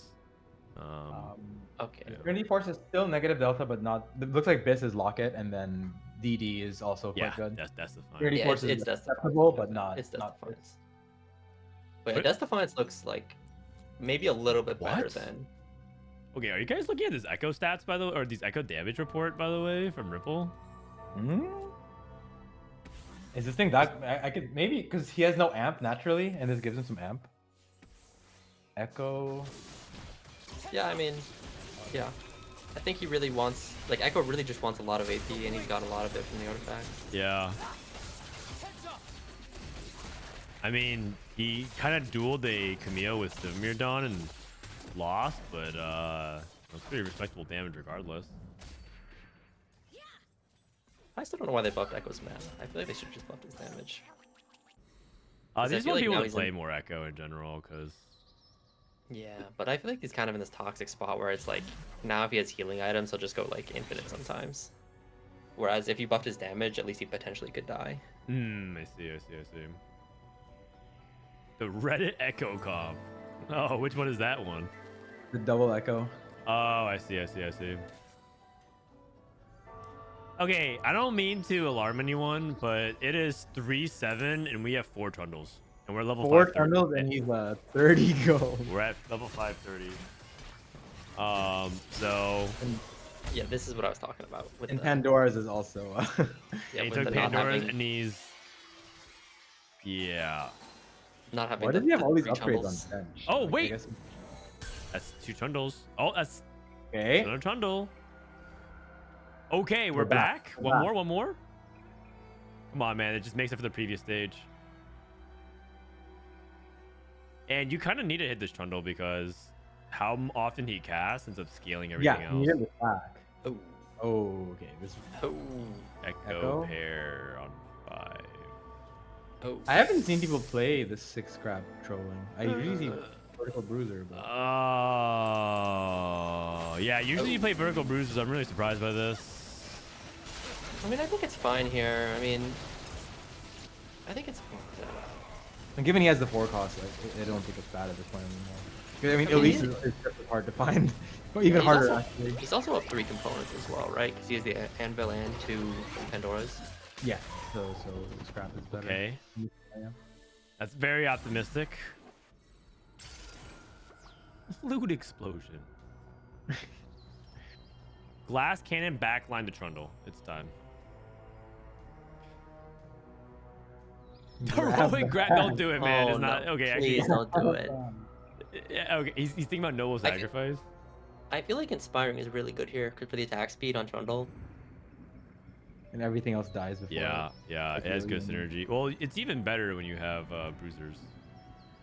Guys, I can't. I have to look away. I have to look away. This is Punished for not taking this is just painful. heroic grab bag. Horrible Forge into DFG. This is Urgot 3 Starry Nights. Tristana 3. This guy hit Tristana 3 and Urgot 3 before the guy hit Trundle 3. I mean, it's Starry Night special. I don't know how that augment has not been nerfed.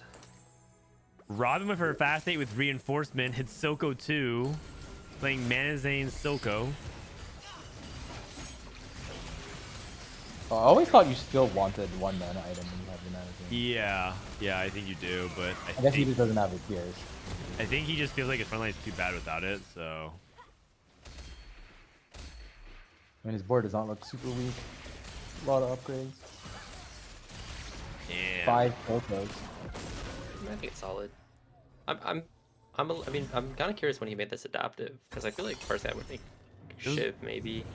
Oh no, he already has Iron Link. Okay, never mind. I'm blind. Based off the way he also rolled, it looks like either Robin hit 5 Sokos or he used reinforcement when he had Soko pair. But he has Garen 2 as well, so maybe use it on Garen. Ardinator rolled down, missed Camille 3. Still on 4 Ambusher as well, no Echo. And this is sad for these real players. Yeah. This is really sad. Especially with loot explosion, you just miss out on a bunch of loot. Yep. One guy in tempo really sucks. Steal behind constantly. Rob is benefiting from the lobby just being really low tempo. Like a delayed trundle. The Urgot guy is not. He's just one out of everyone else. Yeah. Dude, this is he gonna live to his anomaly? I think he will. 16. It means you have to lose 8-0 in order to get eliminated here. I mean, I think this is the problem with the Ascension Gem, right? Is when you're like not super strong, it just never ascends, and it's Yeah. like a 2-item trundle. And then also, like, if you never ascend, you never scale your trundle. So.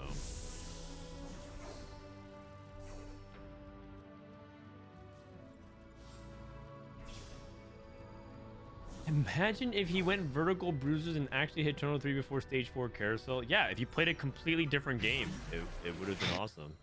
I agree.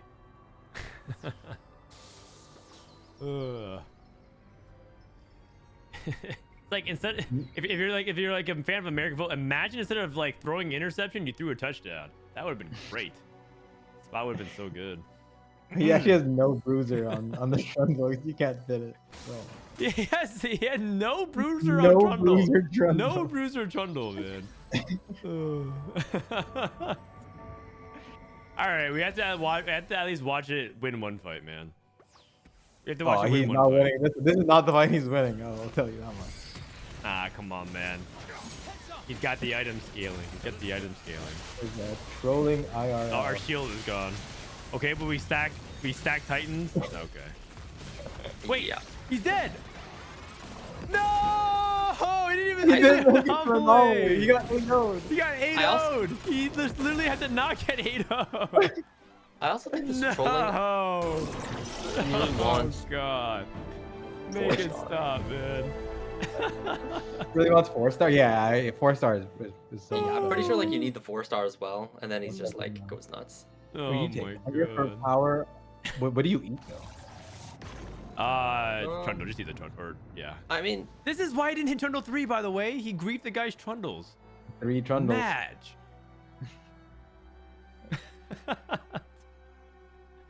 Oh, God. This guy's going to write a strong letter. TFT Academy lied. Well, yeah, that is literally not how we talked about how to play the comp, by the way. That is why guides exist, for you to stop, to prevent yourself from playing games like that. That is why we started that website. What do we get here? Last chance. Tempo Echo. Tempo Echo. Echo.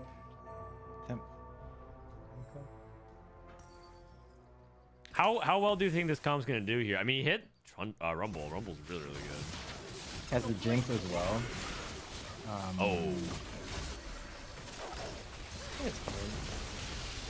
Oh my God! Wait a second. The revive damage. That was pretty the close. Camille came back. The Camille almost died and then just. Oh. oh, Wait. Oh. wait. Oh. My. So close. I kind of thought that the Camille was gonna clutch that. I think if the Echo was anywhere except in front of the Camille, he would win this fight.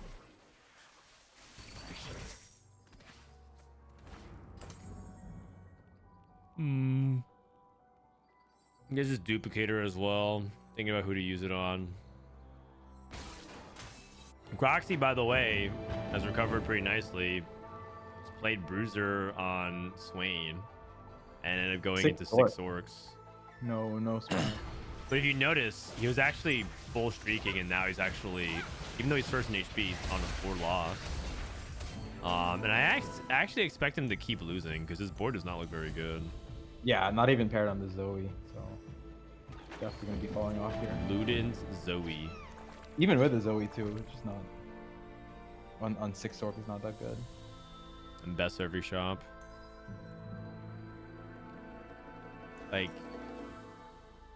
if you hit LeBlanc, you get +1 slot. Okay.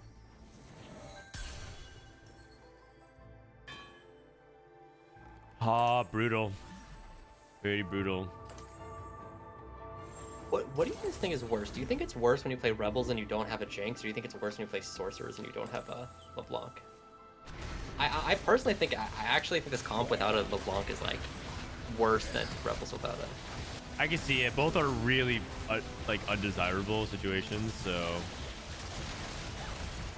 'cause I feel like Rebels without Jinx can win rounds. I guess this guy won rounds as well. Poor Zoe, man. We're shitting on her either way. It's either the Zoe carry and the Sorks, or Zoe Yeah, carry and yeah. the, It's her the 5 Rebel. cost. Yeah, her Rebel 5 cost or Sorcerer 5 cost. Robin going to 9, and he still hold on to his extra Silcos, so we'll see. And by the way, this Urgot got completely stomped. So, oh, his augments are not very good. Wait, he has a Pit Fighter crest to play 3 Pit Fighter. Yeah, and the Anomaly is also on a naked unit, right? It's just not that good either. Yeah.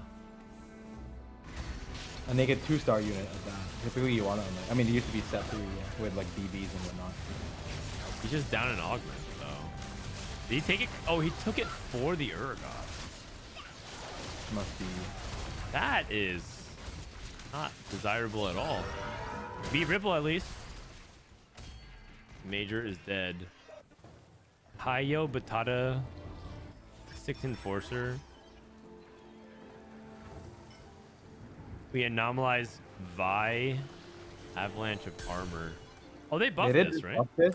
Yeah, they did just buff this. Is this a dead Corki?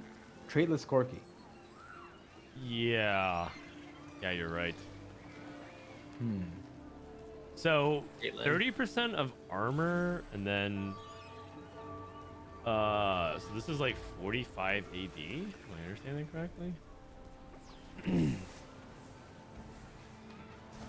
Oh god, our Echo is gonna blast us by, and we have armor as opposed to 8. Yeah, magic. We also have 2-item buy. We do have a lot of upgrades. Holy cow! I'm surprised this fight is as close as it was. Yeah, I thought agreed. the amateur board was clear this jank enforcer boards. 5th is actually pretty good from. I think 6 enforcer is a high enough baseline that you oftentimes land around this zone, even in the worst case scenario. If you have an upgraded buy, Give play tempo around it. and yeah, makes You, sense. you I can think get it's like right 5th, from my head. 6th.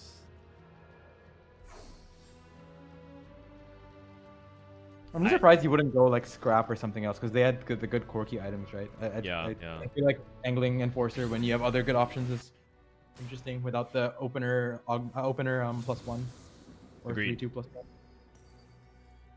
Okay, this is Robin's roll down. He probably can't afford to hold too many of these extra Silcos. He's not hitting anything. Oh. Don't you just play 2 Silcos here? I feel like you just take the items off Elise, right? Yeah, I like that Okay. actually. I like that. Okay, twin Silcos. Now you frontline this Elise, I guess. Oh, Took out the other one. Then who else these items? LeBlanc? Bonk, I guess. Yeah. I mean, it's probably about the. I think it's maybe about the same because the Silco Yeah. wouldn't have mana gen, so it No wouldn't, mana, right? it wouldn't even be doing that much damage compared to. Man, I'm I getting mean, red more buff dogged is again. some mana agenda through attack speed.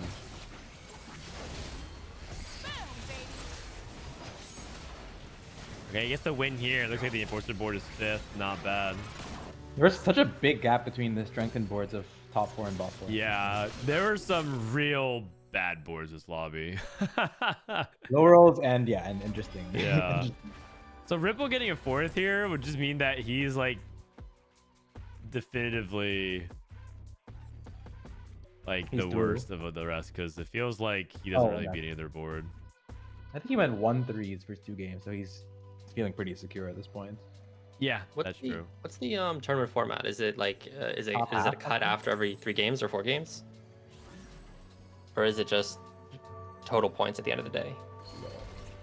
They usually have like a cut for bot end players. Yeah, they cut out bot 32, I think. Oh after yeah, I believe they should cut 4 players games? after the next game. But then ultimately it's top half. After 6. Top 120 out of 250. But they cut 225 and below after 4. Got it. Copy that. Robin actually lost as well. That's actually really concerning.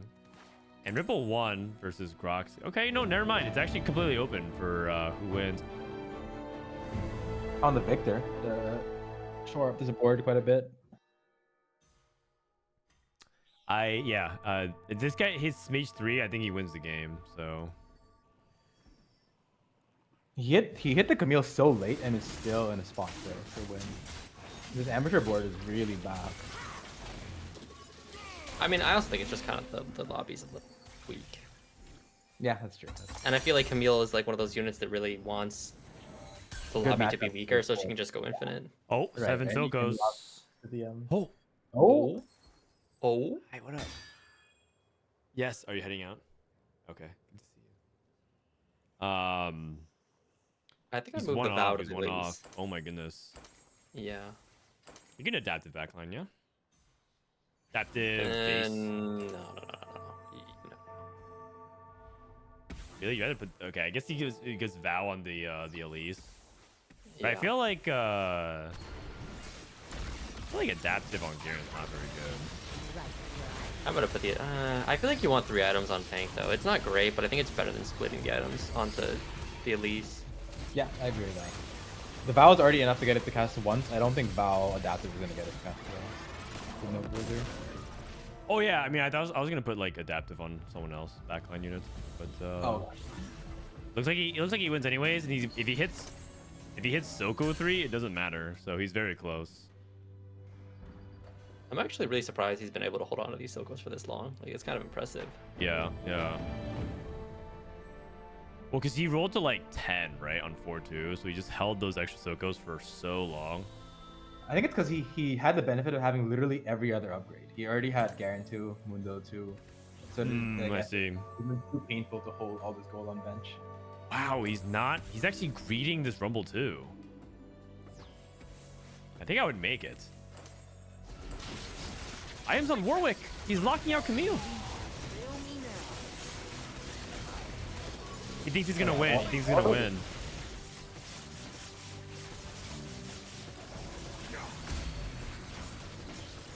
Oh! Oh, you guys. Oh, you guys. It's actually so close. Yeah, I think it could be a Rumble 2 diff. Did he have items on the Rumble? I think so. Get a TG on it. Yeah, it actually probably was. I mean, it's just so hard to part with one off Smeech 3, one off Jinx 2 as well. Yeah, but I still think like when you're in a situation like this, yeah, I guess he understands that Jinx is like one of his outs, but I mean, it sucks because it's like you don't think you're beating the rest of these boards without Jinx 2, but I think that you just kind of have to bite the bullet there and just make the Rumble 2. You could still Jinx 2, I guess. I mean, you don't double Jinx. You never know. Warwick Ambusher. Interesting that he doesn't want Camille to like take too much frontline aggro, because usually with Silvermere Dawn, you just kind of want her to drain tank, but I guess he's like not feeling confident in that. Oh wow. Yeah. Oh, it looks like Rob's going first. And the sorcerer board is kind of making it work. Oh, there's a Silco on carousel. Let's see if they see it. Oh no. And It's Groxie Groxie. should take it to He has no deny choice. him. He has to take it. Oh, Oh my god, unless they he didn't wants see it. Robin to take it so that he like punishes him and gets second. But I guess but that's basically saying like I think he's gonna win the game anyways. I mean, I'm pretty sure Groxie's not able to fight for placement with this board. I think he can fit. I actually think he can fit Rebel. He had a loose recurve. He can dump the. Oh. Wait. He reforged. Wait. Can he have just made Rebel here and then taken out the Morgana? Yeah. I think that's really good, especially because like. Attack speed. Oh yeah, it gives attack speed to Zoe. Really good. Oh. Yeah, but he's 0 AF right now. Huh? Yeah. But he has Conquer. So you start working on the cash out. 0 out of 2 10. gold. You kill the whole board, you get 2 gold. That is true. He's gonna be participating in a lot of takedowns. Dramatic entrance. Whoa.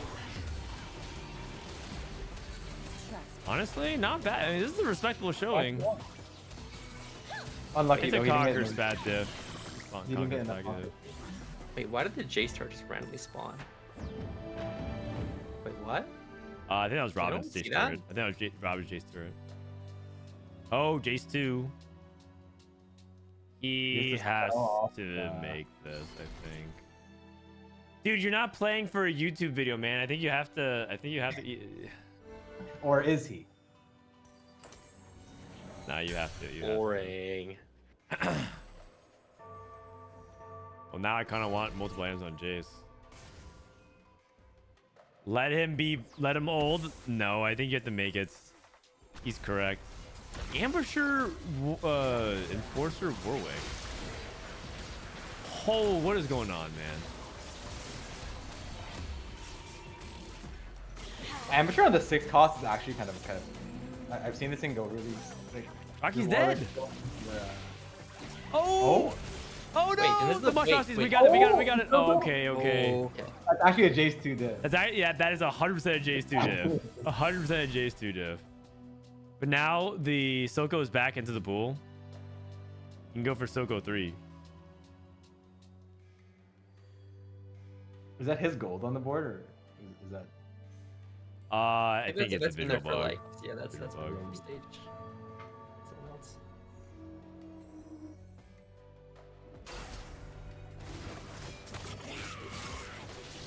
Yeah, it's gonna come down to the wire. Who you guys got, Robin or Pardinator? I honestly might try a full wall, full clump in the corner, to block firelight. Oh. Yeah, isn't this just? I was about to say, isn't it just? I think I just full clump in the corner. Prevent Echo from jumping on your LeBlanc. Okay. Okay. Yeah. Okay. Get like Scion turrets, draw aggro. And then put just like at least front line, so it's like a guaranteed at least goes probably twice here. I see. He is just basically he was rolling so much he didn't get a chance to reposition, so we're just gonna go with the same positioning last fight. I think because he won the previous fight, he probably thinks no need to mess with success. Where the Echo goes, though. Oh, Elise! Caught everything. Cast so Caught late everything. in the fight. Stayed front line. Can we deal with this Camille though? Can we deal with the Camille? Can we deal with the Camille? And the Jake threat being live. Oh! Maybe. Oh! I didn't walk again. It's the turret. Jace 2 diff. Oh my god. The monstrosity stayed alive and was able to nibble at her ankles.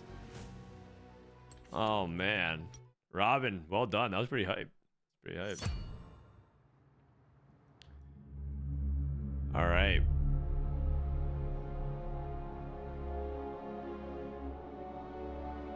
Alright, I'm gonna be right back. I'm gonna go get my dinner. All right, no problem. No problem. All right. So we're gonna. I guess. Do we want to stay in this lobby or do you want to go check out other people's lobbies and come back to this? Yeah, that sounds good. What sounds good? While there's still games going, watch a few others. Okay, yeah, because I think like their lobby is gonna take a few minutes to get set up again, so yeah, you can watch the end of Milk's game. He's going crazy on cam. All right, let me pull it up real quick. Let me pull it up. Let me see what he's up to. Robinsongz. He's going crazy. He's sitting down. What? What is this? Going crazy. 7-player lobby and Milk went bot 4. That's not good. Ooh. I was ready to Sentinel grade this guy for his consistency in these trials, and then yeah. Sentinel Zeri went bot Sentinel 4 Zeri. again. Ooh. Hmm. No, it's top 4. It's top 4. It's also bot 4. It's also true. a rare bot 4 and top 4 from the Zeri. I'm not entirely convinced by the Sentinel Zeri. Yeah, I need to see it a few more times. I think it was I saw T-Lights play it a couple times, and then I forget who else. But... Okay. Bruiser Mundo. Tristana Urgot. We got a Viktor. Viktor.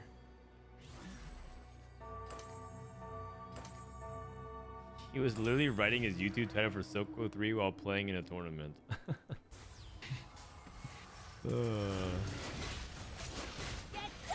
Oh, 4 Emissary Vi.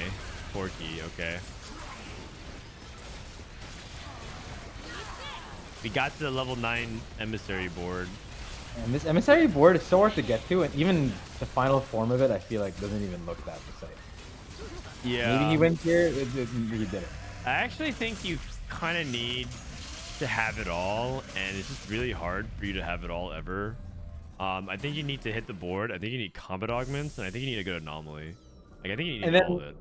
And then your cap isn't even that high because you don't play many 5 costs or 6 costs. Or maybe you can fit at 6 costs. You can, but yeah, it's But the like highest cap is awkward. a 4 form swapper, I think, right? With Jace too. Yeah, 4 form swapper. I also think you cap high with if you can get like a rumble setup going. But Yeah. I agree. I think Emissary is kind of overrated actually. It's one of the comps that I think is not rated correctly on our tier list. Personally, It feels like the Karma Gwen Fiora comp of last set. Is that last set? yeah, but that comp cap's so high. Yeah, because you could fit the 5 costs. Yeah, you have to play all the 5 costs. Yeah. It's like that comp, but with lower cap.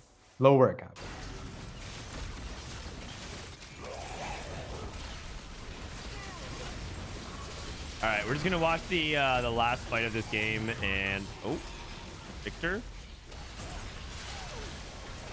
I wonder if Slow Cooker is actually good on this Bruiser Mundo. I feel like in my mind, it doesn't fit the theme of the comp. It's just a stall for. Oh, so you're saying you want to put slow cooker on the Mundo? Oh, he did have it on the window, but I feel like slow cooker gives you more damage, right? But I feel like in my mind that comp is more so like you stall for Twitch to ramp up. Yeah, that makes Whereas sense. slow That cooker makes just sense. gives you more damage, and in fact, slow cooker needs even more stall for it to be good itself. Okay. No, that makes sense. I have not really seen slow cooker much outside of like the insane 6 bruiser cooking pot setup type stuff. Yeah.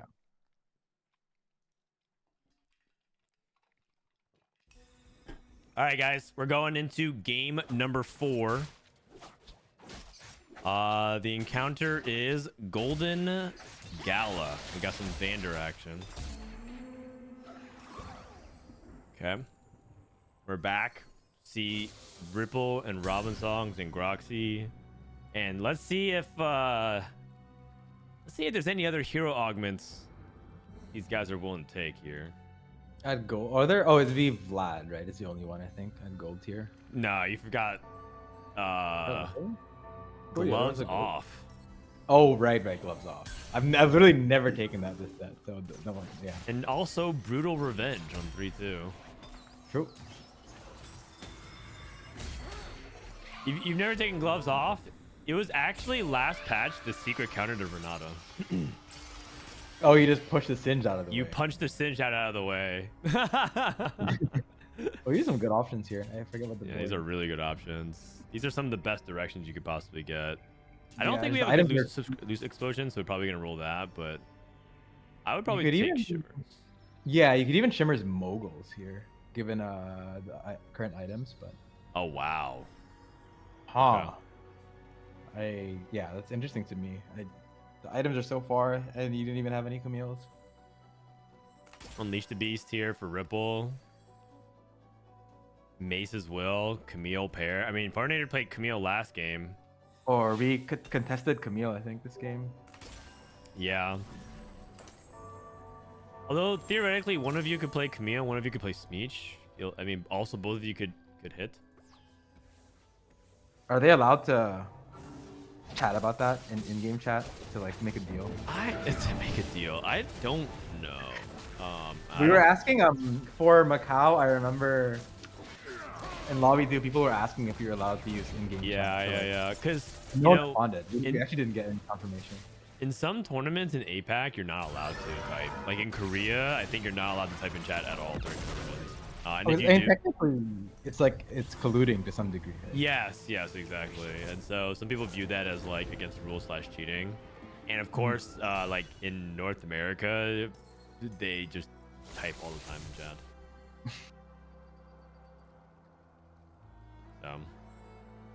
Is Unleash the Beast 100% Urgot? Are you willing to play any other line besides this? I mean, it would be Emissary, right? If you are, but I feel like Emissary is so much worse. What else would it be besides those two?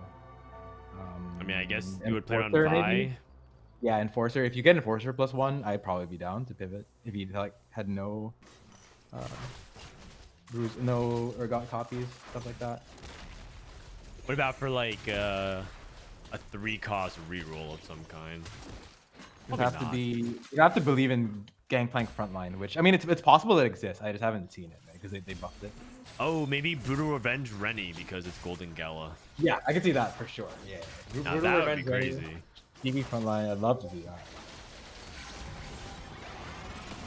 It's actually really hard to figure out how good this Rennie hero augment is, because typically what you do is you look at 3-star 3 items on the unit, right, as a filter. Yeah. But the thing is, Rennie gets those a lot with Chem Baron.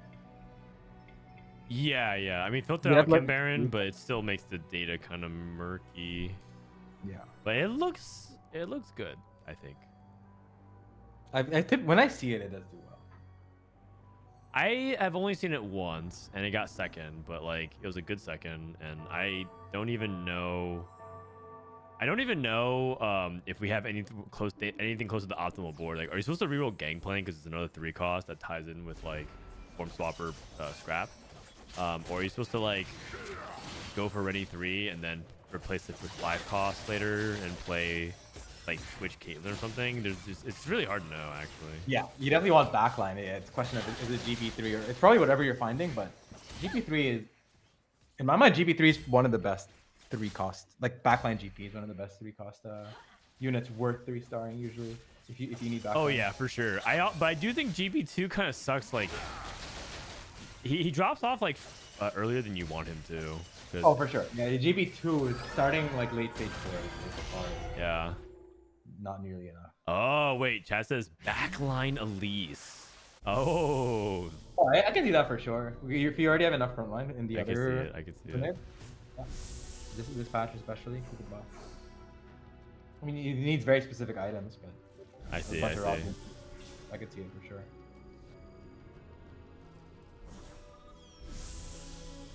All right, Robin playing salvage bin, so be very open-ended with this. The salvage bin favor specific comp at all, or is it just like open flex and play anything? To me, I feel like ultimately your augment is just 3 components, so I feel like you have to be tempo. You have to be from ahead because it kind of falls off in some form. Like it's not real combat later on, so you have to be ahead in my mind. Whatever comps that leans towards, but besides that, I feel like there's not real direction from it. Right. I think I would take salvage bin in situations where, well, one, I guess if he doesn't have anything better, the salvage bin is much better of an augment for situations where there's already a low amount of items and you don't have a good item start.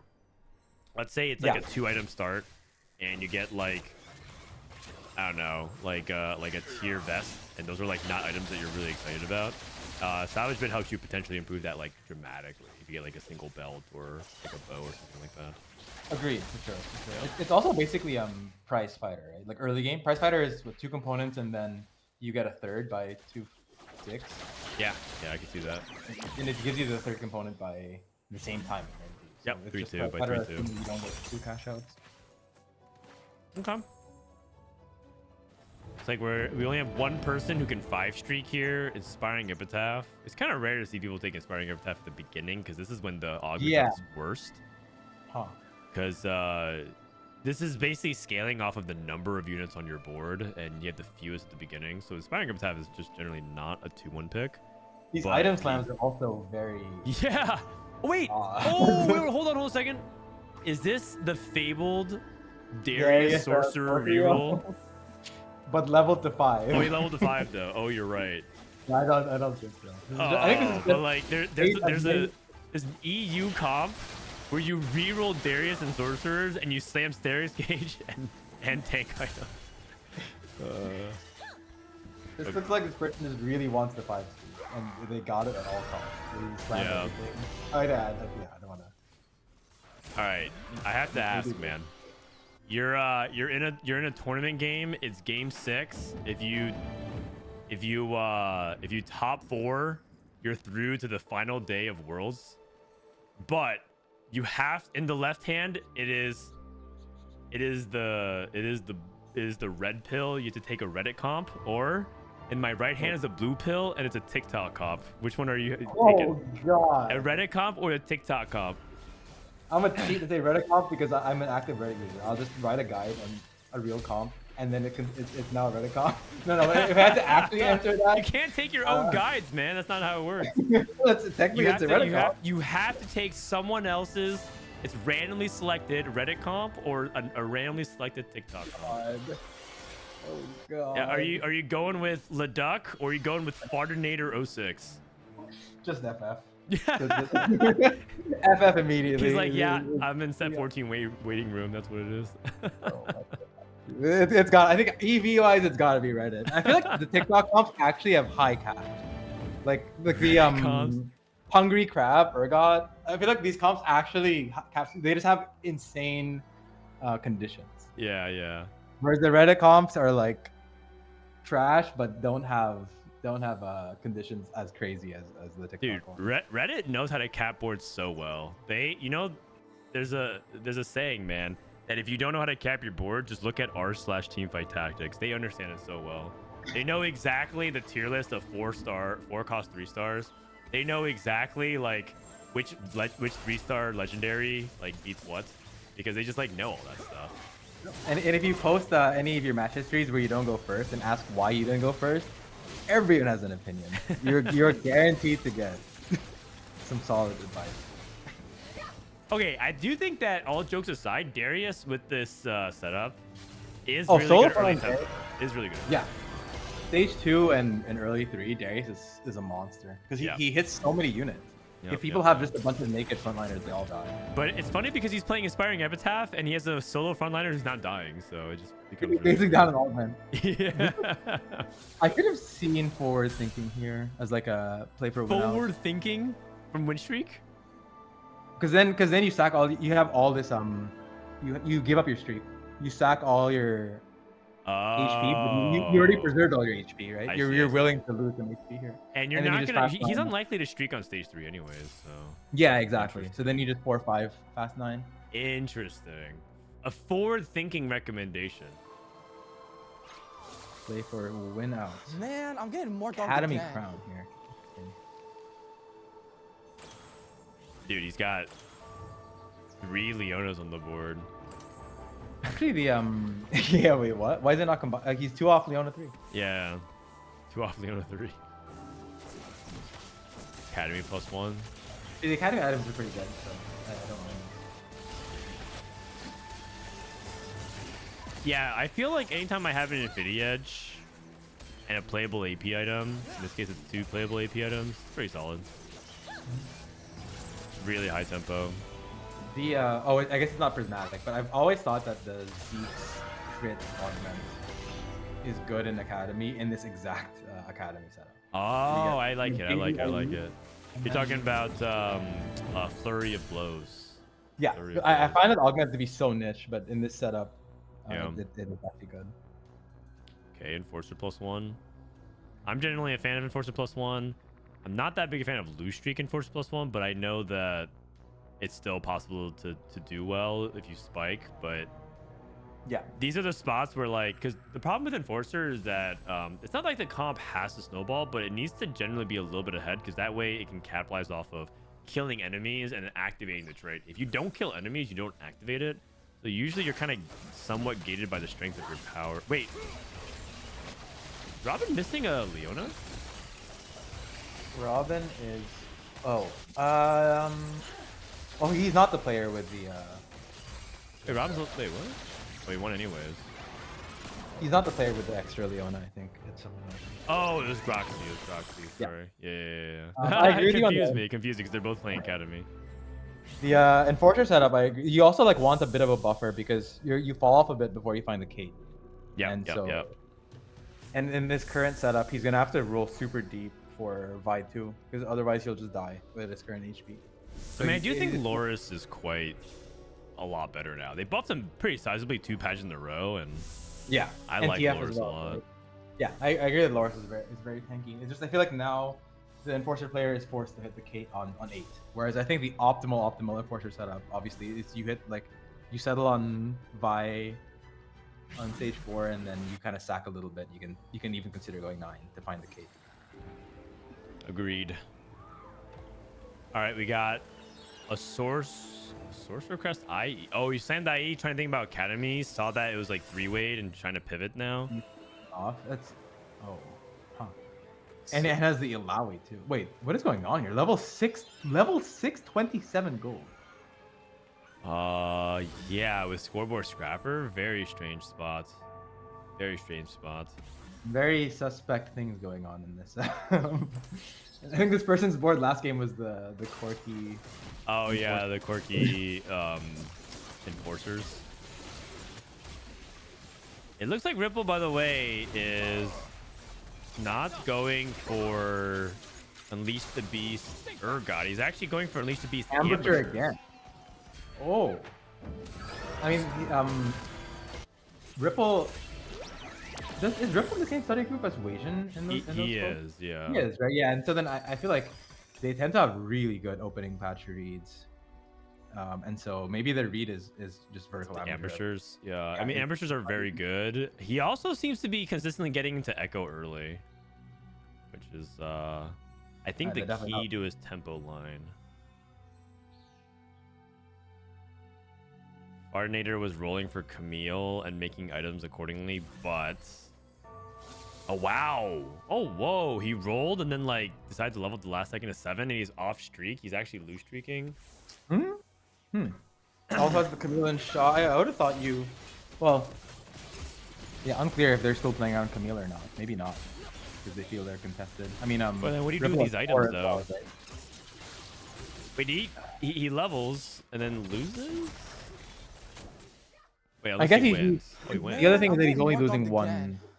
If he's committed to not rolling on 6, and leveling is fine in the sense that. Right, well he it's wins. just- So he actually griefs Ripple's win streak. Yeah, and he's holding not Camille. So I think he's pivoting out. Yeah, must be. Wow, Must be, wacky game, man. A lot of people are like pivoting and like doing a bunch of weird moves. This person's spot is also weird from the get-go, but they're still at 90 HP, so like the spot is no longer like. Right. Well, this looks like it's an emissary game, the way they're holding their bench. Yeah, I think so. You just crown guard the Garen. Not his best item, but it is a tank item. Yeah, I mean, in terms of tank items, this is one of the worst ones you could put on Garen. But Something. it's something. You can also reforge it.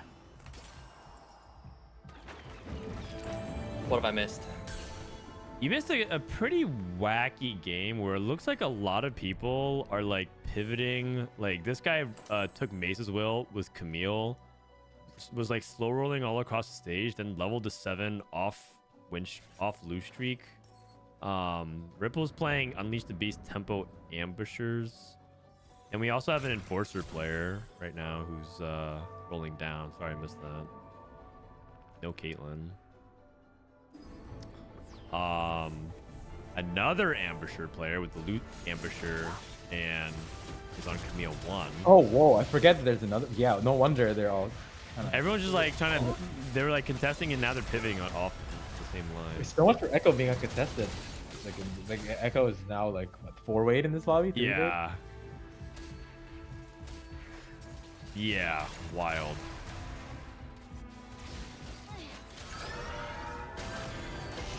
Okay, and Robin's about to fast 8. So Robin's playing Academy alongside Groxie.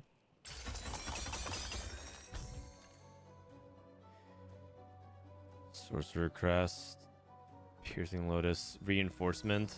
Okay. Ooh, Rumble's good. Rumble's very good.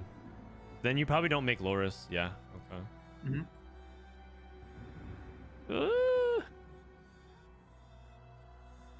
I guess you have to take that. That's unfortunate because I feel like he wanted to play around the Corki because he wanted to play around the Rumble and the IEs.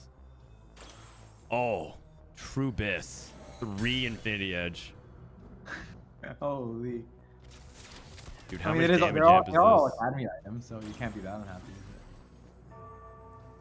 it. True. Just go Shoten JG. Yeah. I think so. Oh man, did Robin watch some China VODs? Did he watch some China VODs or what? Holy cow! China double JG triple IE. Oh man, CN approved. CN approved.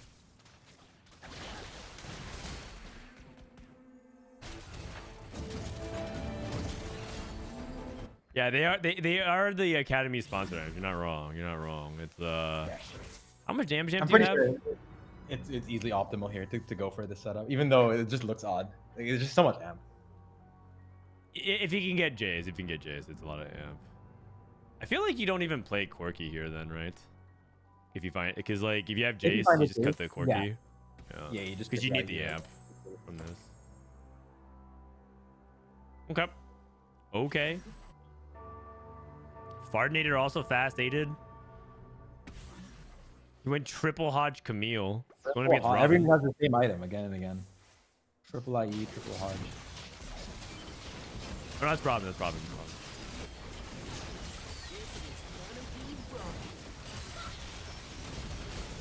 Yeah, you know, if we can get Ezreal too, I think Robin's spot's pretty solid. Okay, Ripple. Ripple pivoted to Twitch? Oh, whoa. That was a big pivot. This is the Unleash the Beast, right? Oh no, he's playing on Urgot. Oh wait, he actually did go to Urgot. But is he re-rolling Urgot? I don't. He was Yeah, pushing he levels. was. Right? He is. It's on his bench. He is. Oh, wow. Oh. I mean, I don't mind it. I mean, Vi's contested. Like Vi's pretty. Vi and Echo are like Very so contested contested. lobby. Yeah. Kind of I think feels it's bad interesting. to- It's such a late pivot. I think. Wait, was Resident playing died on- before Carousel. died No, with this is the me guy on that one. played trolling last game too. And died on 4 or 5. Oh. This guy's played 30 minutes in 2 games. Wait, what? Yeah, it is I mean, Urgot. someone- It is Urgot. Okay, so it Someone- always was Urgot, and he was playing around Camille and Echo until he could get to this spot. Okay, wow. Yeah, I guess it always was. I guess It's it just- always was It Urgot. looked that way from the beginning. Right. 'Cause he had the 4 ambushers and Camille too. And the Echo as well. Right? 1-star emissaries. I feel like emissaries are just the bad version of 4 shapeshifter. Like you just play it when you don't have at least in Jace, and it just feels way worse in my opinion. Agreed. 4 form is so much better. You could also play both 4 and 4 emissary if you're a high roller. I've But- played both, but then it feels like the Nami and the Wrist end up being like I think I settle on it, but then going 9, I think of ways to get out of it. Yeah, Nami yeah, is for just sure. not doing that much for you. And I Garen has personally more like luck. playing Rumble plus Ilaoi plus GP for that synergy, and then that's my front line. And then I just fit like maybe Vi or something. Plus the 4 shapeshifters. Yeah, I like that better as well. Are you putting Elise in the front as well? That's a pretty good amount of front line. Yeah. Okay. Then you can backline the GP and or even the Swain. Touch of Frost. Oh wow. The thing is, his Heimer doesn't have that much mana gen. He's not playing like mana flow. He has Shojin, so the Touch of Frost is like not actually gonna be as effective as it usually is. I've just thought of this anomaly as being very lobby dependent, and that if in your lobby there are a lot of melee threats, then it starts to become more useful. Yo. More melee threats without QSS. New center of the universe. Ezreal's center of the universe. Oh my gosh. Okay. Is that actually takeable on random? I thought it was good on snipers. Now, I didn't know it was takeable on. If Just you like ask end Prestivan thinks it's really good. Also, another question is, are you supposed to put this in the corner or are you supposed to put this towards the back center because of its maximum surface area? Oh, it hits more units if it's more. Because the trade-off is in the back center you get more surface area, but you're more vulnerable. Also, that was such a Yeah, I fast would fight. think back middle is better. Can we check damage maybe on that? Oh yeah, he's doing AP. Pretty not good. bad, not bad. That fight was pretty really good. fast. That right? So fight was pretty fast. I guess this is just takeable now. It's just generic damage. You want more damage on your board, you take this. I took it in a spot where I had to play for Heimer, and it was actually doing a pretty decent amount of damage as well. Cause like I rolled a 0 and I had to take it. So, yeah, you know what? Maybe it's all right now. Maybe it's all right now.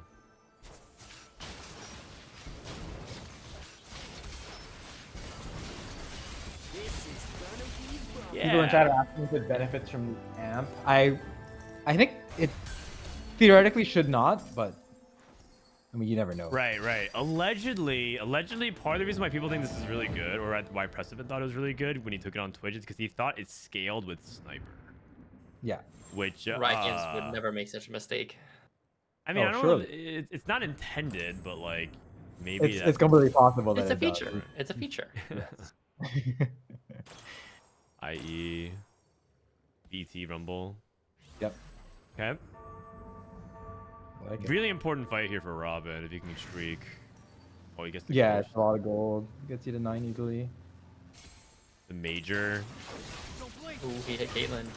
He hit Caitlyn and he hit in best of 2 with Pit Fighter and Enforcer. Okay. Oh, this is a Vi pretty at fun home. one. Wait a second. And she's teaming up with Caitlyn?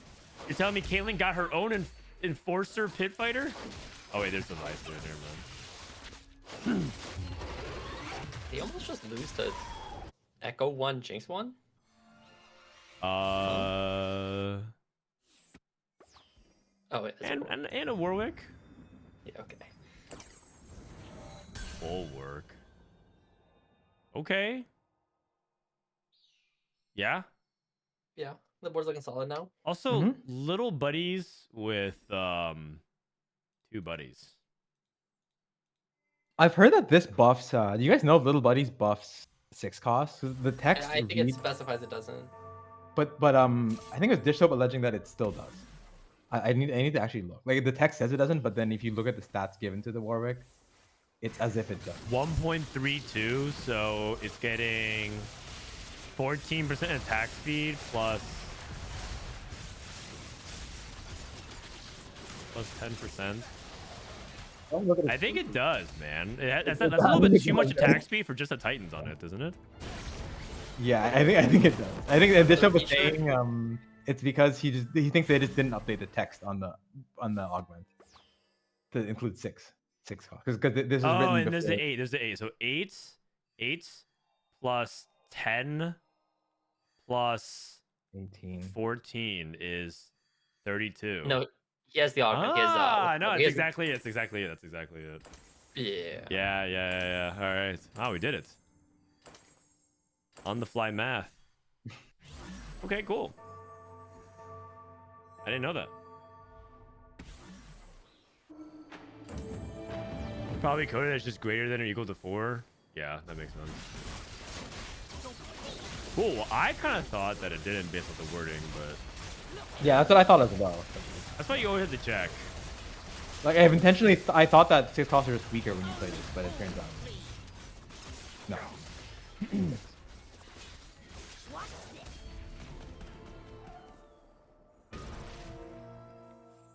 Is it intentional? I'm assuming so. They probably just didn't update the text. Poor 3 cost, man. They just can't join in on the fun.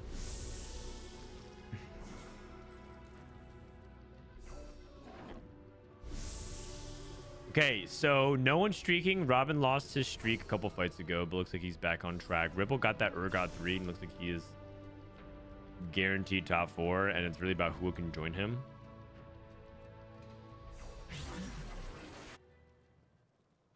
I really want to watch some of the Center of the Universe Ezreal, but it looks like Groxie has lost every fight since.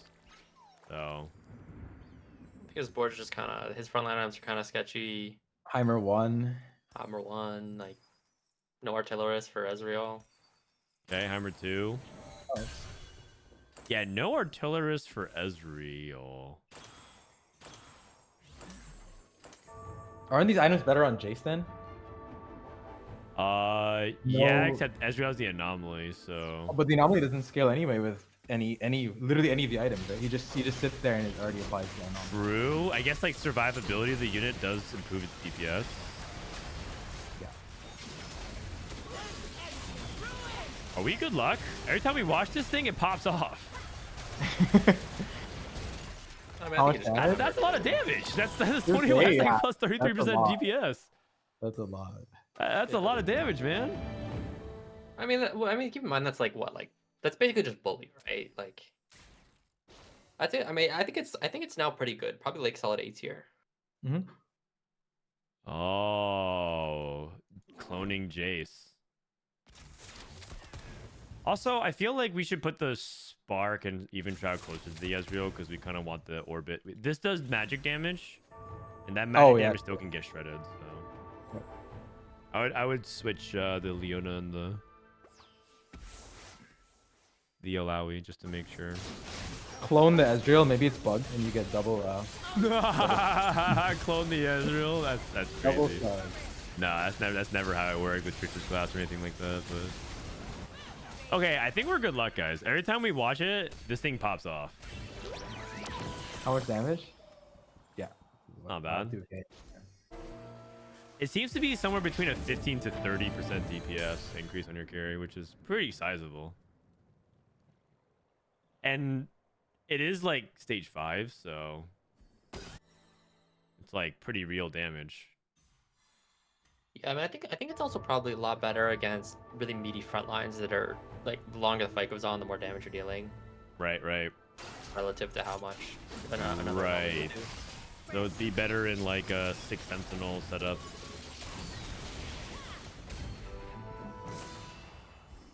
I think we had the same players top 3, both games. Ripple, Groxie, and Ripple, Robin. Well, they are Groxie, the yeah. 3 highest seeded players. Yeah.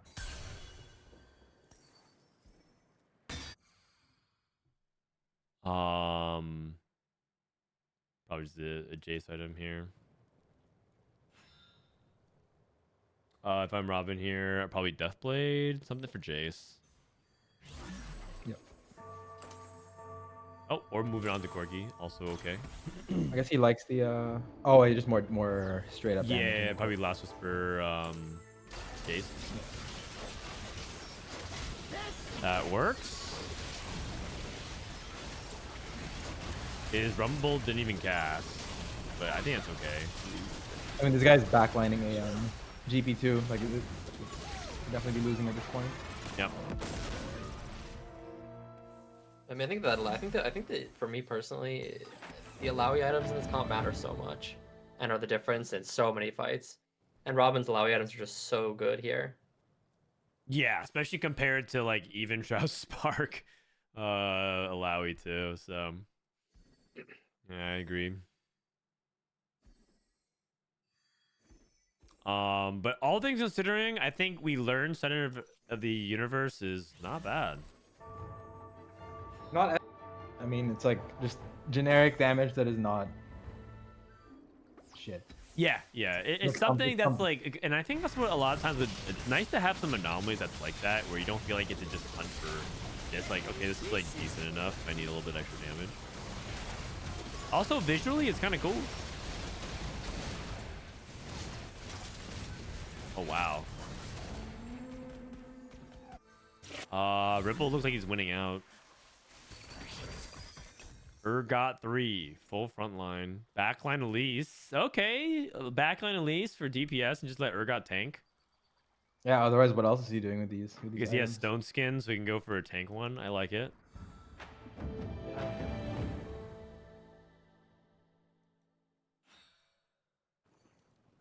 I feel like this Urgot comp would probably be like S plus tier if Elise wasn't so contested.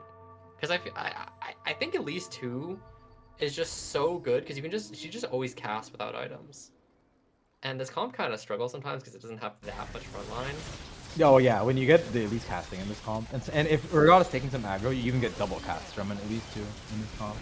Yeah, yeah. He does have stone skin though, so it feels like his Urgot can take the punishment, but under usual circumstances where you just take, we don't get something as good as that. Yeah, I agree. The Elise casts are so nice to have. But I do think that the Elise backline is an interesting idea that I didn't think about. Because whenever I get backline items for this comp, for AP, I usually just put it on Zyra. But Elise is definitely something worth thinking about now that they buffed her.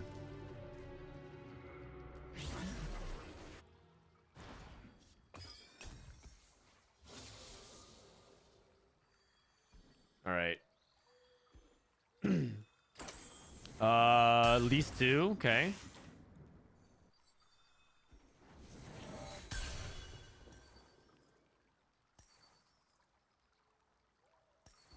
I guess he's going to 9 and just adding in Sorcerer. That works. And then Robin. So No when remover. you play into Urgot, I do think positioning matters like a lot. For one thing, for example, he can actually have his Rumble wrapped to the back. Yeah, he put his Rumble at A1 here, which I think is good. He doesn't get instant by the Urgot.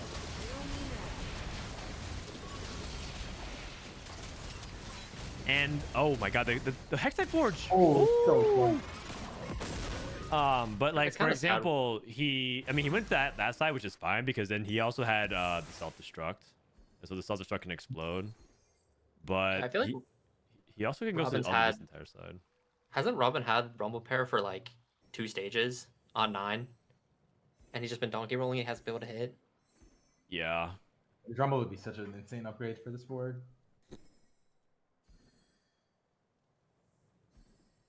Should you ever consider putting Rumble on the other side so it just walks in? Like, Yeah. That's what I was thinking as Pop and well. Lux.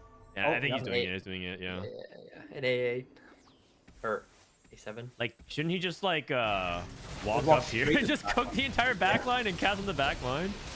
Like Unlucky now he it just hit. cast on the entire back line. Yeah, that's That's so what I'm much. saying. Just cast on the back line and then Oh, and then second now pass. Urgot dies and then you clean everything else up. I mean, it look. Oh my god. Oh, it's so close. The fight is really close either way. Interesting. These are insane because now he has more time to find the Rumble. Suit. Right. Yep. Could easily be fight too. So So it cuts both ways. Like him putting Rumble there makes the rest of his comp more vulnerable too. So yeah, Ripple just hit a Malzahar too, so he can probably move the release items.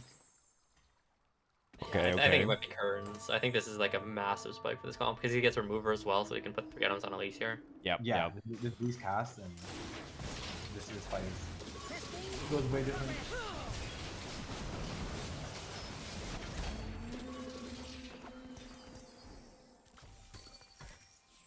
Mel. Hold the Rumble. Okay. I don't know if Mel can go in over anything. Rumble yeah, 2 anyway. from Robin. Um, I like a real item on him as well. I guess he opts to move the Shiv. Okay. Instead of, the Rumble item. Okay. I kind of liked Vow on Rumble. I know he's trying to like scrap, but this could also turn to like Sunfire or something like that. Sunfire. Doesn't do anything. So and these fights are really important. Oh, never mind, he's a beast. Not how anyway. Just he knew. kidding. Oh wait, the Vow actually kind of trolled because it casted before he got to the back line. The Elise CC Not Elise on his not Nah, he's good. He's Rumble good. 2 He's clear, though. he's clear. It's Rumble 2. It's Rumble 2, man. Whoa! It's so close every single time. It's the so Elise close. could have CC'd more units. Oh, he has every upgrade. Yeah, he's every upgrade now. He's got Mel. Can't really play it. You have to cut an academy for it. You would lose the adaptive. There A little he has too buddy many value. academies, I think, yeah. Such that the amp is so good. Ripple now transitioned into a triangle position. Okay, spreading out.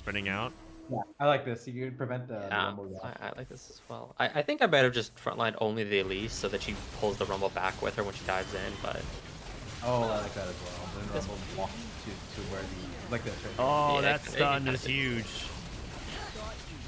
But it's Rumble 2, man. It's Rumble 2.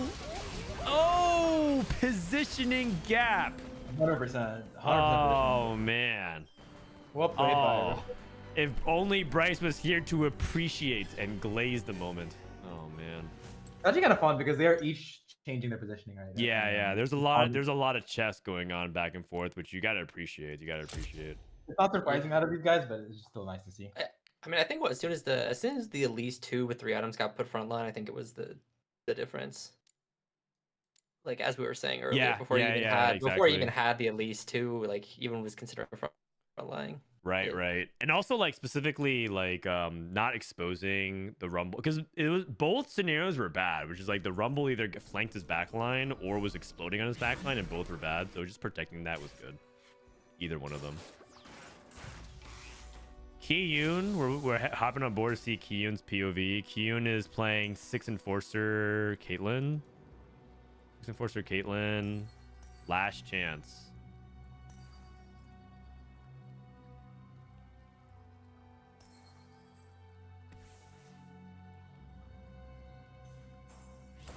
Wait, what happened here? 1, 2, 3, 4, 5, 6, 7. What happened to the firelights? What? Man, I'm getting more dark again. Did the rapture happen and then they left? They only left their hoverboards? Yeah, wait, Is what? this what the Bible prophesied? We're seeing a lot of Academy top 2 today. A lot of Academy. I mean, I think it's just a consistent comp. Like, I think a lot of the comps that aren't reroll really have to hit the 5 cost, or they're not super stable. But I think Academy can kind of get by with like Ezreal 2, Heimer 1, Ilaoi 1, maybe a Jace or a Rumble. But I feel like a lot of the other like Enforcers or Sorcerers really need to 5 cost, so they just bleed so much for it. Yeah, Yeah. I agree. I think Academy is the least desperate for the 5 costs. You definitely want them, but compared to the other ones, not as badly. Yeah, also it's very stable because it's item agnostic to like what your drops get. So if you get a bunch of AP when you're playing AD, it's something you can play and have a nice hybrid line. So it's a very variance resistant comp. The highest amount of variance with Academy is usually the sponsored items. Yeah. The Ezreal 2 also really helps in that. I think the other lines don't have a 3 cost that can be as solid of like a mid-range item Damn. holder. 6 Enforcer, okay. And Kiyoon took Law Enforcement, no emblem, and got it done on Caitlyn 1. I assume it was from ahead if you're taking that augment. Yeah. Kill a bunch of units. I mean, Or- Kiyoon's Yeah. a really good player at leveraging his lead. Really good player at leveraging his lead. He also took Para 4s. I'm pretty sure that Para 4s augment is so good. I think it's like really slept on. It's like souped up little buddies, right? Yeah, it's Like so unit. good. Yeah, I can see it. Play for the Vi and the Mbessa. All right, I think we might have one more game. I can't actually spectate Knickknack's game for the round. Let me see. Oh, is he on a different tournament realm? Is that why? He might be. That's probably why. Okay, logging out of tournament realm is really sketch though, because it might take several minutes to log back in. What do you guys think? Log back out? Actually, we can just go through people's profiles and just see what ends up happening. Because logging out and logging back in takes several minutes because the tournament realm's super laggy, and if that ends up happening, there's a chance I get locked out. I'm Okay. down to look through match history. Yeah, we just looked through match history here. All right, so we got Asa with a 7-3-3-1. Looks like he played some Rebel Jinx. We got some Black Rose Dominators. We got some Academy. Okay, not bad. That 3rd place is nuts. He had like everything upgraded to Dominators. Yeah, that must have been a high cap lobby. Oh, Pit Fighter Tristana. Oh, okay, this is Urgot. Forgot.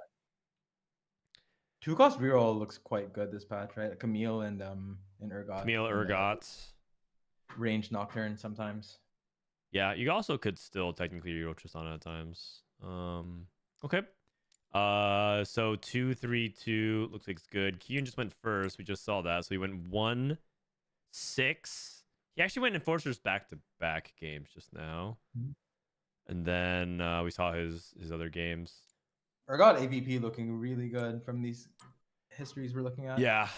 Yeah, Rain I think Urgot's really good. 1-1-2-1. Rainplosion 1-1-2-1. You know, Rain sort of developed a reputation of being like a tactician's trial demon. She generally like really good at stomping these fields. So What a beast. Twitch, Scrap, Academy, Chem Baron. All right. Ramkev 4-5-3-5. Looks like he went Twitch and he went for Rebels. That's should be above the cut line or right at it. Yep. What is the cut line? So like, what would it be right now? Just Like, above half, right? Maybe like averaging a 4.4, something like that. like, yeah, probably. Well, obviously, but like, Milk went 5-2. All right. Playing Twitch and Academy. Look at my boy Ash at Uni. 3-3-3-2. Okay. Ambusher, Twitch. Okay. Looking through some more profiles. Cookies OP got Academy, Jace, and then we got Twitch. Looking good. Look at David. David with a 1-1. Nice. A lot of Back. Academy Nice. firsts. And Scrap, I think, Scrap. in the it looks like a trait tracker game in the first. Yeah, it had to have been. There's too many emblems. Or Let's look through Kurum. See how Kurum's doing. Our boy Kurumx. Ooh. 5-4-4-7. That puts him below the cut. Yeah. So he needs to have a good last couple games here. He's not like too far out, but yeah, definitely has to be good games. Yeah, he played a Kog'Maw game, like a Kog'Maw primary game. I haven't seen that in a while. Uh-oh. And the 7th tier was Twitch. All 1-star on his board. You know, when you hit Elise too, but you don't hit Mundo, you know what I end up thinking about? I think the Black Rat. You have to go for Black Rose Twitch. It's forbidden tech, but it actually kind of works. It actually kind of works. But if you can't find Mundo too, you have to do something. Yep. Not even a single Mundo. Not even a single Hello, Mundo. Rain. Hello. Hello, sneaking in. Hey. Do you know when the next game's starting? What up, Rain? Like- Well, one game is still going on, and they are 20 minutes in, so probably in 15 minutes they'll probably finish up. It'll be a while. Sorry.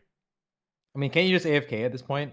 Like 8th. Yeah, but like, isn't it kind of like, okay, like I know other people don't care that much about competitive integrity, but like, isn't it kind of bad if I'm seated in their lobbies and then like I just go ETH and then like give someone like placements for free? Shouldn't I like I actually mean, try? yes, that is correct. Do you get bonus are points they, for tomorrow? are they Is that cutting okay? anybody today or no? Like, aren't they I don't cutting think early there's or no? Bonus points. I think there's cutting. Usually there's cutting. Is there a scoreboard somewhere? Is it like publicly available? Of Yeah, course, yeah, yes. yeah. So I think they are cutting. They're cutting after this. So I mean, yeah, you shouldn't because there's people like who kind of want to advance. I Oh, think yeah, they I should mean- cut the top people who are guaranteed as well. Like they should cut anyone 26 up because they're through. Actually, no matter you're what. right.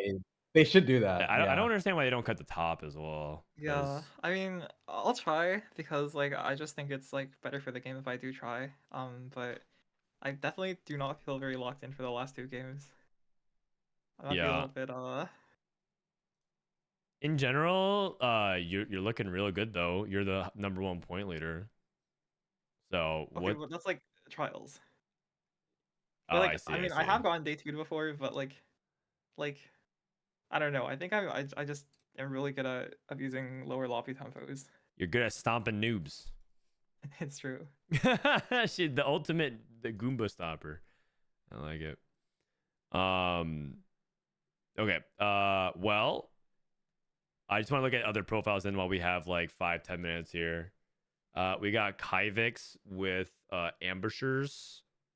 What do you think about ambushers? Is it overhyped or should people believe the hype or implosion? I think with Ambusher +1, it's worth a hype. I don't know like what version of Ambusher you're talking about though, because I think there's Camille reroll, there's like certain variants of Smeech reroll, and there's straight up like also like there's also just straight up ignore both of those and just play Echo too, and like try to go vertical. Ambushers and vertical firelight, and I think they're all to some degree viable. Like I know, like for example, I was talking with Ripple, and Ripple's plan for like melee items was actually the default Echo, I think. Yeah. And then he pivoted into Urgot and won the game, so that also worked out pretty well. Oh, okay, you were watching him. Oh. Yeah. So Also, maybe I maybe shouldn't be leaking other people's tech.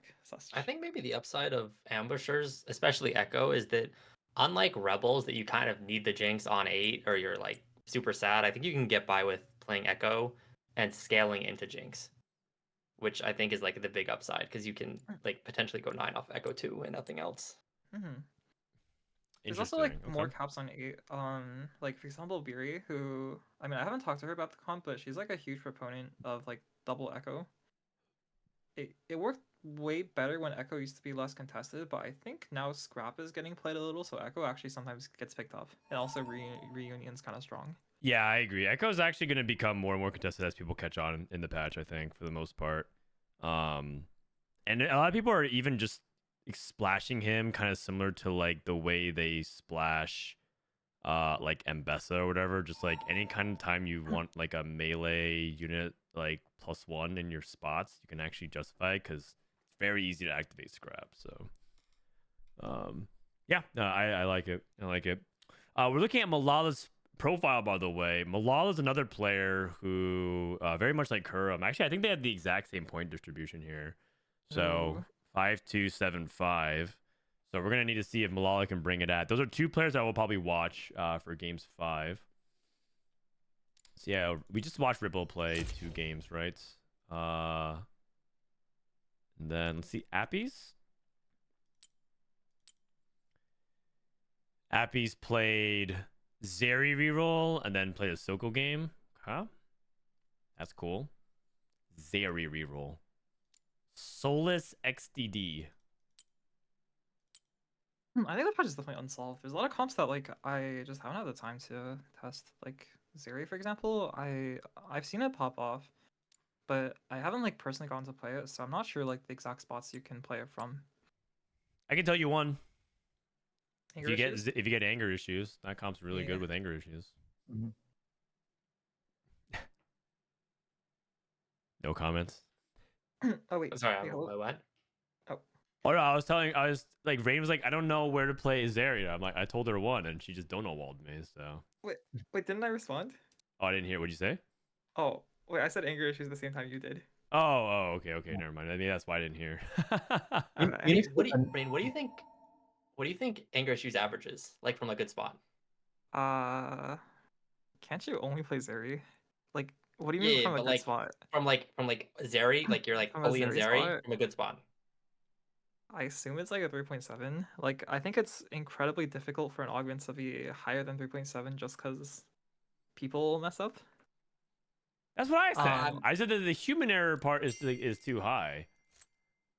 I feel like the human error think- part is too high, but I still I think mean, I think it's like if a you say your 2.9. good spot is like you hit anger issues on or before 3.2, or on 3.2, and you already have 3 Zeris, then like yeah, sure, it's probably like a 2.0 average. But Yeah, that's what I mean. also, that's like the I only don't time even know, click like, it. like if I click it, I don't even know if I'll play it correctly. Like, do you need to roll for Zeri 3 or is like Zeri 2 enough? we saw I one think it's- person tempo and got third with it with Zeri 2, and then they rolled for Scar 3 on 8. Yeah, I mean, like they have Scar 3 and Zeri 2, and then like they only go third. Doesn't that mean the comp is actually like for sure 3.7? I also think that comp really wants Zeri 3, but I'm not sure. Someone said stats are 6 bruiser. Twitch is also good with anger issues. Interesting. I didn't know that. I Is it mean, Grea's profile. I don't know, 8124. I think that's kind of like a spot that you need to see more of for it to be definitive. yeah. If it's go for the 3 stars or it's go for like Garen, but I'm pretty sure it's the 3 stars. I mean, we're Especially- on day 2 of the batch. I wouldn't say I that we mean, would like, figure everything part out. of the reason that I'm hesitant about 3 stars is that I feel like it's kind of hard to really roll for frontline on level 6 because like you have to roll for like Vander 3 and Vlad 3, and I think those 2 units are kind of mid. Oh, I think Vander 3 is really good. Like I mean, think Vander 3 sure. is seriously slept on. I mean, But, I don't like- think maybe not really good, but I think he's definitely Mm, like acceptable frontline. okay, I mean acceptable I can believe. I just think that all those frontline units are kind of eh. And also Vander 3 when you have like anger issues doesn't actually like have Oh, frontline. I don't think I think you put I think in anger issues you put all 3 rage woods on Vladimir because he gets Oh. it's basically just Archangel and he spams Archangel Oh. and he just heals more. Okay, POG. I think I'm not. Once again, Wait, I haven't so seen you're it. But saying that's, if you play that's what I would anger assume you do. issues, you go Vlad 3. Hold on a second. Vlad 3, Vander 3. I'm pretty sure it's you put all your rage woods on Vladimir. I mean, it makes sense. Why would you put them on Vander, right? Like he doesn't he's not even do all the anything way. with the stats. But Vladimir, I don't that know, sounds like- broken. Like maybe like the one time I got anger issues, I couldn't hit Zeri 2. And it felt I think I went 5th with it. The one time I've had anger issues so far. Okay. It would appear that you could try that as well. It's interesting. Interesting. This Maybe filter, you just sorry, play this is how 2 you filter it, Zeris. but Like maybe you play 2 Zeris. Like you just play 2 Zeris. Zeris. No. Wait, like isn't 2 Zeri 2s like kind of broken with anger issues? I mean, you should just play a Kog'Maw with it. Like Kog'Maw's just as acceptable with Rage Blade. No, the thing is, this Kog'Maw unit already has like way too much attack speed scaling. So even with like 2 Rage Blade, he already hits an attack speed cap pretty fast. Yeah, but the point is that like don't you scale? Doesn't it get scaling off of attack Sure, with but like I think triple Ginsu Zeri scales like harder because she also can reach attack speed cap. Except Yeah, that but she has better AD scalings, whereas Kog'Maw's base stats are just kind of bad. yeah, I mean Dude, I disagree, Kog'Maw's but like don't you 10 think AD. doesn't sniper like isn't sniper somewhat relevant on Zeri? Oh yeah, wait, but like I'm saying, But like don't you what just if you play tempo Kog'Maw? it? Okay, I mean, don't know. guess Like I think I can accept that it's broken, but like I hope you're hearing me when I say I actually don't know how to play this comp. Okay, I Like- can tell you one thing definitively. Do not put these anger issues things on the other sniper that's not Zeri. Your average yeah, placement no. increases when you No, put it no, on no, no, Twitch no, no. and No, Kog'Maw. no. It's not good. But you but on Vlad, on Scar, it looks like it's like Zeri, Vlad, Scar. It does look like it's those 3. Wait, what is the actual? Oh wait, I didn't have your stream open. What is it? Yeah, I mean it looks pretty good on Vlad. Like It looks pretty good on Vlad. It looks like the priority is Zeri, then Scar, then Vlad. And then you could put it on Garen as well if you want. yeah, I mean I think that it makes sense on Vladimir specifically. Well, And I kind of think it's like Scar. Vlad 3 it probably is, right? You wouldn't put it on Vlad 2. Yeah, I mean, I just think that a lot of the time you're gonna end up in a spot where you have Zeri, like if you're re-rolling, you have Zeri 3, but you don't have Scar 3, and then it feels kind of bad to put 3 Rage Blades on Scar 2, when Vladimir 3 probably is actually a. I mean, it might be just applicable like tank. the stats look good when you have leftovers because you just survive long enough. So you go Vlad, so you go Zeri, then Scar, then Garen, and then whatever's left over on Vlad. I'm not sure. Yeah, I mean, I'm not sure. I haven't seen enough of this to know how much value it is on the Scar, and I feel like that's probably where I you have I mean the I most. played it on Scar, and even on Scar 3, like that thing just got one shot. I mean I think there was like a large amount of burst in the lobby, but Oh, like it interesting. literally got one shot by the. Okay, like I mean I'll just say it had the problem of of just not being able to stack the rage blades fast enough, because unless they play a board with no CC and no beast, like your frontline gets CC'd as well, so they can't stack the rage blade, and then they just kind of die. Yeah, I mean, I can see that yeah. too. I mean, I think this comp just has a Also- terrible matchup into LeBlanc specifically. Like, I Also, don't like think this you can even do mentions. anything. Oh, also, my backline just died of chip damage, like against certain comps, because you can't build Yeah. healing. I mean, I don't think you usually have healing on them though. Kog'Maw? Oh yeah, You yeah. don't But usually I'm have talking healing about Zeri. I'm Kog'Maw? talking about Zeri. Oh, okay. Kog'Maw. I feel like Kog'Maw like is Kog'Maw even viable right now? I mean, when I played Kog'Maw, not that I play Kog'Maw right now, I usually would always have healing on him. Jesus says items on Yeah. trade bots have good AVP only means you live. I mean, that's true. But there's That's also true. some that didn't have good AVP. But you're generally right. I can't disagree there. Yeah, I mean, okay. The real problem with this Zeri unit is that she desperately wants Garen. Like it's the same problem with Kog'Maw, is that they desperately want Garen, because the difference between Watchers with Garen and without Garen is like 3 placements. But like you can't level up and have 3 stars, so yeah. Well, I mean, unless you like survive so long into the game, which is, I mean, there's also that's partially what makes the data like. I mean, they even put it in the warning thing. Item count are subject to heavy statistical biases, so it's like, so just be, use responsibly. Either Like if way, you- I think if you- that there's a yeah. lot of potential for sure, of course, in something like this. So I think I mean, anger like issues you, I just tend to like. I think it's better just to like use your brain and think about it. use your brain. Agreed. Like I see. some of these units are not very good with Rage Blade. Are you talking about Scar specifically? I don't know. Like maybe Scar is fine, cause like he does get some free attacks in when you're firelighting. Yeah, and so he gets like a burst of stacks there. I don't know. That one is harder for me. Okay. But I see the Vlad angle. Like Vlad, I can totally see. Yeah, I can see Cause Vlad. cause you do like. I mean, maybe it's better to move on to Scar later, but you definitely want to. Like it's kind of awkward to only roll for Zeri. which is why that's why I think the comp, unless it's like just the most hilariously busted comp of all time, that like even if you like go top 2 with 2 stars, like it's hard for something to be better than 3.7. Like it's really hard for something to be better than 3.7. Yeah. Except I feel okay. I hear what you're saying, and then I think of all the instances when it was better than 3.7. But yes, I agree generally.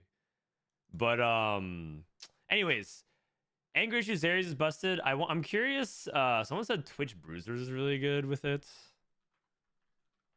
Let me see if I can clear that. Bruiser 3.7. Man, I don't know if I'm doing the right filters. Bruiser emblem. I mean, it's basically the same thing. And then you just stack Mundo with the Rage Blades. I mean, I could see it because it makes sense because like in Bruisers in particular, you really love like a bunch of the attacks be stacking on Bruisers because of how long you stall out. I guess see, and then it has good synergy with like its high of HP. So yeah, I think that that I could see that as well. So that's 2 builds, and I guess the question will be if we know anything else that's pretty good with it. Wait, sorry, it's good in Twitch. Bruiser Twitch, 6 Bruiser Twitch. Oh, okay. I don't know. I don't think it's good in Experiment Twitch. Do you just play like Zeri plus Twitch or what? For what? And in Angry Issues. Oh no, I basically no. You're asking how I filtered it?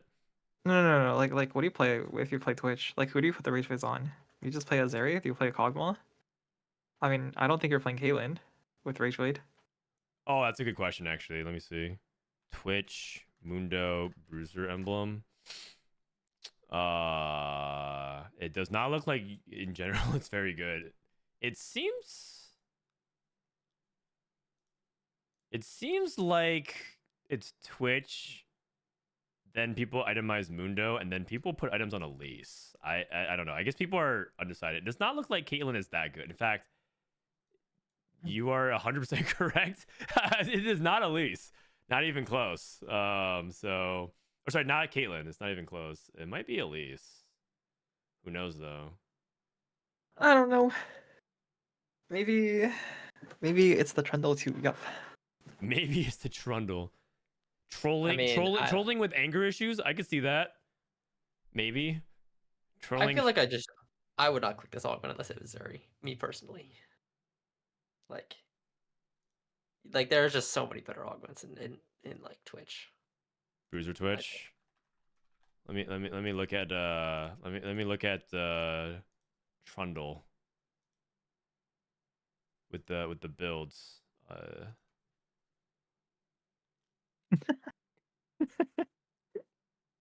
Okay. Dude, filtering this without the augment stats is so silly. Wait. I recognize it completely. It looks so silly. I actually think the AVP is actually higher than it should be because it's Trundle 3. It's not Trundle 4. I think in a lot of the trolling you go Trundle 4. Oh, sure. If you can go for Ultimate Hero, fair enough. Sure. What is the actual swing? I feel like what is the swing generally for like 4 stars? Like point. It's like usually like 0.5 ish. It's generally 0.5 or higher on melee units. Just because On range units, it's a less large diff. Got it. Isn't just because they live longer usually? Well, like 3 to 4 stars is usually somewhere around like a 20 to 30% damage increase. So it's like competitive in terms of damage with like the best damage anomalies. But then it also gives like, I don't know if the HP scaling is linear. Is it just 80% tankier? Like I know that's what it is for the other other star I think they levels. actually nerfed the ratio on that lately. Okay. Recently. I don't remember exactly.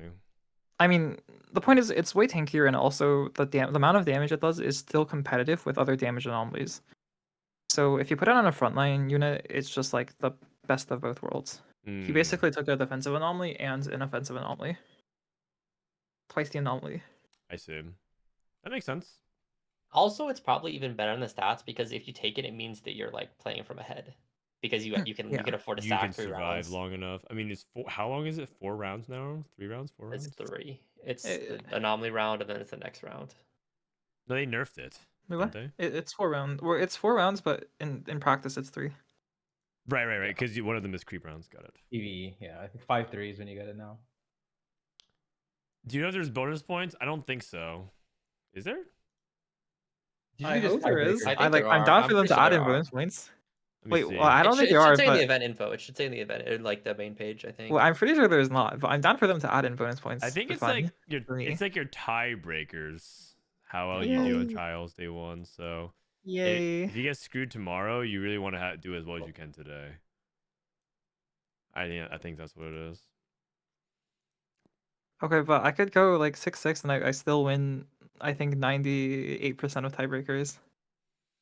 Yeah, because you're the point leader, number 1 in points. Actually, I think Rain might have the most amount of like day 1 wins of anybody in North America. Oh, we got lobbies. All right, Is that a good stat?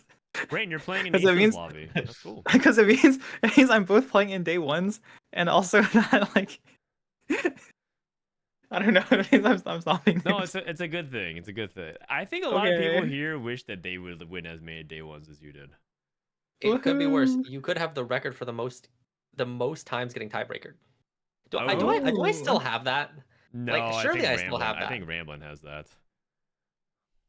I'm pretty sure I think my number is like 6 times. I Or mean, maybe we'll 7. overtake That Ramblin at this sounds rate. about- Ramblin is hard grinding Marvel rivals. Oh yeah, is he going to be a Marvel Rivals pro? Soon. All right. Okay.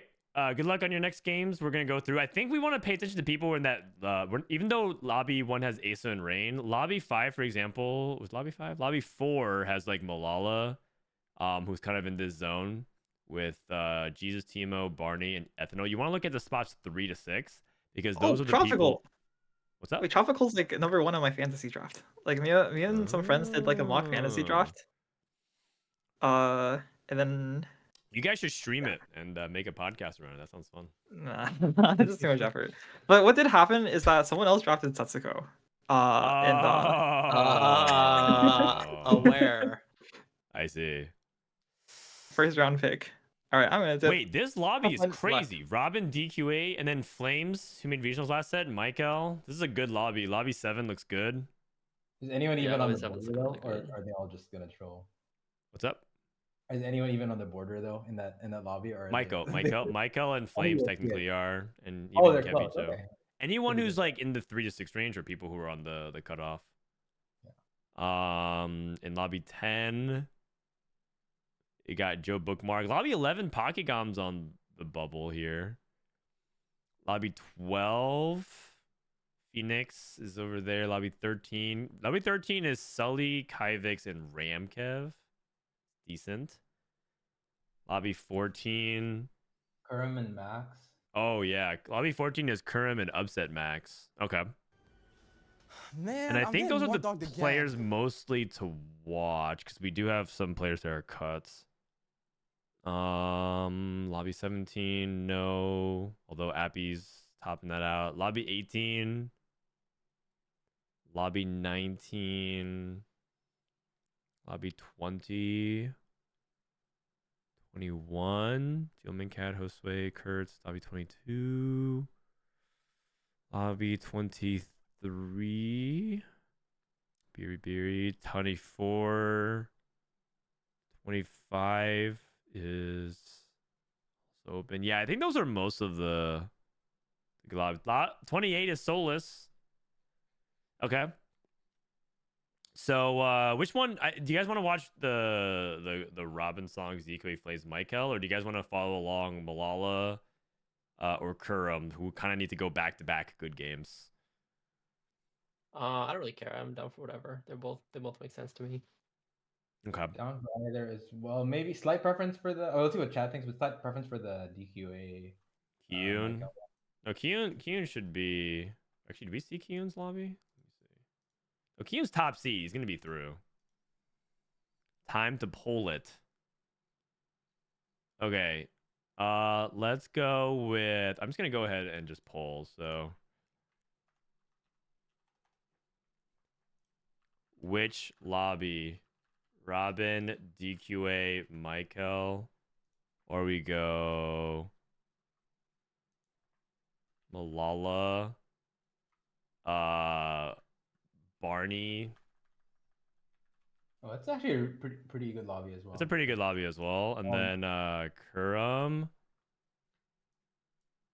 Wait, that's a different lobby.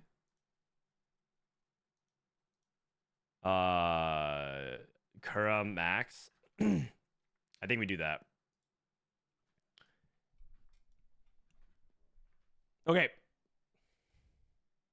And they're gonna get started soon, so just to get ahead of the ads so you guys don't get into the middle of the game, BRB.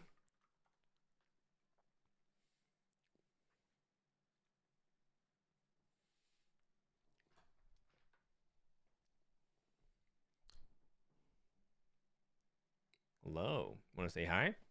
All right, while the chat votes, you guys want to say hi to my son Levi if you've never met him? Hey, buddy. How are you doing? Hey, who do you want to see? Do you want to see old man Robinsongz? Do you want to see Kurumx? Do you want to grab my microphone and rip it into shreds? Please don't do that. Please don't do that. Cool. He likes Robin. Or do you want to watch Milala? Mewawa. Oh. How's he doing? Great. Okay. All right, wonderful. I know. He said hi. I feel bad. I always miss him. Jorbs was actually here hanging out, and I'm co-streaming, so he stopped by and wanted to say hi. That's right, guys. I have friends. Plural.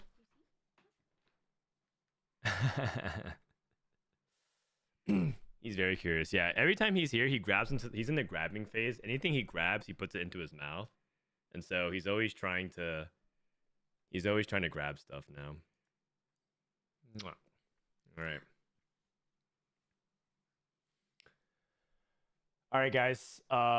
Looks like the poll is ended. We're gonna follow Robinsongz, DQA, and Maikel, and then we'll track the rest of them later. We'll track Kurum and Milala. Oh wait, what?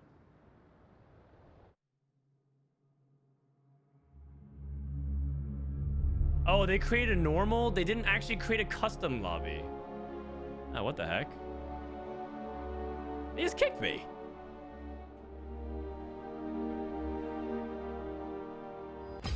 Frodan 1-star. True. Are you gonna train your child to beat Soju? At what, TFT? That needs training nowadays. I mean, man, that guy got rank 1 and rank 2. Actually, he was rank 1. Yeah. He never got to rank 2. He never got to rank 2. Even I ranked the Nemo. That is disrespectful, man. That is disrespectful. All right, looks like we're gonna follow Robin, DK, and Maikel's lobby, and then we'll check in on Kurum and Milala throughout. Marcel, are you streaming a lot still, by the way, these days? I feel like I don't see you on very often. Oh, since the the stats thing, I've been a little MIA, but I think I've taken an appropriate number of 8s now. Didn't do too hotly at Macau, so maybe the scent is off. So maybe I should. The No, scent but is off. I think I just tend to lose momentum when I don't do it for a while, and then I've been kind of grinding for snapshots. Thankfully, I made it this time, but I tend to play quite a bit worse on stream, so I'll probably get back to it soon, though. For sure. Let me see if I can join the spectators. No worries. How do you feel like the set has progressed? I mean, outside of that thing, do you feel like you've actively made strides of improvement as a player? I know that's like a really big focus area for you. Yeah, it's really hard to know for sure. I know my ladder stats have been, again, very small. There's been an improvement that's very small. My win rate is approaching 20% now, which I feel like it's always been a good target for me to try to reach. Making snapshots felt quite good, just because it would have felt like a regression if I missed the second weekend snapshot. And I made all 3 last set, and so it was a big deal for me. Even though I feel like a lot of that is grinding, to be honest, because a lot of good players that I consider better than me didn't make snapshots. making that felt like a big deal to me. So I'm still feeling like I'm in an okay spot. I will admit though that I think I said this on last time as well. It's hard, man. I feel like competing with a lot of these guys at like the top. I quit my job. I'm trying as hard as I can, full timing it. Yeah. Not even like focused on streaming or content. I'm really just focused on competing. And it turns out that trying to be like the best at this game is and competing with Dish Soap and Setsuko and these guys that are clearly at the Asian, that are clearly at the top is no easy task. That's true. And then sometimes you queue into Frodan 3 times as well. And you saw what happened today, so you better be careful. Yeah. No, but I think it just goes to show that like a lot of these, I think it's not. It's pretty like the popular thing in a lot of these games for streamers to like almost talk as if they're kind of just trolling, memeing, or not as smart. I don't know. I feel like that it's sort of a bit that people do. The video game streamers they'll talk as if they're not like geniuses or whatever. But I don't know. At least to me, my learning so far from this whole endeavor of trying super hard at this game is that, man, these guys are really good. Okay. At least also? I'm gonna ask you to flex a little bit. Are you like have you done really well in school? Like, are you very academically inclined and decorated? Oh, I mean, yeah, I've always been like a sweat in most aspects. Okay, and so got it. I tried really hard in school, did really well, like job and whatnot. And not to go too deep into that stuff, but yeah, just to then like come around. I mean, I think it's easy to assume that people that are on streams talk like dumbing down their addiction and whatnot are like, you know, not as good as you might think they are. But I mean, that is definitely no case. At least that's my impression from trying hard at all this and realizing that like, no, There are some legit geniuses that you're competing with, is what you're saying. Oh, for sure. Just because they don't, you know. Yeah. I've always said this, but I actually think that out of every game I've ever played, I think TFT has the smartest average player in the highest rank in Interesting. in like Challenger. I can believe it. Yeah, because I played for a popular game, right? Because if you think about like some of the less popular games, there's some pretty smart people. Yeah, I mean, like people always like say like Soju and like Kiyoon and these people are stupid, but they are actually really not. Like Soju, if you look at like they are really not stupid. Like if you stalk this guy's Reddit profile, he's been making like in-depth strategy guides for like I forget what last game he was doing, but like for who? It seems like he just like fully assumed the whole like the bit with TFT content. But like prior to TFT, the guy was like sweating, writing like super detailed guides. Who are you talking about? Soju. Oh. Wait, really? Yeah, if you stalk his Reddit profile, you look like far enough back. You stalked his Reddit profile? Oh, I mean, dude, I have no job. I'm full timing now. True. I mean, I have all the time in the world. Okay. True. I'm on Reddit a lot. Yeah, fair enough. Yeah, this guy's he's writing like full ass novels for like and responding to every comment for like guides on I forget what game he was playing previously. yeah, I mean, I stand by. I think Socks and Milk are like the two actually like really smartest people in the community. Like those two. You lost me. You lost me. You lost me. I mean, okay, like, okay, Milk has some questionable takes, but like overall, I think that he's actual like six head. When he actually uses his brain, I think he's really smart. No glaze. I agree actually, but I will also say that sometimes he hides it a little too well. He hides it a little bit too well. Milk had a interesting take when I met him in Macau. We just met and he just randomly dropped. I think we were just chatting about like he was asking me about full timing TFT, and he was like, "Yeah, Marcel, I think anyone that truly tries can easily be top 10 at TFT." And like at the moment, it sounded encouraging. I was like, "Oh, I guess he's trying to encourage me." Okay, thanks. And then after that, I just like went back and was like, "Wait, I'm not top 10 at TFT at the ready." Yeah, he's saying you're not trying. Is he implying that I'm just like not trying? But like at the moment he was saying it, he sounded very encouraging. It was it was interesting. Yeah. Right now, and there was a conversation that they had where it's like, are you a dumb smart person or a smart dumb person? And listening to them discuss that back and forth made me convinced that they were neither. But it was a really fun conversation that I wish that they did on stream. Time to lock in. Yeah. All right. So we're on Viktor's Visions. We're on Gold for Dummies. Robin started off with domination. Do you guys like this? They did buff Cassio. I guess he has items for it.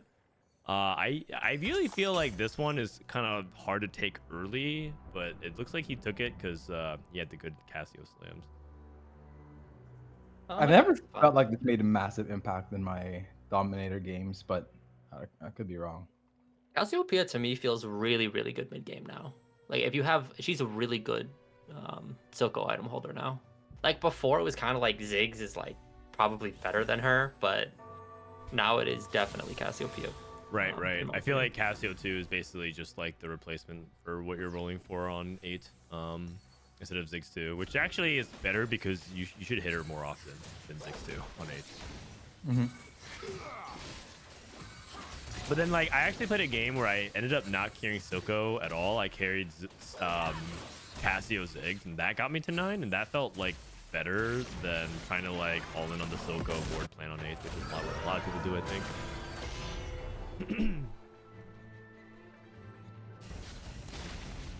Warpath. Oh, whoach. Oh, He lost. yeah. So they buffed Warpath, by the way. This is an augment that's considered to be kind of bad for against competitive players. So, and Kevy Joe is on the cusp. He's actually 4th place in this lobby in points, so he actually kind of needs a good placement. He's also lost twice. Surprising take given his board is not really that. I mean, if he hits Draven too, maybe he has potential, but it doesn't look that strong. Very optimistic. Yeah, that's one of my Blacklisted emotes. I never heard, not emotes. Augment. Yeah. Augments. It might have been I feel like I'm almost convinced it'd be a misclick. Just because of how. He timed out and got Warpath. Yeah. The last time I took this was probably PBE. I have never clicked this thing on live. No, me neither. Which actually I should, because usually one of my goals, actually, you know the Tactics.tools Wrapped, where they show you like what you did every set. Yeah. One of my goals is actually to click every augment I possibly can. That's how I usually feel like I had a good set or a good experience. Cool. And so I need to click Warpath at least once. I actually think I clicked it twice. I think my AVP is 4.5. I think I went first, and I think I went 8. I thought that it can be good when you have a 3-item tank really early, because then you can like 8-0 people, you can like 5-0 people the entire game. Yeah, As I think opposed it's to when you have backliners, you give kills to your opponents a lot. I think it's basically only a Darius too with 2 items. Yeah. The only world I can see that's that. even clickable. Can they even show you that now? Oh, you're right. They remove augments from the match history. They can't even do that anymore, man. Oh, I forgot. You're right. Actually, I have a quick question for you guys before we continue on. How have you been feeling about the augment stats ban in general for like your own personal enjoyment of the game, regardless of its competitive value? God. I'm not kidding. I think I might be the happiest player on the server they ban these stats. Yeah. It feels so amazing not to feel like obligated to look at the stats for like a slight edge.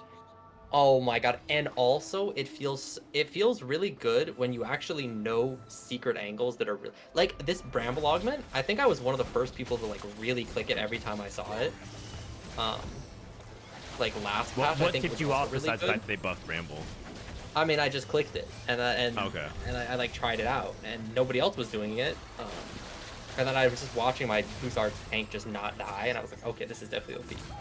And I feel like it's really rewarding to like see those things and to not see everyone just like everyone knows. Like think of like how like Pipeline, right? Everybody knows Pipeline's OP, so they just insta click it, right? So that you see so many Pipeline games, but like somebody has to be the first person to click it, and I feel like when there aren't stats, it means that your edge gets a lot bigger. I see. When you have a little bit of creativity. Interesting. How would you encourage someone who's very data oriented who says that they're not having fun? I mean, to encourage them to be like, well, you can have fun.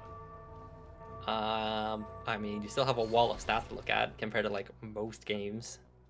I mean, there's not a true, shortage of stats. Like, Yeah, I think there's still a lot of work. There's a mean, lot of and stats actually still in the looking game. through stats. Like, Yeah. like the amount of time you could spend just looking at stats is like, with like to actually learn something you could spend like an hour a day, probably more even. Like just looking at the stats if you really wanted to. Yeah. It's true. Although it is You a can still little bit improve more on that. cumbersome without the augment stats, to be fair. So. Easy 5-streaker Robin. I have not clicked domination at 2-1 in a while, so that's something I'm gonna try next time. Good 5-streak for Robin with Shojin Nashers. Flames broke his lose streak. I don't know if he wanted to do that. He didn't even open. That's kind of odd. I would have taken my buyout for sure. Yeah. Yeah. And especially at 83 HP, like you're so healthy. I thought that for one Costream roll comps, the 5 loss streak is not as important because you plan to roll on 3-1 anyway, such that you're not getting to a 6 streak. True. Yeah, but I That's mean, a good point. But for like comps Okay, like a okay. 2 Costream roll, I like doing it because 2 Costream roll you typically lose 3-1 again. I actually think that this family comp really wants Banner 3. I'm Oh, yeah, personally you're- convinced. For sure, it's hard to get to, but it helps your Yeah. front line so much. For me, it's like the entire difference between like winning the game and Yeah. it's just like going 6th. I agree with that for sure. And like Darius 3 is no replacement for him. Yeah. Like your front line is so much better, which you definitely want in this comp. Interesting. I also think Vander is like, but I don't know if it's he doesn't get mana locked when he's casting, so he'll just like gain the 150 MR when he casts, Yeah. and then he'll do the slam, and then he'll just instantly reshield for and it's kind of That's why he's really good with innervating Locket, right? Like in particular, or what? Isn't I he think a just- beast with it? Or am I misunderstanding? Or am I misremembering the different units? Yeah, I mean he's good. I mean he uses a lot of Anvil items really well Okay. because he can basically use any tank or AD one somewhat acceptably.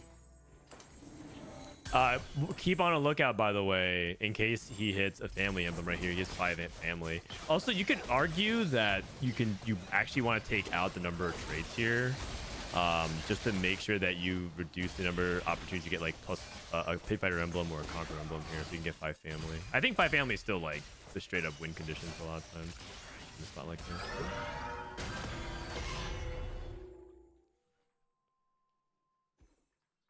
Frodan can't say nice thing about stats because his entire being is sucking off Raito.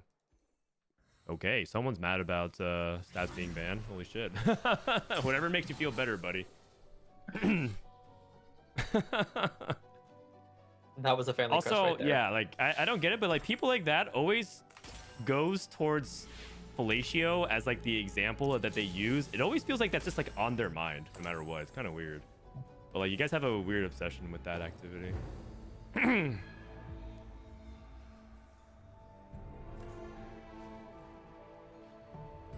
Baron, Baron plus Burton- 1. M Baron Crown. Wait, They already have has he 4? been losing with it? Oh no, he won. Oh, Yeah, probably not. Wow. Okay. Oh wow. A hard commit. I mean, I don't know if I like that. I don't know. We'll see. They do have, like, Personally, for me, I don't really like Chem. Chem Baron scares me right now because I feel like it's just so easy to go 8. Like it's actually so hard to Yeah. win the game right now, your 8th there and is it's so just high. so easy to go 8. Yeah.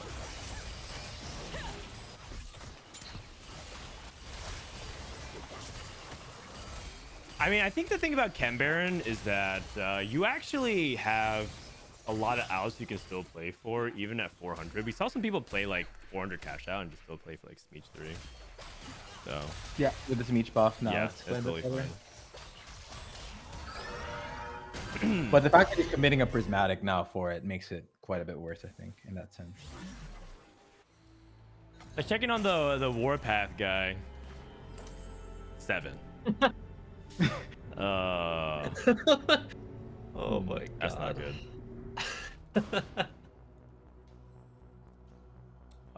Coronation for Robin.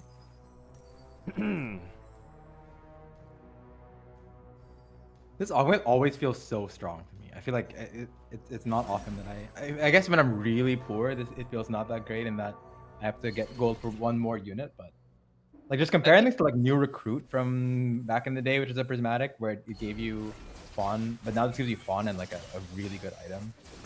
I mean, I think it's particularly good from ahead as well because it's basically a death cap or a DB, and especially if you're ahead and you can't guarantee offensive items, it can feel like it just is that much better. Yeah, exactly. Guaranteed second, third item on your main carry, which you can move off later if you really want to. Looks like Robin's streak is snapped. Losing to Lux 1. He I is guess Robin's cast board one. is all 1-star as well, so kind Yeah, of his fraudulent. streak is already pretty fraudulent. Yeah. You should just be happy with the 7 streak then. Okay, no spats for... Actually, Flames is 5th pick. I feel like we've been kind of seeing like a lack of like these high vertical traits kind of hitting everything they want today.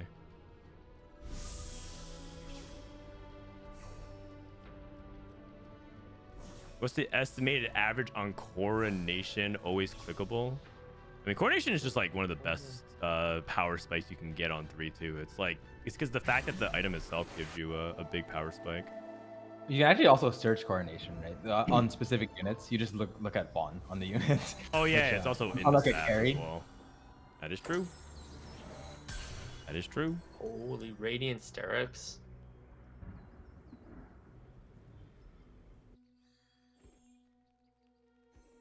So I mean, okay, so how good is this? So the Radiant Sterix is good, but he doesn't have Unleash the Beast, but he has Training Arc. So how do you evaluate this Urgot reroll spot then? Is it like a super juice spot and he's about to like make a big comeback, or is he going to struggle?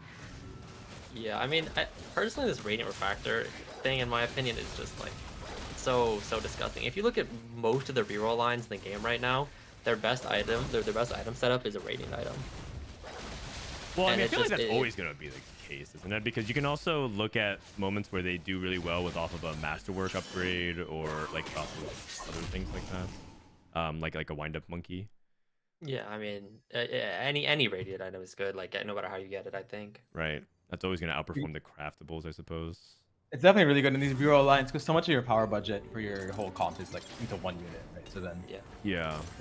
it's better, for example, than the forecast lines. It's more about like whether or not the Radiant Refractor is worth a Prismatic trade-off versus if you get it off of Prismatic Pipeline, or the counters or things like that. So Yeah. The best Radiants for this, or Prismatics for this comp are typically Immovable Object. I'm trying to think of what the other ones are. Isn't it just like Artillerist +1, Experiment +1? Experiment +1, yeah, it's got to be the crowns and movable. I like the way Maikel's approach is, by the way. He took Enforcer +1, but is just trying to play his best board to get to level 8 and just worry about playing a strong board as opposed to just trying to like ham fist as many Enforcers on the board as possible. I think this is really smart. Yeah, I must have been hitting with this Ezreal pair early, such that it made sense to not sell it. I think this Enforcer comp really wants to have a good third stage, because it's basically just like you're liable to bleed a lot of HP 4th stage if you don't hit the Caitlyn. So you definitely want to have like a buffer, like a lead, yeah. Skipping. He's rolling to 0 every single turn for Silco, by the way. Oh my gosh. That's pretty intense. And he even has the Kog'Maw ready to go. Like, he's like, oh my god, I can't wait to cash out my perfected Unleashed Toxins. Bro, he's 5 out of 7. This might lose to the Wolves. Okay, maybe not, but he has all these items, but like, what is going on here? This has got to be a win trade, right? Like, not to be that guy, I but think like... he might be in a bad Classic spot in the style tournament, so he's just game. trying to play for first. Oh, he hit. He's still rolling. Back? Rolling He for hits. Savika on 7. He hits.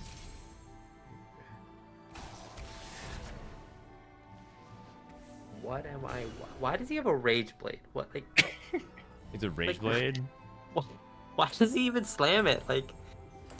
Oh, he timed it really early, and then eventually, and then he decided Yeah, on he like Baron. pivoted off into Chem Baron. It's cooked. It is cooked. I mean, yeah, What this if is he more- what if he hits a Savika next turn though? No, he can hit Savika traits. Yeah, like unlikely mean- duo. I don't even think he'd win out if he got a 500 cash out right now. Like, they're so nerfed. Like, I don't even think it's like you just win the game. He's 1 gold on level 7 on 4-1. Man, you're so negative. I mean, maybe. Okay, it is not looking good though. But one thing he can do is he can give Kevy Zo one more stack on his warpath before on his way out. Actually, if he gets Unleashed Toxins on Cog 1, then Titanic maybe. Titan. Missed connections. Okay. Wait, can we actually check the warpath? Yeah. Can we check the warpath? 17. This guy is so dead. We're making progress. We're making progress. Hey, that's higher than it was last stage. That's higher than it was last stage. 2 shots. Maybe Yeah. he's back. Wait, is that 2? Has he only won 2 fights? I think he's only won 2, Yes, right? and I think they were against the Chem Baron players.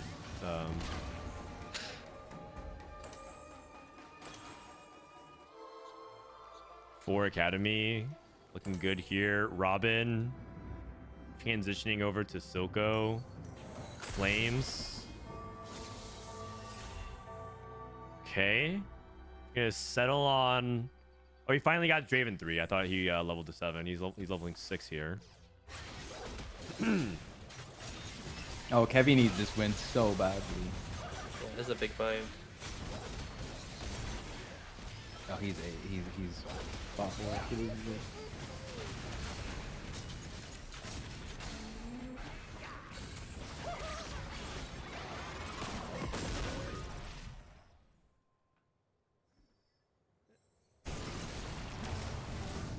All right. Wait, this is a pretty good loss for the Chem Baron player. Like, How did he perfect roll loss. one? He rolled again. Oh my goodness. Okay, he can I cash out at don't- 400. He had insta save. He's still rolling. He's still rolling. I mean, at this point, he can't get to 8 anyways.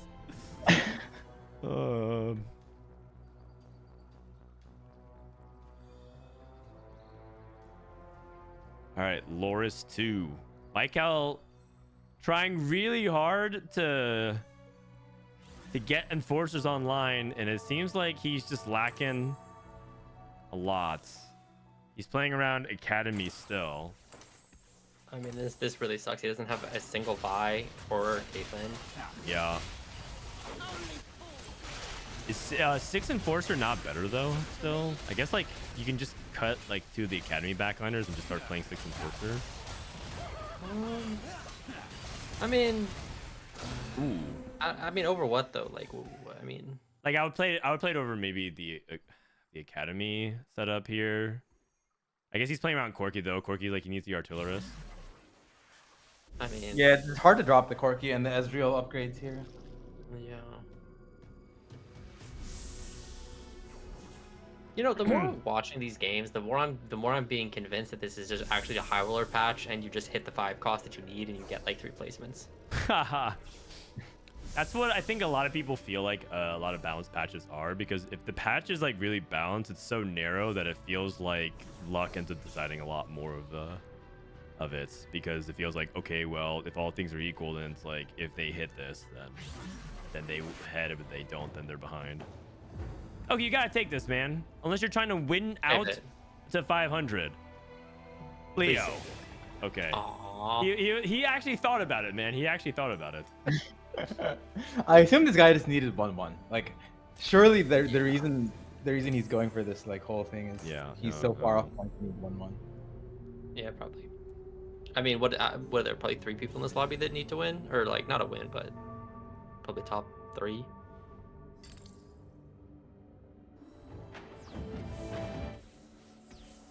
Is there another cutoff for this thing? Is there any possibility for Kevy Zo to win fights? I feel like he's playing 2 out of 1 emissary. I mean, his board's not bad. He's guaranteed buy 2 for Baron upgrade, basically hit Corki everything. upgrade, But TF upgrade.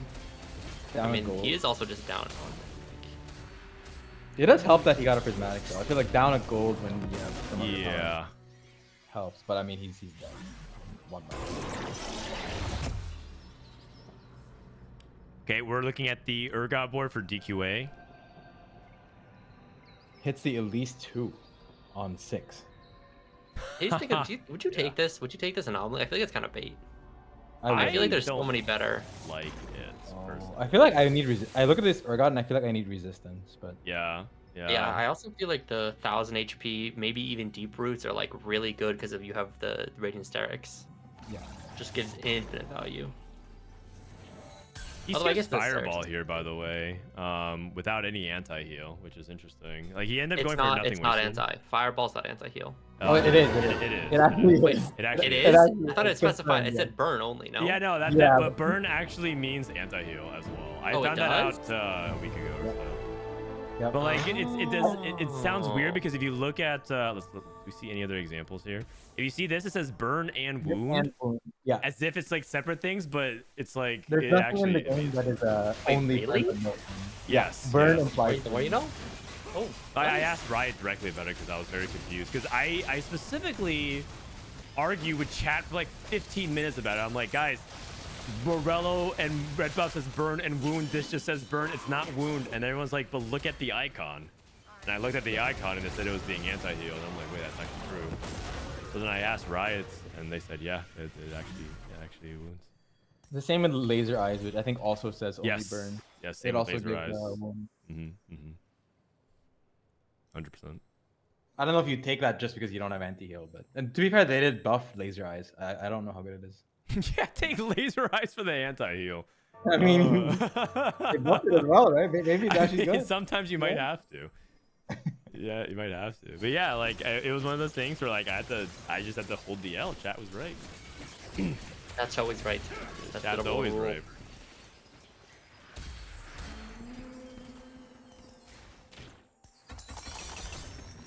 Okay, let's look at Robin. Robin's playing a lot of Silco today.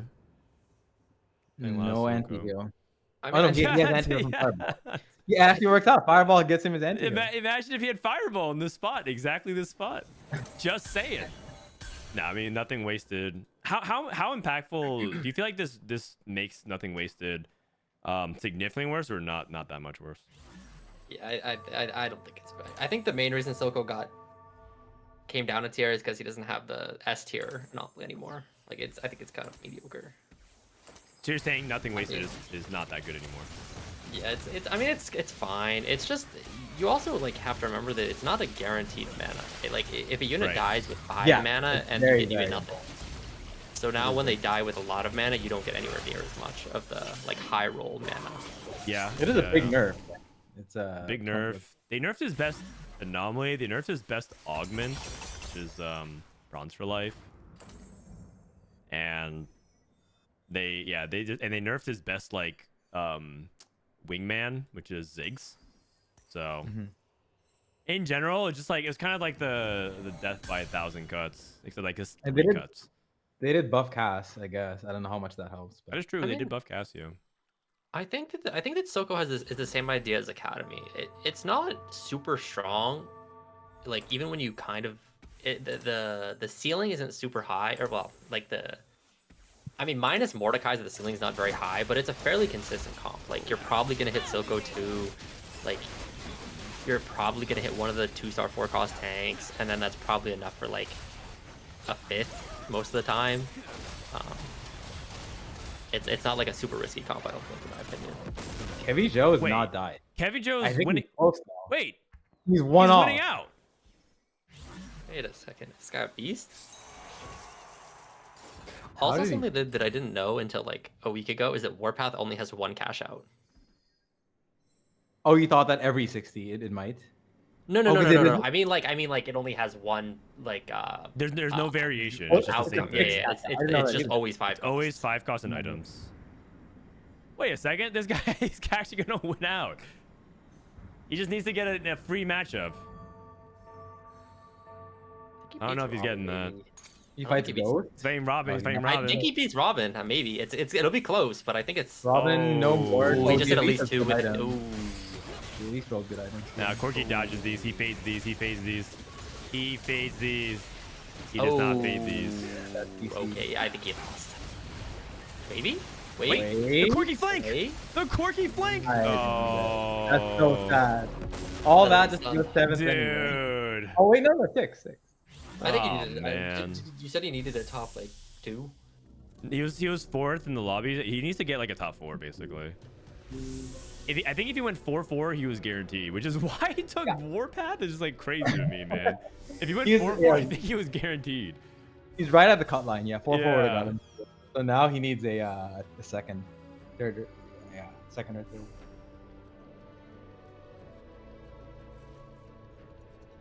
Maikel hit Caitlyn, by the way. So he has 8 Enforcer online. He had to go for nothing wasted, Twisted Fates. On TF. Yikes. Wow. I assume he was either 0 gold or only 1 Vi. Because otherwise, why are we not putting on Vi? I mean, I'd be TF's kind of doing surprised good, if we were. I mean, maybe he just didn't want to. Maybe he was trying to econ up so we could hit Caitlyn. Like, Yeah, I mean, he probably has a good reason. I mean, Maikel's a good player. It's just interesting that he ended up in this spot. I mean, that's his roll down was really sad. He didn't have a single fire Caitlyn. Oh, 5 family. How did he? Oh, He got a family emblem. Family Vi. Oh. Oh, the heist. yeah, that's right. Actually, every win really matters. The Every win tactics. matters, and how much he advances the heist. Oh, this is Conquer. Is there a way you can see the family heist? 3 out of 10. Oh, that's not very far along. DQA looks like he's running away with it though. He's gonna go to 9. How many times have we seen Urgot just like smoking the lobby mid game? I feel like this has been a reoccurring theme. And in the match history, we're looking through as well. Urgot's been doing really well. The rest of this board doesn't even. Okay, the Elise is insane, but the rest of the board doesn't look too insane. We have seen some Urgots also just straight up take like uncontested 6 and this today too. So it does seem to be like one of those comps where it's either blowing people out or kind of just losing a bunch of gas and momentum. It's not even that bad of a spread though. If the floor is 5th or 6th, then I feel like Yeah, I mean, I'm down to play this every game. I mean, it's just such a stat check, right? Like they have to be able to kill the Urgot. Yeah, They either yeah, can yeah. or they can't. Yeah. So you get so many free matchups. It's and like that's- the anyone that missed ultimate their- yeah. 1-star 4 cost Punisher comp. It's just like you are never gonna beat it if you're on like Corky 1 and your front line's 1 star. It's just like you're just never gonna have enough DPS. Urgot is a beast.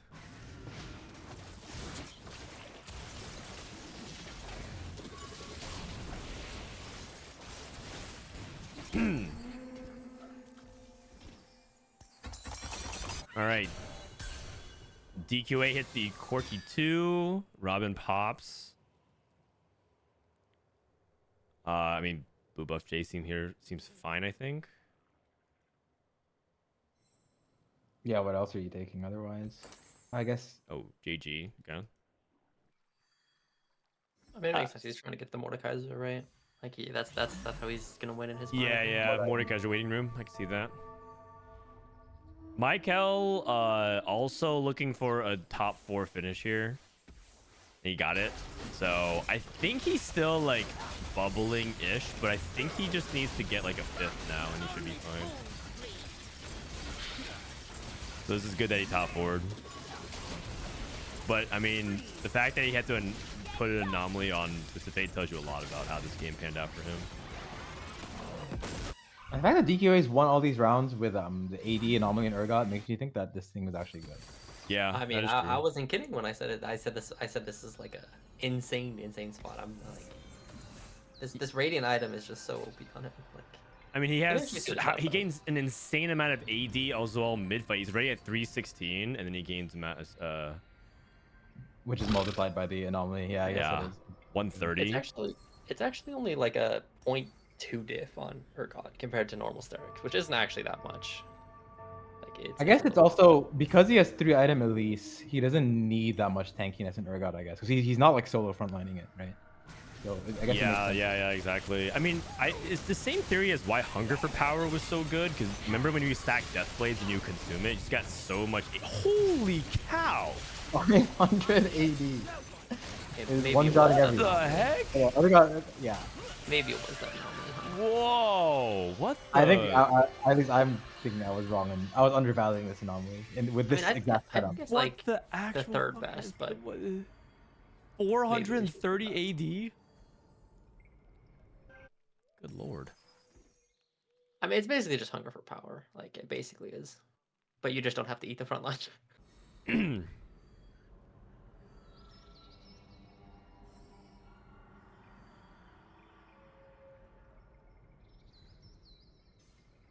Okay, so they just texted Mel, just texting the 6 costs here, and Robin has a cap with Mordekaiser, but he doesn't even have it. Looks like he's back to the same again. well. Try to go for more Silco 3.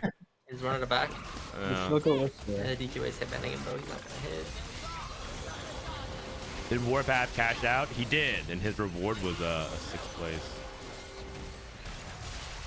Cashed out a 6. Not bad. I believe that's actually about where the augment AVP is.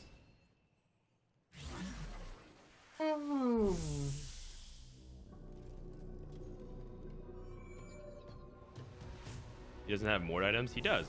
If he has Edge of Night, he actually has 3 more items, but he just can't really bank on that anymore. I also feel like a lot of these lobbies are capping actually fairly weak. Mm-hmm. I don't really know why. I mean, I guess people are just rolling a little deeper on the 4th stage for those like upgraded units maybe. Yeah, I mean, I think the player quality in each lobby is inconsistent, and so we're seeing like a lot of people just die with pretty weak boards, and then like a lot weaker boards are required to get to this stage, I think. Yeah, a lot of people are dying stage 5 and stage 4, such that you're just rotating into the stronger guys, I guess, again and again. Everyone's dead.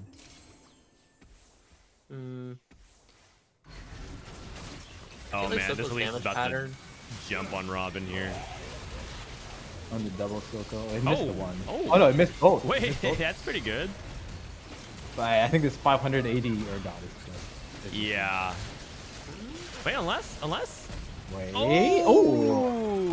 Okay. All right. All right. Even gods can bleed. By the way, DQA holding 2 Silcos. Okay, man.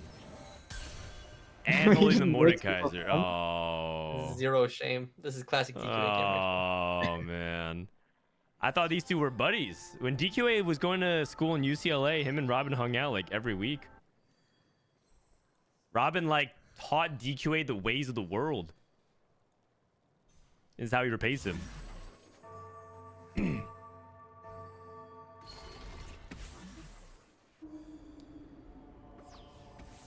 He repositions Ziggs to the front. Dude, I genuinely wonder what comp would even beat this. Like, Urgot? yeah, like what even beats this? Like, maybe. It doesn't know QSS. Right? I mean, I think maybe like I think Urgot actually is a comp that I think people don't position that well against either. I mean, yeah, like obviously he wins this game pretty easily, and I think he would have won. But I don't think Robin could have done much. But I also think that's a comp that people don't understand how to play against very well. Yeah, I agree. I mean, I think a lot of people would have really bad positioning when the Urgot is like solo frontlined, and you can take advantage of it. But I think once the Elise goes frontline, it's kind of hard to outposition. Oh, you guys, Kurum went second, so I think he needs to top 4 this last game.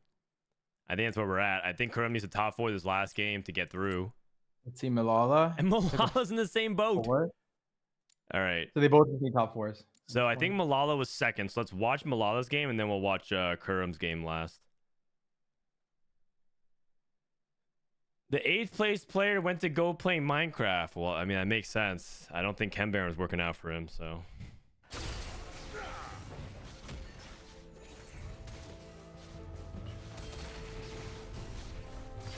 All right. Let's hop on board with Game 6. Game 6. This is Viktor's Visions.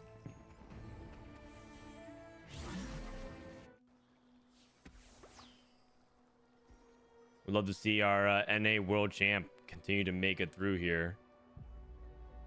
Yoon, Leighton Forge, Edge of Night Slam. Oh, diversified portfolio.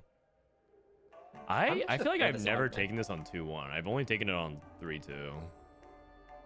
I mean, it's basically just what's it called? It's basically just what's the augment that gives you 1 gold a turn?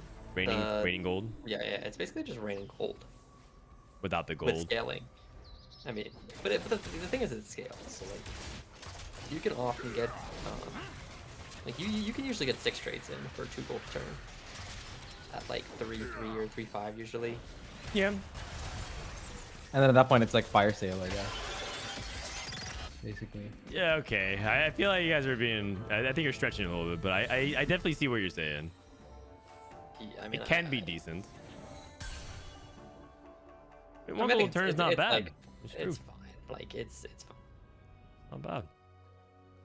Okay, eye for Then an again, is eye. it- Patience is a virtue. Okay.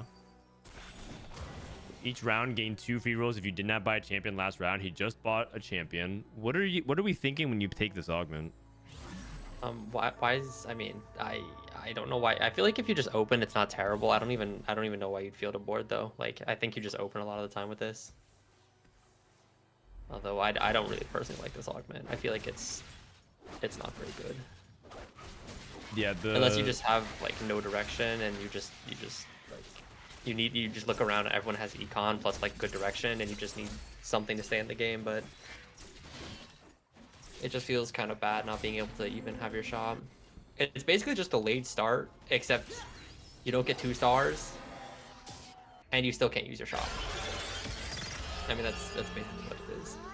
I mean, in the past, we used to use something like patience as a virtue for like 3-cost reroll, or if you were or if a comp was so egregiously strong for blue streak like Callista, Yeah, would it use was very for good in immense amount of Callista. econ. I just don't think there's any comp like that right now currently in the game, where it's like we were willing to like lose a bunch of shops and then like super roll it down either on 3-2 or 3-5. I think it's fine to Urgot probably. That's probably the best thing for it. Possibly. I would imagine. Yeah, that makes sense.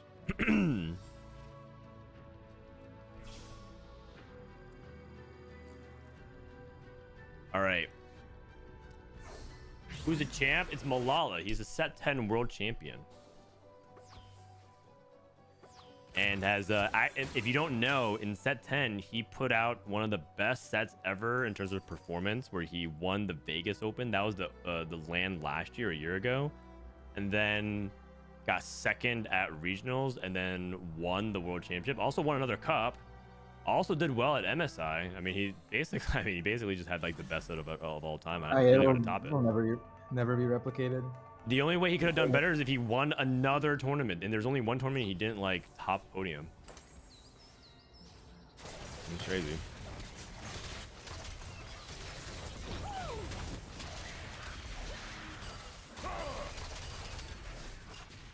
All right. Risky moves.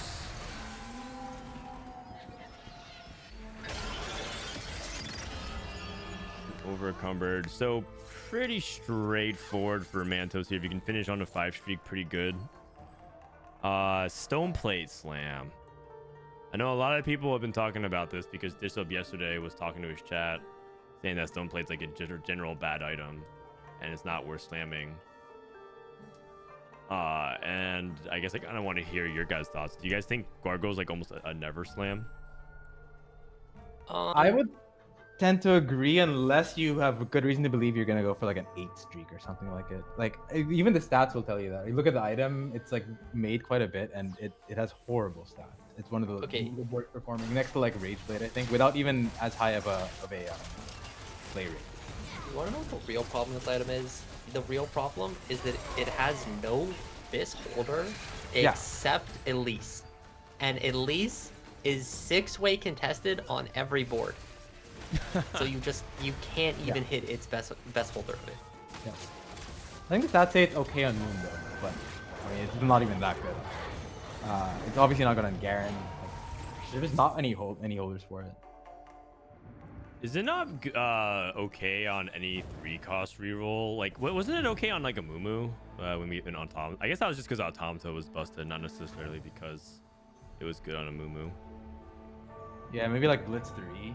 it's probably like okay. Yeah, I was thinking Blitz and like the Automata stuff, but I think that was because Automata was just so broken in general.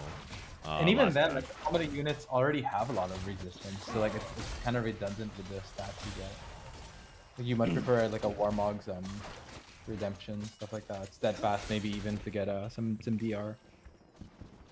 I mean, I think it's also just a lot of the other items are just really good right now. Like, they buffed a lot of the chain items this set, and Yeah. Bramble being good, Bow. Cloak is like fine right now. What actually is the worst component, do you guys think? The worst components? Yeah. I Gotta think be it kind of Cloak. depends what tree you're playing. I think with this patch being a little more AD heavy, in my mind, it's Cloak. Like Declaw's not a bad item, but in a AD lobby, it is a bad item. And then Stone Plate also not I can good. see that. I can see that. QSS kind of hard to make in most comps. I mean, I just feel like AP. I'd rather not have AP components than AD, based off just like the way the meta has developed. You'd rather just like play around AD items than AP, but like AP is unplayable. So I guess I would have to just say tier, because tier at least leans towards AP, and Rod can always become like Rage Blade and things like that. But I'm not sure. It's funny because personally, I think the glove is kind of just sad a lot of the time. Like, it makes IE, it makes Last Whisper, but then like, what are we excited to slam? Oh, you're not a fan of replay Biss Quicksilver Slam? Quicksilver, meh. I actually think Quicksilver's not even it's a pretty solid item these days. Yeah, I mean, it's like, but like Guardbreaker, like Guardbreaker is good, but it's you don't need the belt. Yeah, it's hard to find. IE's good, but you don't want to eat the BF sometimes. Last Whisper's pretty good, but Okay, I can see it. Oh, Mila's taking a know. heroic grab bag oh, he's playing Urgot, right? Or is, yes, it's with Urgot. BT Quicksilver. Are you sure? Don't be fooled. Are you sure it's not like Some Enforcer tempo. yeah, like Camille, Smeech, and Ambusher? I'm not entirely sure. So he knows he needs just a top 4, right? For the... Yeah, I mean, I think a top 4 gets in there, but I think a third is guaranteed. So. Oh my god! Oh! Wow! Yeah, I think he's just. I don't hate it honestly, because he's so poor already. Yeah. Wait, what the? But like, What's going on here, man? Okay. 3 They just have not today, and they just bounce aggro back and forth. Okay.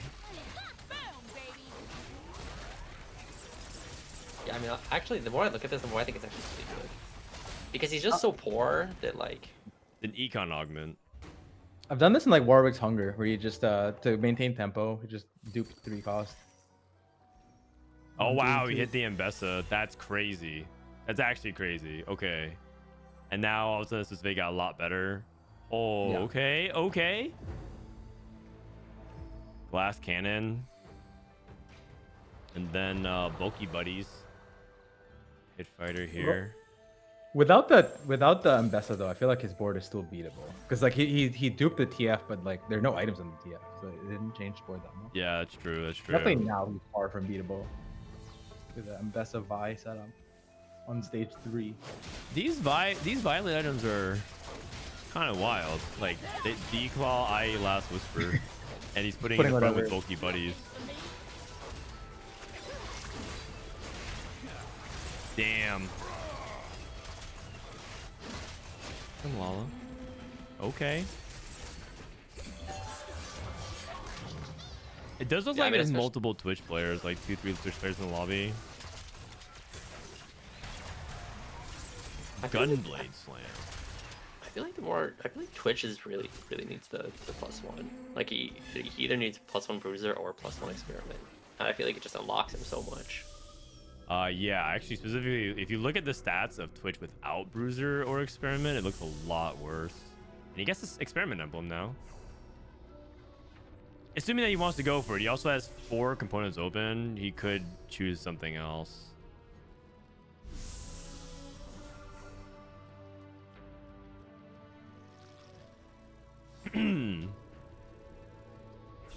Trying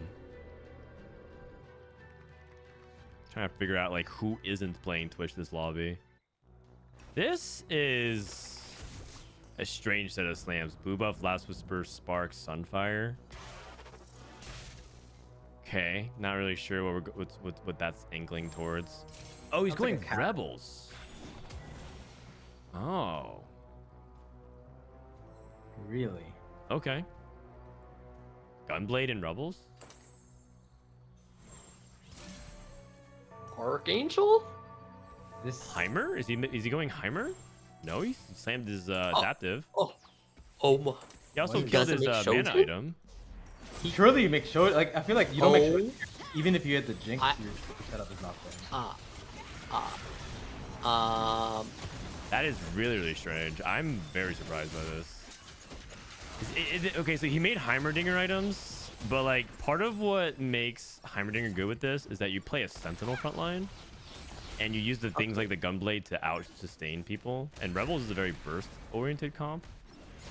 Wait, isn't it like extra egregious because of his augment though? Yeah, Like his not augment making is Shojin 80. here because he's like that's better for Jinx by like Oh, you're right. You're right. A Spears lot. Will. Yeah, I'm not so sure, man.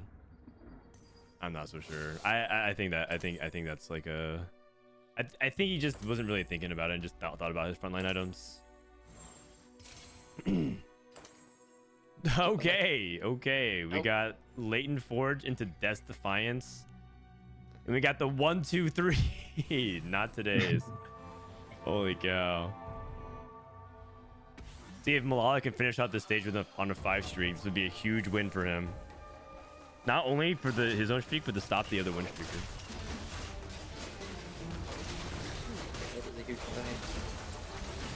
Yeah, this is basically good. justifies his entire 3-2 augment pick.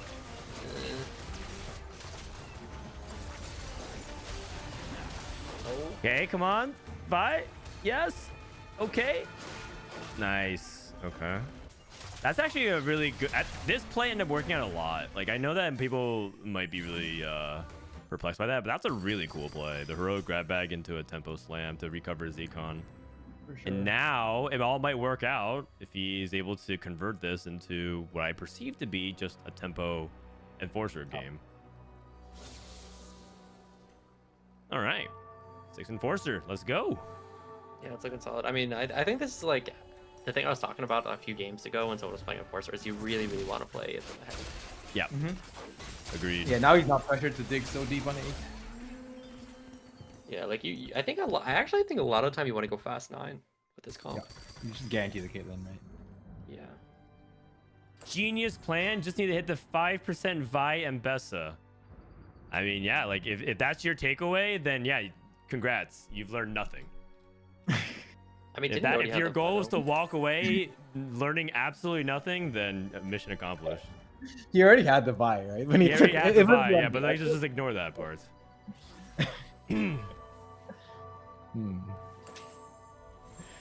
Wait, was it a gold drop or was Stay it hard stuck and stay mad. Oh wait, that's what the heck? That's at least 2 out of nowhere. How did he just get this? Damn. Wait, was it a gold orb? I wasn't paying attention. It was a gold orb, right? The 2 anvils. Oh no, it was good. Okay, never mind. I didn't It's see from it. his augment. I didn't see it. I learned to take Spears, Will, slam Archangel Gunblade, and play Rebels. Well, I mean, it's working out okay so far. He's got the adaptive now onto Zoe, and yeah, now he's got the Elise too. Okay, that play I have a little less of a defense for. But to be fair, he does have at least 2, so maybe, or not really to be fair, but maybe it's fine. Holy! This guy took all the duplicators. He is so Oh, committed to this wow. 4th place. It is insane. Yeah, He is gonna be so weak. Oh, this is not good. He has to dig so deep. yeah. He's looking for Oh, Vi if too. he doesn't hit a Vi here. Oh no. Oh, God. No. You would have hit him best of 2. Oh. Oh Oh. gosh. This game took Well- a turn for the worse. Yeah. Oh. Okay. I'm looking away. 81 HP, like surely the bottom of this lobby did not look that strong. I mean, He's carrying Honestly, Mac too. Honestly, yeah. would you just click like Alawi there and just like go 9? I feel like I would probably just click Alawi there and try and like I understand why he's playing for 4th, right? And that's like why he clicks the augment, because he's just trying to hit buy 2 and then like be strong this stage. But at the same time, like I think that sometimes that just happens with the I mean, yeah, if you're only going for 1, it is scary as hell in that sense. Oh, he won a round though. Oh, he did. He Yeah, did. he's not Well, weak. that feels even worse that you rolled so much gold and you won. Oh man. You just send 0 every turn for Vi? I feel like I mean, I'm pretty sure you have, have to, to, right? know? Well, okay. I mean, at this point, it's like what's it called? Gambler's fallacy, or lost cause, or some cost fallacy, where it's like, I've rolled so much for the Vi, like surely I don't just click the Alawi that I've seen 5 times. Oh, I don't think you click. I think it's either you econ up a little and then send again for Vi, or send now. I'd be surprised if taking an Alawi was, because you played over. I guess you played over GP. Yeah, I would. I mean, you could just play it over GP and then just go 9 and like. And You could probably 9-5-1 if you just didn't even like. You saw in what his second job. Okay, yeah. If he clicked it in the very beginning, then yeah. I mean, none of these people are playing like extreme. Like this guy's still on Camille too. Oh man. If he knew that he was gonna face these boards, then yeah. Yeah. That is He's true. I don't getting even think it matters. I mean, I think you just have to be willing to like lose rounds with this comp, because you don't have Caitlyn. It's like, yeah. Even if you hit Vi 2, you don't have very much backline, so you're like you're gonna lose rounds anyway usually. What is he even looking for item wise here? He raised 3 item Caitlyn. I guess maybe Sunder. Is he raised Sunder? He has an Edge of Night, right? So I guess he wants to complete an Ambessa pair. Like a rod. Oh, he's going for TF items. Yeah, Arcane yeah. I tools. guess. I mean, if your goal is to save as much HP as possible. Yeah. Can this Vi finally show up? There it is. Oh, thank God. Dude. He didn't even need the augment. Thank God. Yeah, that's right. Oh, don't He say literally that, did not man. need the If you didn't click that augment, you would have Ambessa 2, Alawi 2, and Vi 2. And be Oh. going 9. Oh my god. Okay, this is now a top 4, right? Yeah. Given he won 4 2 Teemo streaking, man. It's working out. Hey, this is actually seriously criminal. Like, I'm getting a little tilted watching Teemo winning. I might be hate watching him. Yeah, you might be, man. You just No, own you're it. right. Just say it out You're loud, right. man. I am hate watching You're him. hate watching this guy real hard now. You just can't accept his place. And I think he's going straight to 9, man. And I bet he's gonna natural to Zoe too. Also, Milala just lost after he hit. Oh man. Oh wait, I think Philip is right in the chat. Milala could have clicked the Elise and made a Vi too. Oh, he's right. He right. actually like. Did he have a Elise in the shop? I missed that. Right. Yeah, there was an Elise in the shop, and he could have clicked that and then clicked the 2. And then click the 2 Vis. He's right. Yeah, and then he played I the missed Elise that. We were with too the- busy. We were too busy laughing at the fact that 2 Vi showed up, and everyone missed that. Okay, to be honest, everyone missed it because we're all like in his head and we're all tilted. That Yeah, we just rolled that we're much like, gold, we're we like missed the tilted buy. for him. We're like tilted for him. Oh man. Didn't have enough money, is what other people are saying. Maybe he wouldn't have been able to do it that one round. I mean, no, it's not even a money thing. You lock your shop, or you You just don't lock even them buy up. the Elise. Yeah. You just Buy the Elise next it's turn. just I a guess. mistake. It's just a mistake. You would buy the Elise and then save it. Oh god. Okay, well at least he's not 8th, and I don't think he's 7th. Yoon is probably dead. Oh, we got it. Center of the universe, Twitch. Let's see it in action. Wait, what? His Okay, range also- starts that high? Oh. Oh yeah, I was about to say, is it like, does you get extra ticks if you're on your home board? That would be kind of funny though.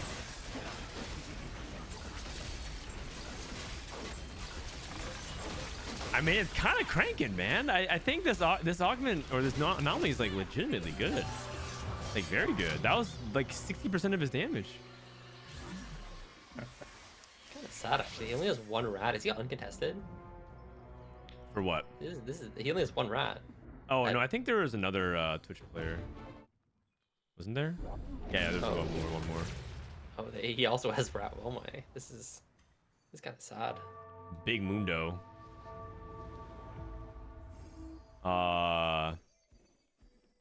JesusTeemo did get to Zoe too, by the way. So it's so criminal, man. Like, how can this be his spot? Like, no, it's just so Listen, illegal, man. You just had to learn. You just had to learn. And now he hits And he Trojan. has a There you go. Shogun. Nice. No. Yeah, that's pretty Absolutely good. That's not. pretty good. All right. Pretty good. Pretty good. Oh, Smeech 3. Smeech 3. It's time. We finally got it. We got invisibility and Edge of Night, which is a little bit. You don't really need both. In fact, What is this? Last Wisp? Even not Shroud? today though. He needs to take it. Even He's Shroud. actually a big. Still I think no I'm actually echo. a big fan of Invis on Smeech because he basically just dives into the enemy team, so he'll pull a lot of aggro usually. Yeah, exactly. He Just jumps naturally. out of aggro range a lot. But it's not today, which gives extra attack speed, so it's better than usual. I generally like Smeech with actual damage items too. Yeah, I think he. I don't even know. I I honestly. think he loses this I think- fight. For sure. Yeah, I think he does too. No I think I've looked at the anti-heal. stats of every unit except Smeech. I actually have no clue what you build on this guy. Smeech, I feel like I you have no actually clue. want. Oh, actually, it looks like he's out healing Yeah. his Death Defiance. Never mind. No anti-heal cuts, so. Smeech, when I played him today, I went just Titans BT and Hodge, Giant Slayer, and he just did a million damage. He was just so crazy. Whoa, this guy hit Viktor and Warwick. Viktor and Warwick. JesusTeemo's still win streaking. This guy's actually gonna win. I mean, yeah. Milala, probably top 4, but he is able to go 9 now. Like, I mean, like this is what I mean is that he just lost every round with Vi 2 anyway. So then, like, he could have just like bought the Alawi, and then like. Oh, he's in the back line. 5-2. Oh, JesusTeemo, your reign of terror. I think it was a good position. Oh, I wait. think he meant to wrap There's like just like that. nothing else but the Vi. And the Vi killed Jace. Oh, but can the Vi 1v4 I here? think she can. Who's the damage dealer? Yeah, there's a BT on it, so it's the Sunfire is the damage Oh, dealer. the left here. Sunfire. And the just the general AD from Rebel. Oh. Oh. It actually is just Sunfire taking it down. Oh my! That was huge. What That a was huge. beast. Very close fight. Very, very close fight. And that's so important for his Fast 9 prospects. Yeah. Positioning And diff. it's securing his 4th. Now it's Barney that's shrieking. Dude, Warwick and Viktor. Holy cow. He's on level 8 though. He's on level 8 Twitch 1. How far can this comp go on level 8? Level 8 board with level 10 shops. Even the 6 costs.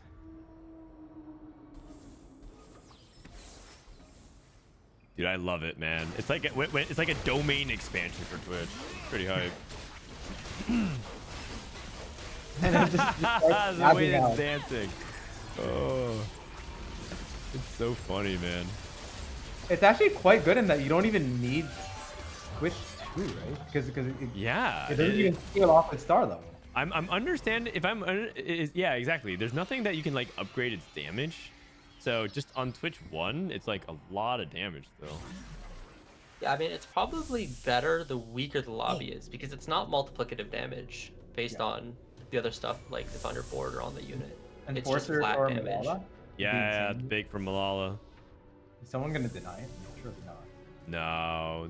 I mean, if they deny it, it'd actually be just a straight target snipe. Yeah. I mean, it could be tactical if someone is like in a placement battle with him. Yeah. The thing is, Malala's such a likable guy. Everyone loves Malala. That Oh, if no you one's do gonna that, target him. you just be like putting a giant target on your back. for everyone else. Yoon is still Oh, no echo. Enforcer Warwick. I yeah. Who says no? Honestly, it doesn't sound bad. But No, I put on mean, Bessa. I Okay, assume it's better sure. with Warwick. I think I don't mind it on Warwick because he ends up helping you kill the units and ends up being Yeah, pretty the good. proc enforcer. Yeah. Yeah. I like itemizing Warwick these days whenever I get a chance. Agreed. I feel like Warwick now feels. I mean, maybe still not on par with the other six costs, but like I'm happy to have him in most of them. Yeah. Ooh, it's looking a little dicey though, this fight. Come on. Oh! This buy has been so close. Oh, Vi! The Oh my invisibility aggro drop has been nuts, actually. And I think Milala is almost home free. He just kind of needs to... Just needs to survive. And it's a does top invisibility cleanse negative effects as well? It does, right? It does. That's something that they didn't write in this again, but invisibility cleanses Anti-heal negative and effects, yeah. Which is partially what kept him alive so much for this. Everyone's got Warwick and 6 costs, except for Man Toast. See if Yoon can survive one more. If Yoon goes down here, I think that should mean Milala gets through. Does he win this though? Does he go down here given this Rebel Board has no thing? Yeah, the single target for Rebels is kind of weak right now. Oh.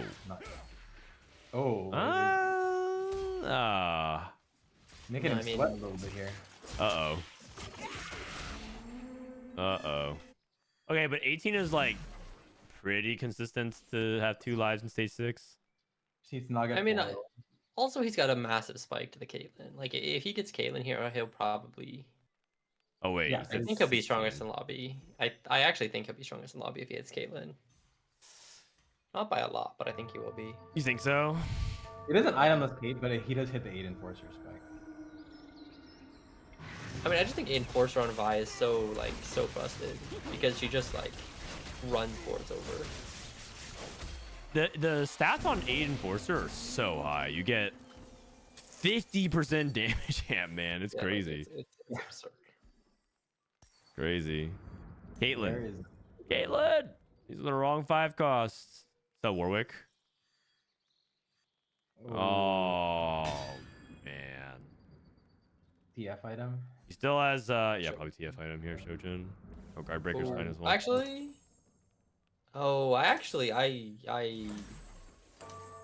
I'm pretty sure it's Shojin Twisted here. Interesting. Especially if your goal is to just not get 4-0'd. Yeah. I feel like Twisted's so good at that. I feel like Twisted is just so good in this spot because he like. With 2 items, especially with these items, I feel like I'd want to multiply him with something. Archangel JG. He's doing on Warwick instead for the cleanup. I think he's thinking the same thing. Warwick will clean up some units. Warwick will kill units as well. He needs to kill 2 more units here. No, the Alawi rolled Bramble. He's dead. Oh no, the Alawi rolled Bramble. Oh, you got him. The Rebel rematch. Archangel Wait a scaling? second. Oh, The Rebel rematch. He's top forward. He's top forward. Oh. JesusTeemo saves. Wow. That's crazy. Does that get Milala to 28? I think I have to look at his actual placements, but I think going 4-4 was enough. But I have to check. 17 prior. Oh wait, no, maybe not. He's at 17. No, 17 before games 5 and 6. Yeah. So I think he's at 27 then. Uh-oh. The dreaded 27.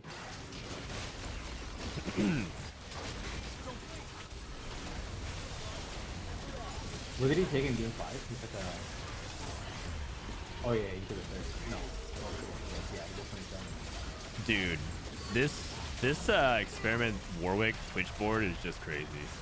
He did this all on 8, by the way. He was at true 0-8, and then Viktor just like hits the and, Victor War, and then just like stabilizes and goes to 9.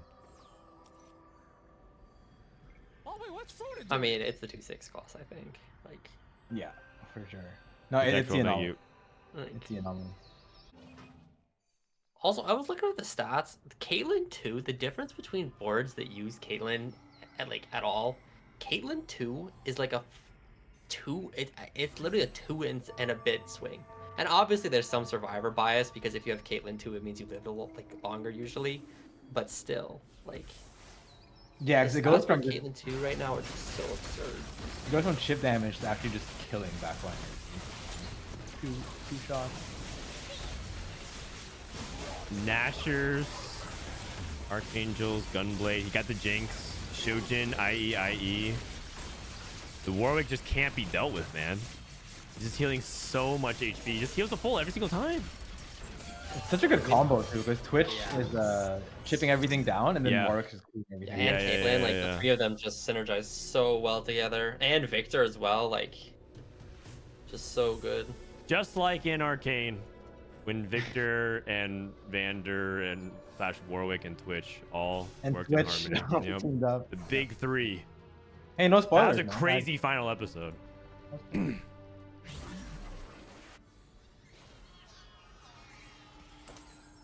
Season 1 was better, he's right. I don't know. I thought both the seasons were pretty good, but Both seasons. Oh, I mean, sure. I mean, I think the writing in season 1 set things up really well, and then season 2 just kind of like, it just wasn't really what I was expecting, but it was pretty fun. I think most Yeah, people really I wanted more character-driven stuff instead of plot-driven things, but yeah. whatever, it is what it is. And I think season 2 is good. It's just season 1 was just like 10 out of 10 perfect. I feel like. Yeah. And people have like expectations that it has to be 10 out of 10. If it's not 10 out of 10, it's like a 1 out of 10.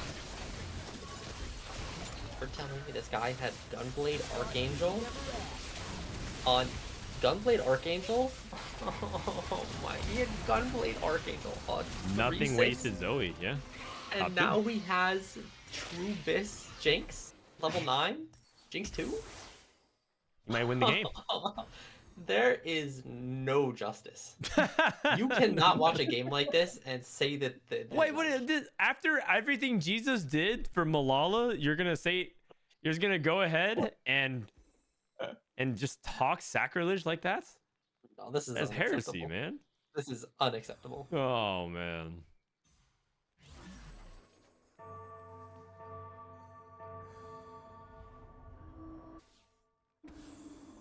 All right. I don't really like the Jace positioning because I think it pulls Caitlyn off a lot of the time. Oh yeah, because the But clump. Maybe that just doesn't even matter. It didn't actually hit. Oh, it did hit. It did hit. Oh god, it did hit. Oh God, it did hit. Oh, yeah. Yeah. Oh, what's this? But we got Wolf vs. Bull. Warwick v Warwick. No, he always loses. Oh, here we go. Oh, it's a dogfight. Oh, let's go, Warwick. I mean, and then he just okay, well, tells one the was better. positioning. Like, I'm pretty sure the Jinx usually wins if he just doesn't clump. Yo, that was actually So so you're upset that he sick. took a What second, the and heck? now you're upset that he didn't take a first. Come on, man. Make up your mind. Oh man. Oh my! This is just. Damn. All right, I think Milala. We're gonna have to see if Milala is good enough to, or his scores are good enough to do it. But that was a game where he aimed for top 4 from the get go, and that was I a don't scary think- top 4. But yeah. Milala doesn't have first, right? Milala What's needed the first. tiebreaker? No, I mean, what's the tiebreakers? It's first plus fourths. Oh, yeah. So basically, like, it's the number of top 4s, but first counts as 2. And he has no first, unfortunately. He has 3 top 4s. Actually, not that good for tiebreakers because he has 2 fifths. Yeah. So he could be. Well, we'll see. We'll be really close. Assuming 27 is usually is. Kurum with a top 2 here should be through, and it looks like Kurum was in a 7-player lobby, so favorable lobby setup in general. But looks like he's. Oh yeah, doing a he's good job well. getting there.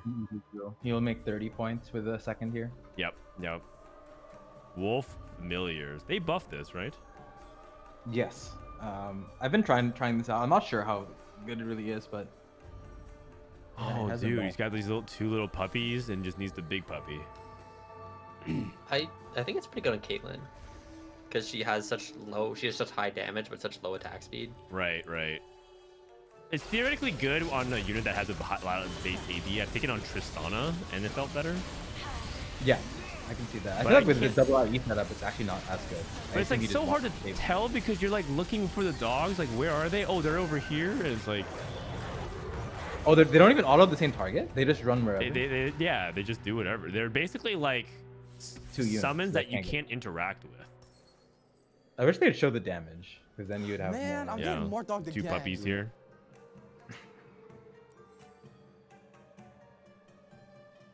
It's hard to tell if Wolf familiar to anything. I know, I agree. Oh wait, it's Twitch top 2. 5 experiment. Oh, what is this? Wait a second, this guy kind of cooked. He's playing backline kill streak Elise with sorcerer. Wait, he's doing it. He's playing the black rat. He's playing the black rat. He's doing it.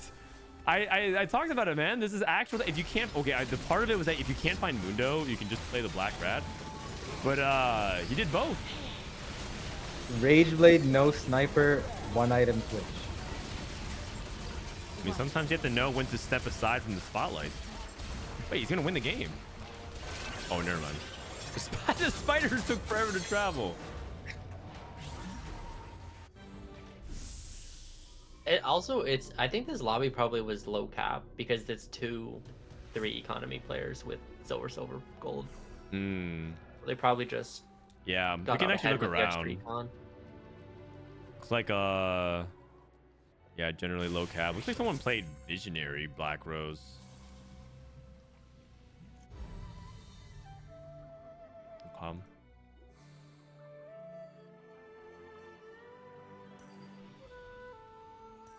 He's looking for LeBlanc too. There it is. Oh, he can't. And then Kurum looking for Mundo 2. Found Mundo 2.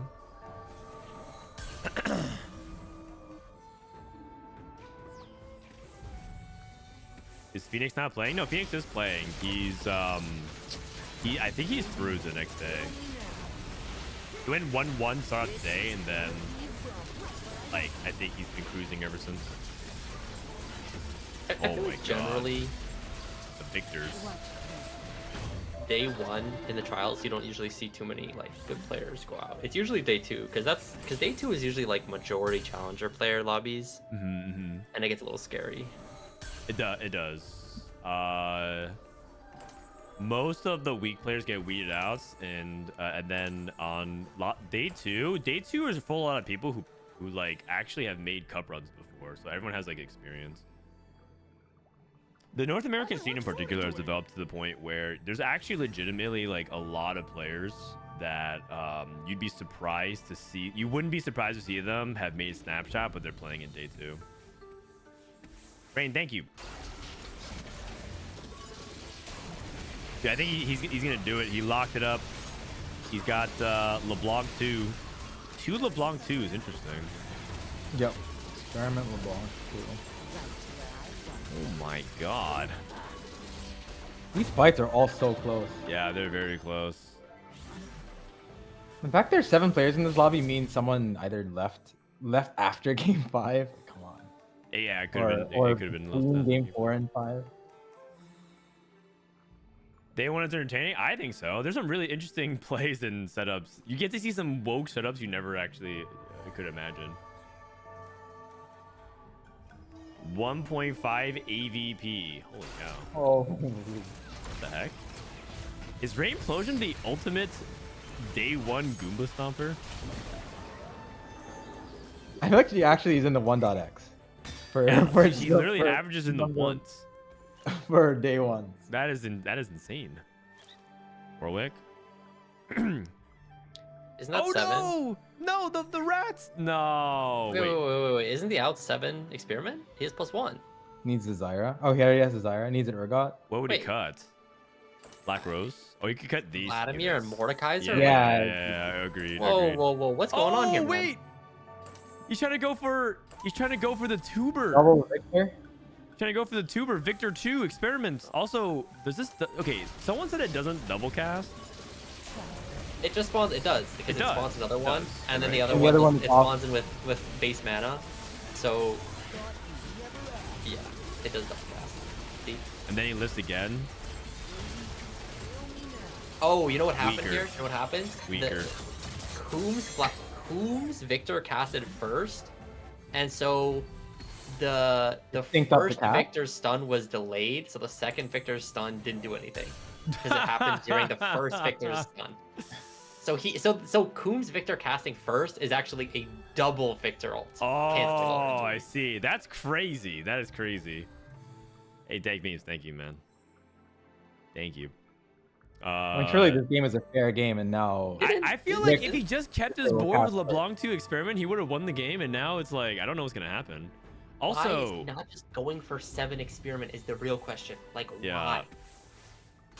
Also, somewhat of an honest question here. Is it like, how they buff Warwick's experiment bonus? Is it still not that good, especially since Kurum's mostly clumped? I'm not sure. I'm really not sure. I think it's fine. Okay, looks like you got it. All right, wild. Yeah, I mean, I think it's fine. I think it's solid personally, especially in boards where you're not like playing like Twitch. I think it's a lot better because the units don't actually need the experiment stats as much. Okay, yeah. I mean, I know it has to be like on kill.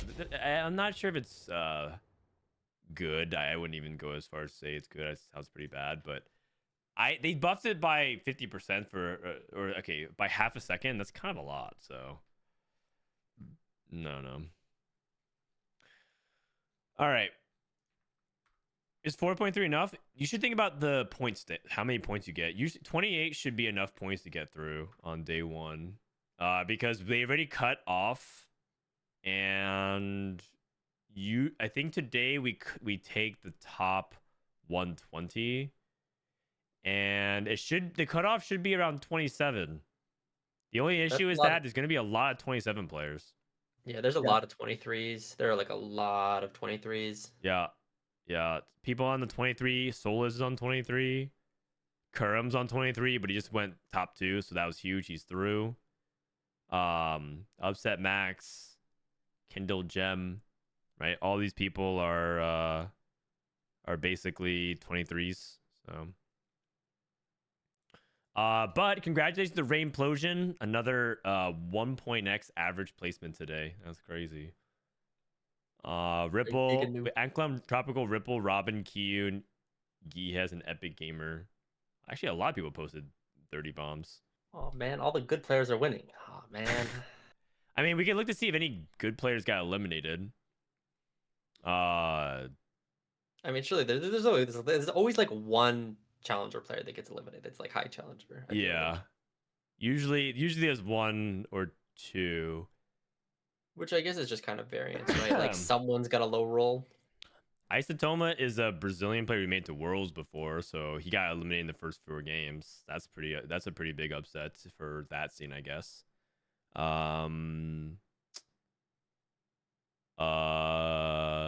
Blaze is the player we talked about. He was actually high LP, like 1300 something, and he opted to play for the final lobby of Tactician for the sub-regional.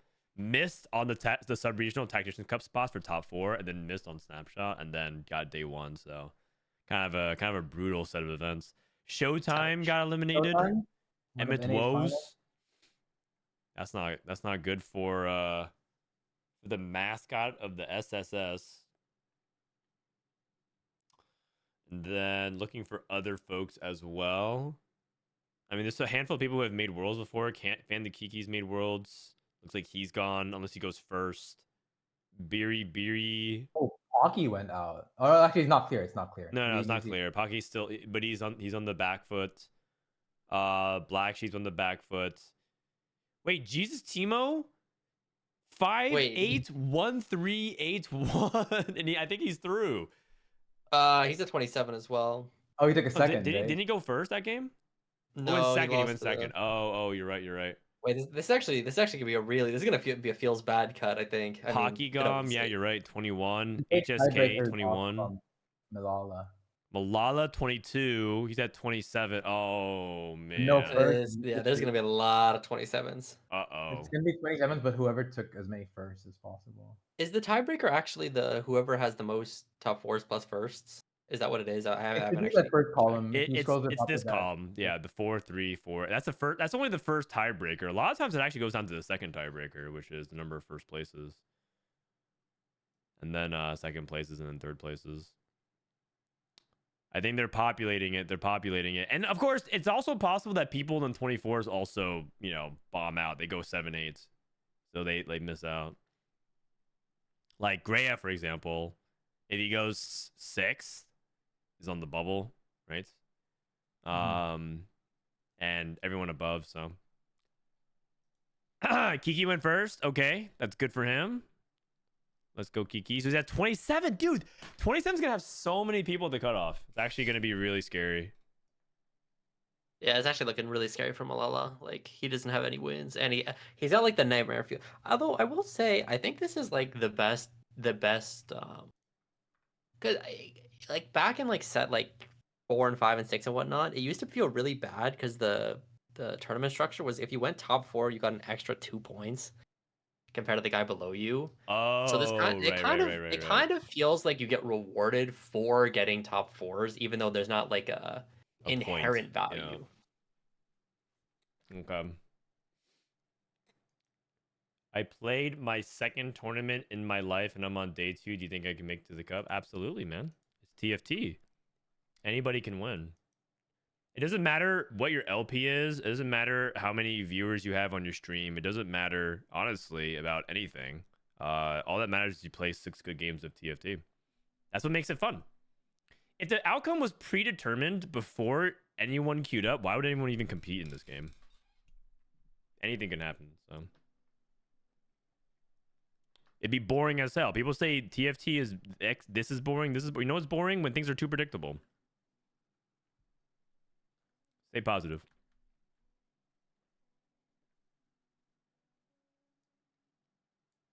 All right.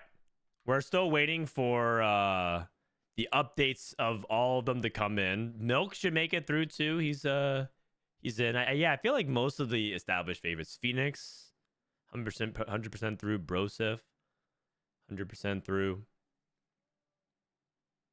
Panny Andrew is through. Cottontail. Hyvix, right? A lot of the usual NA suspects. Also, a handful of the Latin and Brazilian players. But it looks like it is like mostly NA as expected. They do have the most seeds. I really hope Maikel makes it through. LATAM or Brazil players that declared for NA. I think there were a couple, right? We said Lucas and maybe Maikel did it. Kiki did it. Tex did it. I can look we can look at the event info. Actually, I can just share with you guys the. Oh, it's whoever just shows up on the NA ladder. Is that how you? No, it's on the sheets. Let me share with you the actual sheets so you can see. But these are the people that qualified through NA snapshot. So Maikel, Lucas, not that many people. I think Kiki and Tex. I think. Oh, Altanahue as well. Altanahue. Josue deleted. Yeah, those are all players from Latam and Brazil. They probably would have qualified directly to second weekend if they didn't declare NA, right? Yes, that's correct. But they want to. I think it's kind of like their competitive fire, because part of it is like if they play on this server, they're maintaining 2 accounts and. Yeah, their practice, I guess, if they're mostly playing together. In their words, they like stagnate as players and they want to grow. I think it's really admirable if they want to do that, because it's like people like this LAN spot for Relic is completely free and Bobby compared to playing in NA, where I think it would be a lot harder to make that snapshot. LAS, I hope they make it through. Be kind of sad if they declare and then don't make it to the second. But it looks like they are. It looks like all of them are going to make it. Yeah, agreed. I hope everyone that declares makes it through, because I want them to be rewarded for like practicing on NA. Agreed. I mean, but like, aren't we like agreed that NA is definitely the second best region? Like, YBY1 comes over here. YBY comes over here after like stomping the Vietnamese server, and like he's like 1100 LP. I mean, Yeah. can our really carry that much words when we're like challenger players on NA that want NA to be considered one of the top? I feel like we're so heavily biased and want NA. Yeah. I mean, yes, but also like, come on, man. When you watch some of these like EU players, like, come on, man, like. No. I think no. the best region right now in general is APAC, only because they've consolidated to become a super region. They've basically taken all the best players from all their minor, like all the small countries and sub-regions that they've become the best. I think China is second. And then I think like it depends on like what patch and what day of the week and whether or not our top players are banned or checked in on time for tournaments, or addicted to another FPS or MOBA. So it kind of depends. It's NA and EMEA. He's right. Isn't Sensico about to drop like an actual ladder mega nuke though? Like he already did. Do you see him? He already started, right but like yesterday. I'm talking like into the 2K. Oh, 2K on NA is extremely difficult. I mean, like it's just never done. No one is on 2K on NA and EU for multiple sets except for the LP bugged weekend. but like if there was someone to do it, isn't it him? Yeah, I mean, I think Weijin could do it too. I think Weijin on ladder is a complete different beast. This dude is like way too consistent. Way too consistent. Dude, way I too can't clean. even imagine being that disciplined going for 2K. Like you literally have to play like 80 straight games, not a single trolled game. Dude, he is double your win rate. It's not to flame you. This is to show that My like win rate's always terrible though, because I click on the terrible shit. That's what I was talking about earlier with my edge. Like I just click on the terrible shit. You know who might make a run for 2K that is neither of those, that is a better stats than Asian right now? Go down to number 10. Title has been killing it on NA ladder. Oh, He's what at the- Title's locked. he's Title's this locked. high in 167 games? Whoa, insane. slow It's down, insane. buddy. What is His this? match history is I mean, absurd. 167 games? Isn't Title like on the GOAT run though right now? Yeah. No? Yes. I mean, yeah, I think undisputed. the- This guy just plays 3 games a day, cooks NA, and says, "Yeah, all right, arigato gozaimasu," and then pieces out. With Ping as well. Yeah. Okay.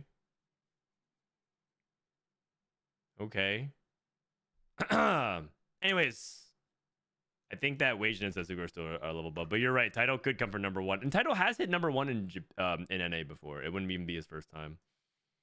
Okay, we have officially the standings, so we're gonna read this off and then wrap up this co-stream. Oh my god. 45 points. I mean, you talk about nuclear. We had an atomic bomb. What is this? 45 points? Is that has to be? Is that a record? I don't know if we've seen 45 points on day 1 before. That is obscene. 112 122. I think someone got 47 once. Who dropped the 47? I think someone got 47 once. Maybe it was like Kivix or something. I feel like somebody dropped 47 once. Holy cow, that is insane. Like years ago. Don't quote me on that though. Rain, Kiyoon, Milk. I mean, 3 of my favorite people that talked about TFT. Very happy for them. Slingshot, Cammy, Anklum, the best performing non-NA player in the top 16. Actually, it goes, holy cow, into the top 24. He was the only BR player with 111516. Pretty good. Ripple, Gihas, Epic Gamer, Robin, Undis, Tropical Brosef, right? All these people that I've talked about before. We got some Frodan viewers. Mantos. There we go. Phoenix. Man, I'm getting more dogged again. Joe Bookmark, DQA. Thank you, Yenwei. You got Maki, Caspar Wu, Nakrak, Cottontail. Barney with a huge first there to end to secure the spots. Got Noosh, Protect Scroll, Sakuran, Appies, Groxie, Cookies OP, Lucas. Okay, we talked about how one of the players who declared for NA ended up making it through. Maikel made it through. That's another one. Altanahue, that's 3.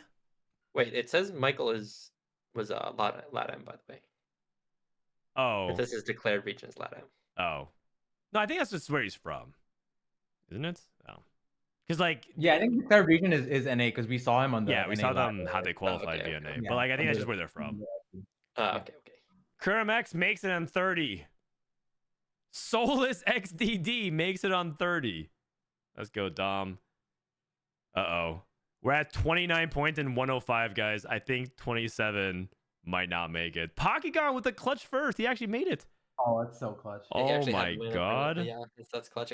Also, he had no wins, so he like really needed That's to win. right. He had no wins. Okay, I'm scared. It's Kevin Zoe. You're telling this guy. Was the Warpath. This is the Warpath guy. The Warpath guy Holy. just takes Warpath on game 5 and then cooks up a second to advance anyways. What a beast. Host slay deleted. Tops out 28. It looks like 28 is going to be a cut, guys. Kindle Gem, Greya, TFT Rex, Sage. And I think we're here at 120. Jummy barely gets through. Santi barely gets through. And 28 ends up being the cut. 6 people eliminated. That is so hot. You know why? It's because they cut the bottom performing players as they go through the day. Yeah, 120. It didn't just go top half, right? It's 120 out of 256, I think. So it's a bit worse than half. Oh, we lost Ramkev. We lost Fardinator. We lost Fandakiki. Oh, man, he even went first in his last game. Wait, JesusTeemo, that 1 point mattered. Oh, God. Asa, we lost Asa. Asa was in a good spot. I thought he was through, and then he went 6-7. Upsetmax out. Dude, how many 27s are there? Oh, my God. 127 to 140. 20 people are at 7 points. And Milala, you're right. Milala had the worst tiebreaker. Yeah. That is brutal, Man, man. that's actually, I think that might be the most 27s I've ever seen. That is like a wall of 27s. And one of the more like somewhat sad things is like even if some of these players got 1 more points, they would have also lost out on the 28 tiebreakers as well. Because the tiebreakers were not good. He would have placed here, I think. So that is an 07 to some of the best players in NA. Asa, Milala. We say later to Ramkev. Max is out. Hisoka is out.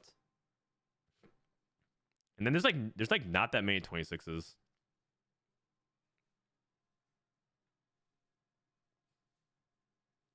Super All right, Pino.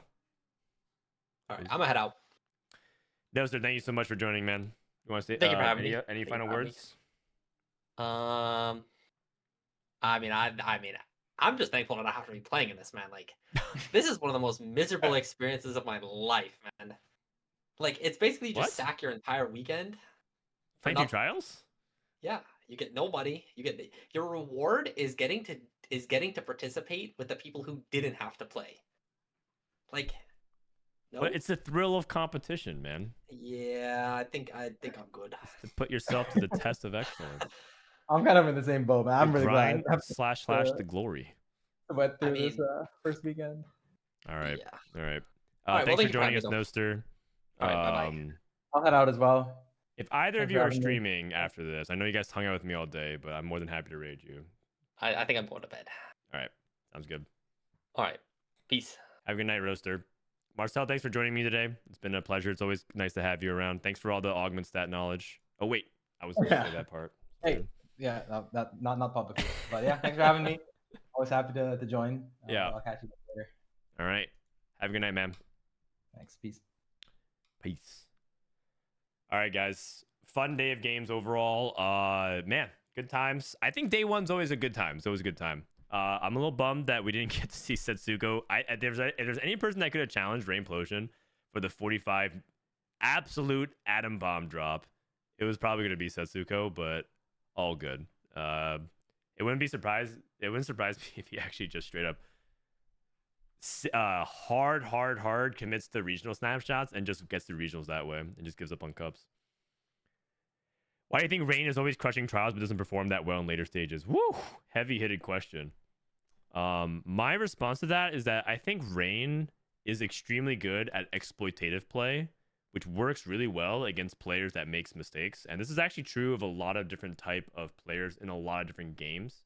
So as you guys may have heard, I'm participating in the Sajam Street Fighter Slam in a week and a half. I practice Street Fighter an hour a day. I'm terrible, but I can do a little bit of combos. But in fighting games, there's also a type of play style that's specifically exploitative to try to like capitalize on people's mistakes and being able to leverage that. And that's a skill set that she's particularly good at. And that could be because of a lot of different reasons. One, it could just be the way she views the game. It could be her specific skill set that's really good at like observing and finding ways to leverage that. It also could just be just the way that she approaches things on, like, I know, for example, Setsuko struggled with this because he was really good at doing well on ladder because he was beating up on ladder players and wasn't adjusting for tournaments. But I also think that part of it is that one thing that Rain is really good at is learning very fast with little practice and reps. And I think that when she's matched up against competition that has as much knowledge as her, because they put in way more reps, I think she's at a disadvantage. So I think that advantage disappears and it just becomes a lot more. It's not like she doesn't perform. It's just that I think her advantage is significantly reduced on a weekend 2, because on weekend 1 she has a massive edge against the field. In poker, these kind of players are the best players. I mean, I think that's true. That's very true. I've heard, I'm not super well versed in poker, but I've heard that this is really good play, especially in poker. In TFT, it becomes less of that when you're equally matched against other players who are also just as good, either fundamentally or they have a good beat on the meta. I'm sorry, I'm new to the whole TFT scene, but what is Snapchat in TFT? There's no Snapchat in TFT. Are you talking about what is the equivalent of Snapchat? We use Discord. Does she stream Rainplosion? She does whenever she has internet that's functioning. Oh, Snapshot. Sorry, I thought you meant like social media. Snapshot is at a certain time, like midnight, they basically take a screenshot of what the ranks are in their LP, and then from that you qualify for an event. So it's like a ladder-based qualification. Ranked. Sorry, my brain is fried, guys. I'm not trying to be facetious here or obtuse or whatever the word is. All right, guys, I'm gonna go raid T-Lides today. T-Lides is gonna be joining me. If you guys enjoyed my commentary and hang out with the guys, big shout out to Marcel and Noster. Tomorrow we're gonna have T-Lides and Little Top join us. It'll be an interesting commentary duo for us. What's been the highlights so far?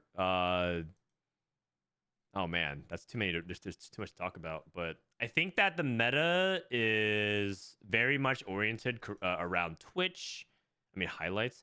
Twitch is good. Enforcers definitely are good. I think it's a very playable line. Ambushers are impressive, for sure. Academy is also quite good. Not that much Nocturne. I think we're gonna move Nocturne down just due to popularity. But I think he's still playable. But like for the most part, today was a lot of Academy, Urgot, Twitch, Black Rose, and Ambushers, and then handful of Rebels, handful of Emissaries, handful of niche reroll comps. The highlight probably was like the one guy that took trolling, and then he played no bruisers, and then died. It was pretty funny. Don't be isosceles. Where are you in these trials? I'm not competing in these trials. That's my co-streamer agreement. I choose to cover it. Most balanced meta ever? Probably not. Probably not. But the reason why is because the comp data, as you guys can see, is balanced, but I don't think that the augments are that balanced. But yeah. All right. Anyways, I'm going to head out. Have a good night, everyone. See you mañana. Peace.